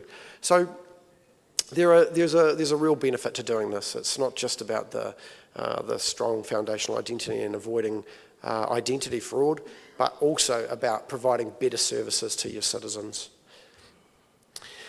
And so, there ends my presentation. Thank you very much.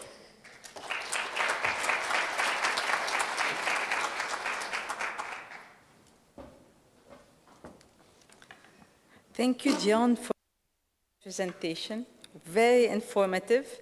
And all I can say for now is that I really recommend to everyone to read the Evidence of Identity Guide. It's an excellent guide, and also you can read the other guides that are published on ICAO website and that are developed by the ICBWG. There is always something to learn, something new to learn. So even if you have a system well established, there is always something to take away with it. So our next presenter, Mr. Nelson Goncalves, unfortunately could not make it here to the event. So Nelson is from IOM, and he is the one in charge of developing the IOM legal identity. So it was supposed to be a very interesting presentation. Unfortunately, we had some issues with the recording. He was kindly sharing a video recording, but we had some technical issues. But we will publish the presentation on the website. So you can always have a look at the presentation later on today or tomorrow. So I will move to our third presenter of the day. Colonel Talgat is with us today, and Colonel Talgat has served in various positions from junior to senior officers in different regions of the Republic of Kazakhstan, including senior position both in territorial subdivisions of the Border Control Service, of the National Security Committee of the Republic of Kazakhstan, and in the Central Office. The floor is yours, Colonel. Please, we are eager to hear your presentation.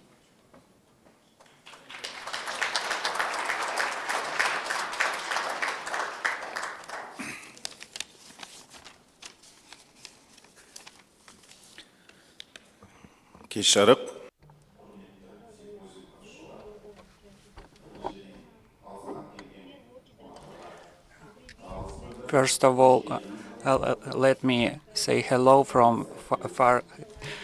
Welcome to Kazakhstan. I wish you productive work today.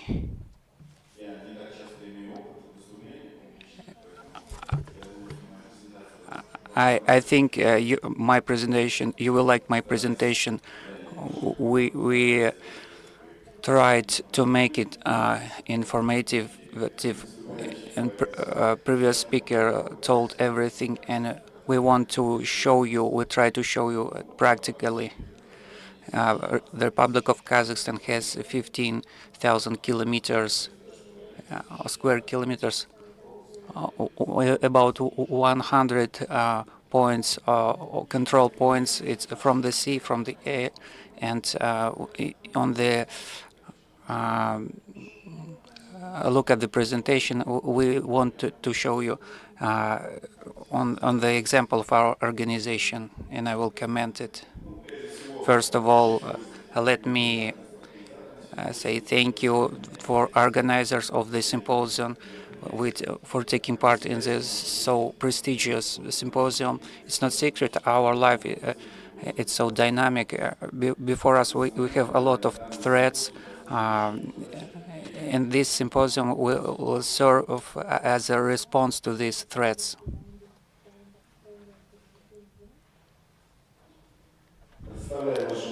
I want to introduce to you a short part of legal identity topic. It is divided in 6 parts. You have it in the presentation.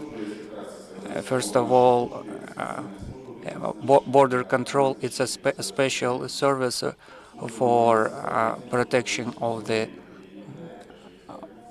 our borders. If it's in the airport situation, you are still a border control officer. I want to show you a small video. Please watch the presentation.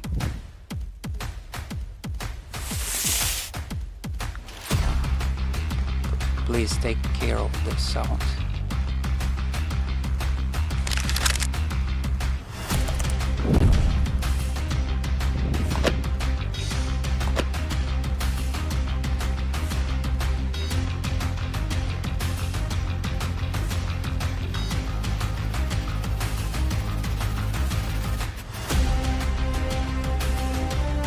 Do I need to count the slide back? Show the slide back.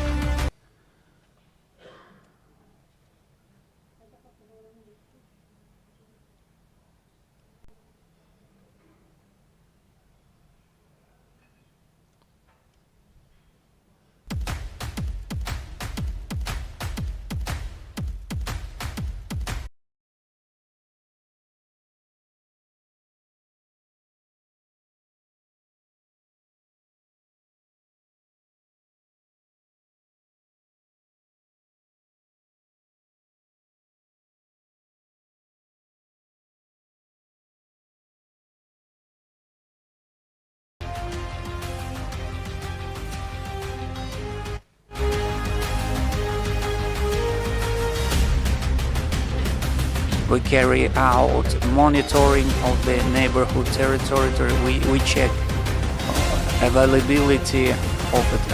Please roll it back, scroll it back, or do I need to do it on my own?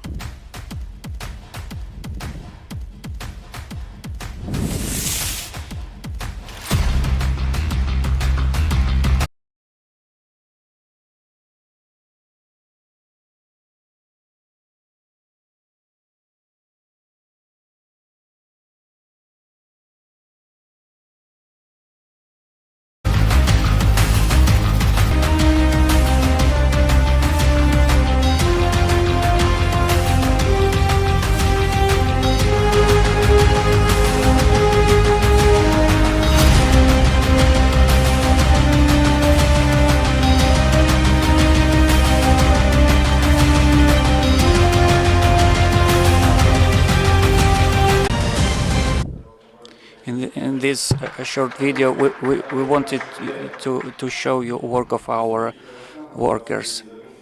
In 2023 project, in this program equipment, there are implemented new technology of the identification of the person.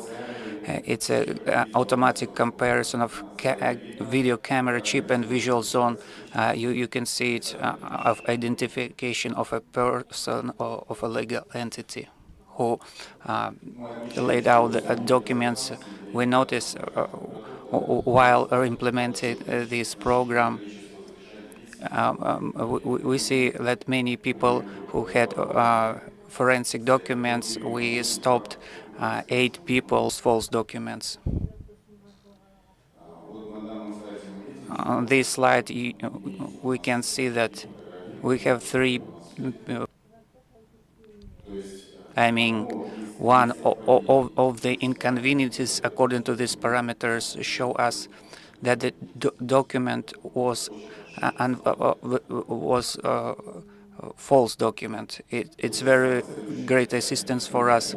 And one more example, you see the following camera chip and visual zone has different images. And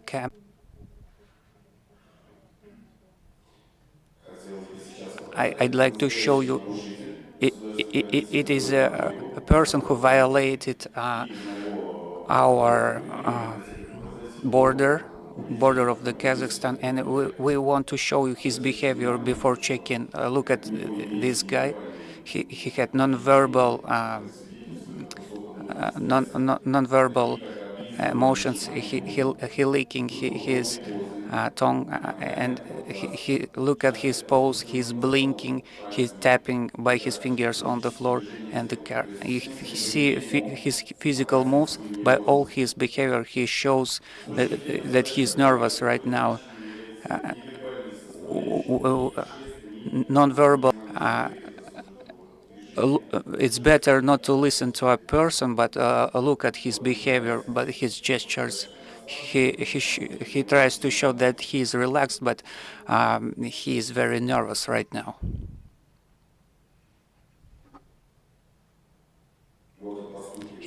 Look at him tapping on the desk. He is nervous, and our control worker sees. So we identify this violator of the rules.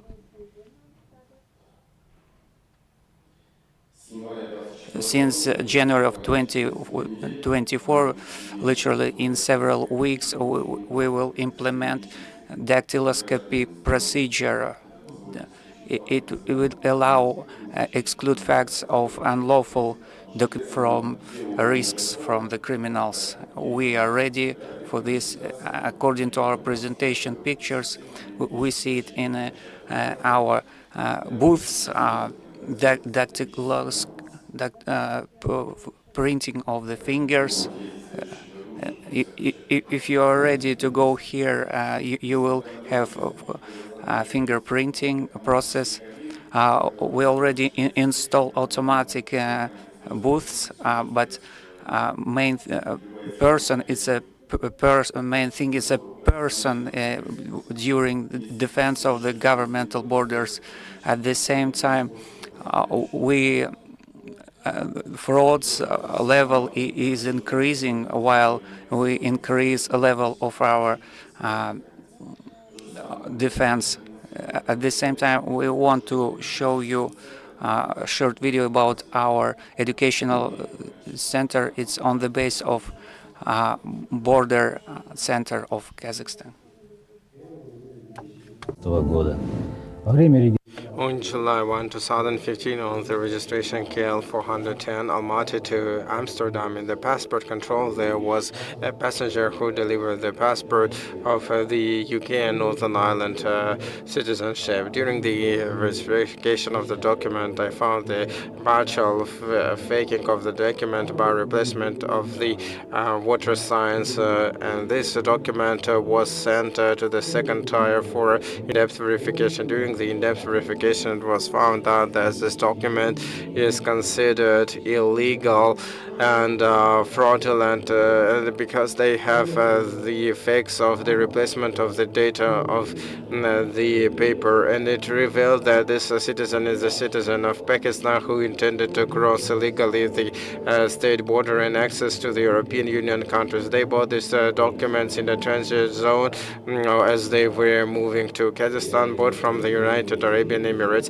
The reality is that the state border of the Republic of Kazakhstan develops rapidly and serves as a guarantee of the national safety of the Republic of Kazakhstan. In order to ensure the boundary safety, the specialists of the boundary control take into consideration all kind of modern threats, terrorism, extremism, illegal warhead trafficking, arms trafficking, refugees, as well as the terrorists crossing the borders, smuggling of products that may incur a serious impact on the nation. And that's why, in order to mitigate the threats of the national security, the specialists of the border control should have special skills and expertise to fulfill his professional knowledge that they have a special requirement to the spread of the threats of the country can be seen through the border control points. That is proven by multiple factors in violating the existing legislations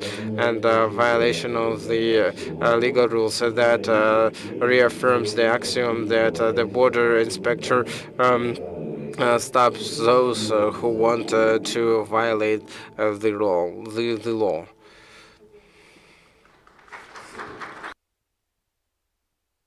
Thank you. At that positive note, I would like to conclude my talk, and I believe that this symposium will allow to reinforce the ties, the connections, and improve our professionalism and work. And I'd like to wish all the participants a fruitful work. Thank you.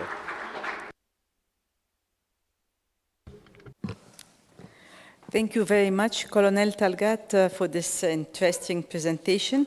And I would have actually one question.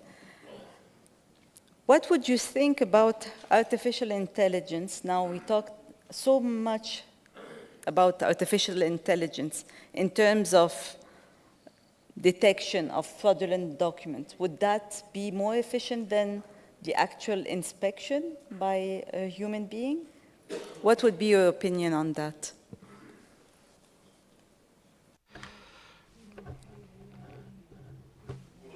Well, that's a very good question indeed, I would say this way. But have you noticed that we have three parameters, three visual parameters as per which we provide for the person identification, the photo from the chipset, the photo from the visual zone, and the photo from the surveillance camera, CCTV. Can you hear me? Okay, good. So there is an information that the system may create the unexisting image. The artificial intelligence can create the non-existing image of a person, of a personality that may go through the smart kiosk where the person is not there. But where the person is, that's why we are telling the following thing, that the training of controllers, the training of personnel must be there, because the person, the human factor, should recognize where the person is or not. Theoretically, we have a knowledge in the intuition that the artificial intelligence can create the non-existing image of a person, and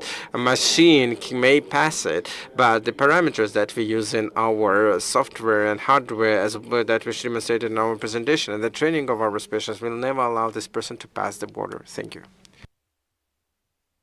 Thank you very much for that. While waiting maybe to prepare for your questions, I have another question to Dion. So, Dion, how, in your opinion, can we secure a breeder document? Should we think about standardizing it? I know that every country is different and every case is different, but what about standardizing a breeder document?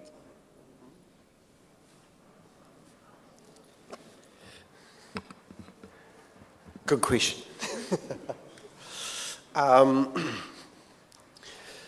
It does entirely depend on your context. So, breeder documents, in their essence, are recording information, data, and standardizing in terms of building up the security of that document will depend on a whole lot of things. For example, in New Zealand, we don't have high security breeder documents because when we issue passports, we access the database directly. And what that means is that you would then remove counterfeit documents, the possibility to counterfeit, because you're going directly to the information which is recorded on the document. Now, to secure the document to the point where it becomes something other than just data, you would start having to put photos and things like that on and doing different sorts of things, investing to the point where it's kind of pointless. So for us, it was always, how do we remove the risk of counterfeit and just access the data directly? That would mean that we knew it was an entirely valid piece of data that proved that the identity exists, i.e. that it was registered, but you've still got to go and do a whole bunch of other processes to bind it to a biometric. So some countries don't have that luxury in terms of being able to access the data directly, or they have a different privacy setup, which means that they don't want to do that, and so they'll achieve it in different ways. And in that case, there may well be an argument for them to try and secure that paper much more strongly and maybe limit the access to those foundational documents. So it does depend on the context. New Zealand doesn't invest in that because we invest in the registration of the thing and the access to the data and the validation of those documents against the central database. So government agencies can check the validity of that document via a verification system. Australia has something very similar. So it just depends on where you want to invest, but you're never going to achieve anything just with one thing. So standardisation for me, it's not a huge benefit to New Zealand, but that doesn't mean that in a different context that it wouldn't be really useful. For example, in Europe or that kind of context. So it's a lot of money to invest to secure that document, so you have to have a really good reason. And sometimes data sharing or data validation is a better one if you can do it in a privacy protective way.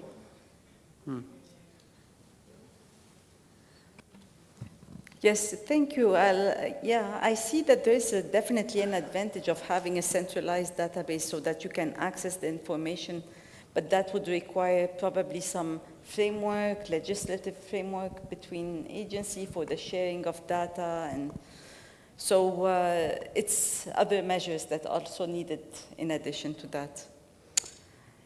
Okay. The gentleman from Kenya, do you want to come back and ask your question earlier?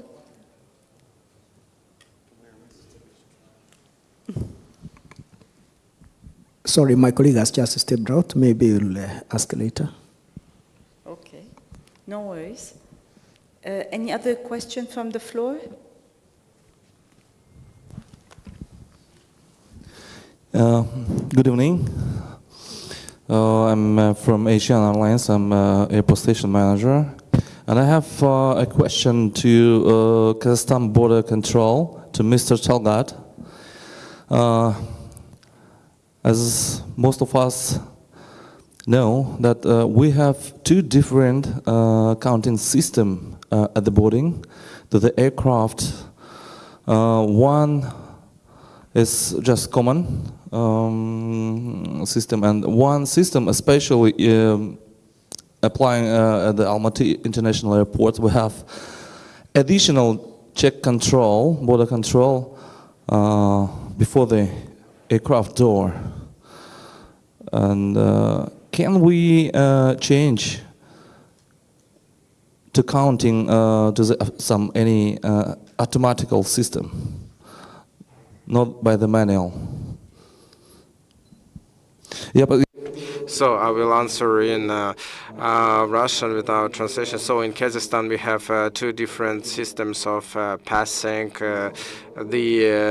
crossing the border. We have the control measures, especially in Almaty airport. We have the system of passengers accounting that is done manually. Can we somehow automate this process?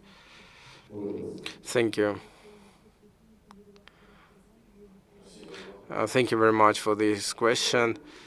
Yes, I will try to split your question into with two answers. Well, what do you mean the system that we are using for the authenticity verification? This is the single verification document control that is called barcode that allows a person to cross the border. The person who is not persecuted, or who is not in the international criminal list, he passes the border automatically. And the second question of excluding the automatic counting. Yes, the test stamp is required on the boarding pass, but it means that the specific person crossed the border and was accepted to the aircraft. Yes, you know, there is an idea of using the 3-tick system, and this system will work well. We hope so. We are working on that.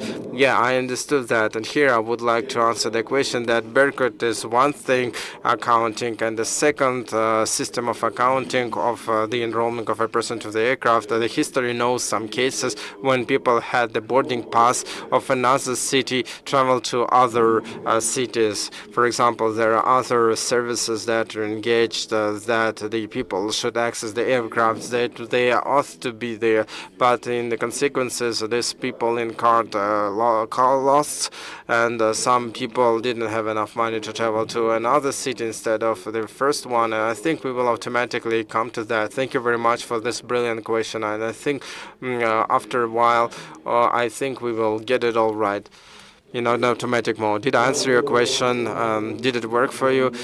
Yes, thank you, because it was not that very clear, because the use of the boarding principle and passenger accounting gate control, we have the same process both for Almaty and for Astana. But in Almaty, specifically in Almaty, since long it has been there, and probably the risk factor was higher in Almaty. This is the reason why it was always there. Yes, you know, the city is different because we have many international flights to many destinations, and there used to be cases when people travel to other destinations that they had to, and I believe that the issue will be solved in future. Thank you very much for your answer, because as a matter of fact, ICAO aspires to simplifying the procedures as well as to facilitation, and I think the world community, including our Kazakh one, is aspiring to facilitation of passing on crossing the borders, but I hope that not to damage the national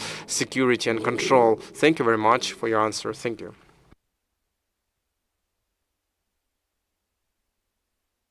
Any other questions?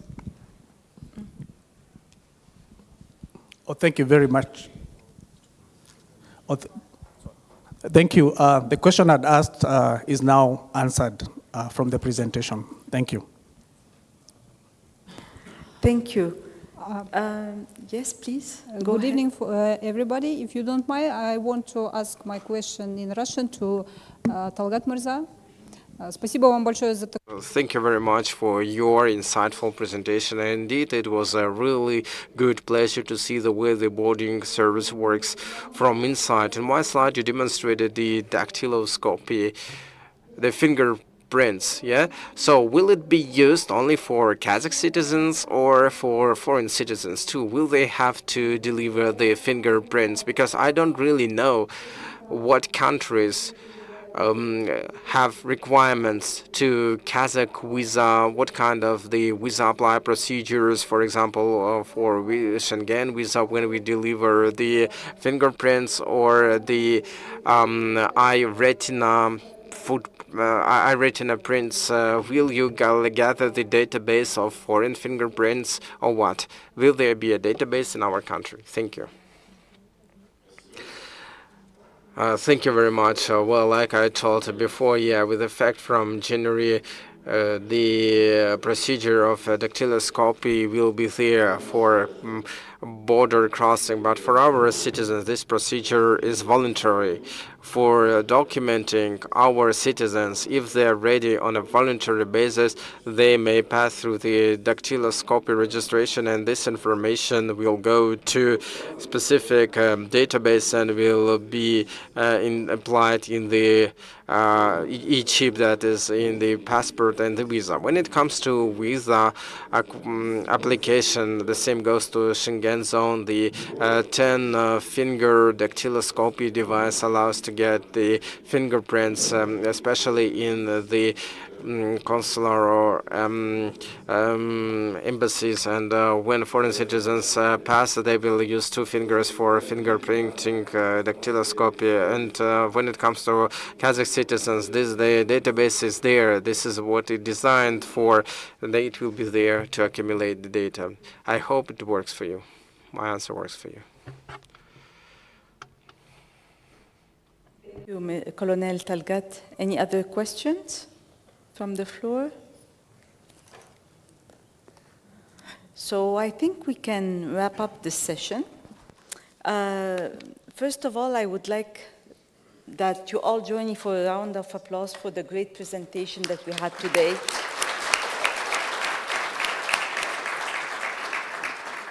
And second, I would like also to just put more emphasis on how important it is, this topic. It's really an important one, and I really encourage all member states not to neglect the foundational and reader documents, because you can invest a lot of money in producing a very expensive passport, adding plenty of security features, but if the foundation is not there, it's worth nothing. So that would be my last message of the day. And with that, I will thank you all for being here all day long. And thank you again, once again, to our presenters. Thank you.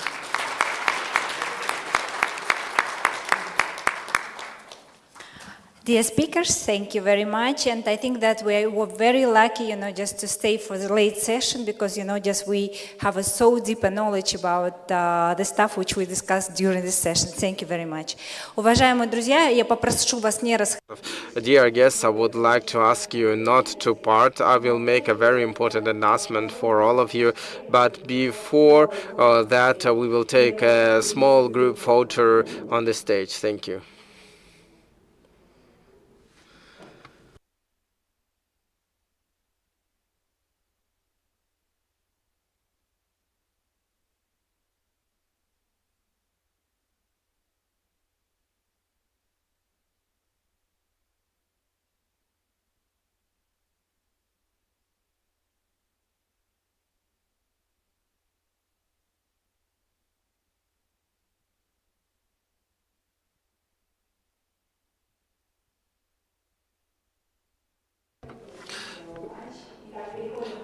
Now let's proceed to the most important message for all of you. The case is that we prepared for you the gala dinner that is kindly organized by the aviation community of Kazakhstan, namely Almaty International Airport, Astana International Airport, Air Astana and SCAT. We will have a dinner at Svetlana restaurant at 7 sharp. Transportation from Intercontinental Hotel will pick up the guests at 6 p.m. Dress code is smart, casual, without ties. In addition to that, So the presentations are available in ICAO website, and given the time difference with Montreal, they will be available soon. And I would like to keep your handsets on the chairs, and please don't leave them. Please don't go with them out of this room, and we will start our session a little bit earlier, 8:45. Tomorrow is the International ICAO Day, so there will be a special gift for all of you. Please don't be late. We will be waiting for all of you. I would like to wish you a very good evening, and goodbye.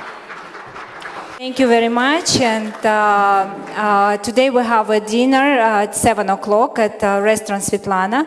At 6 o'clock, the bus will take all the guests, just from the lobby of the Intercontinental Hotel.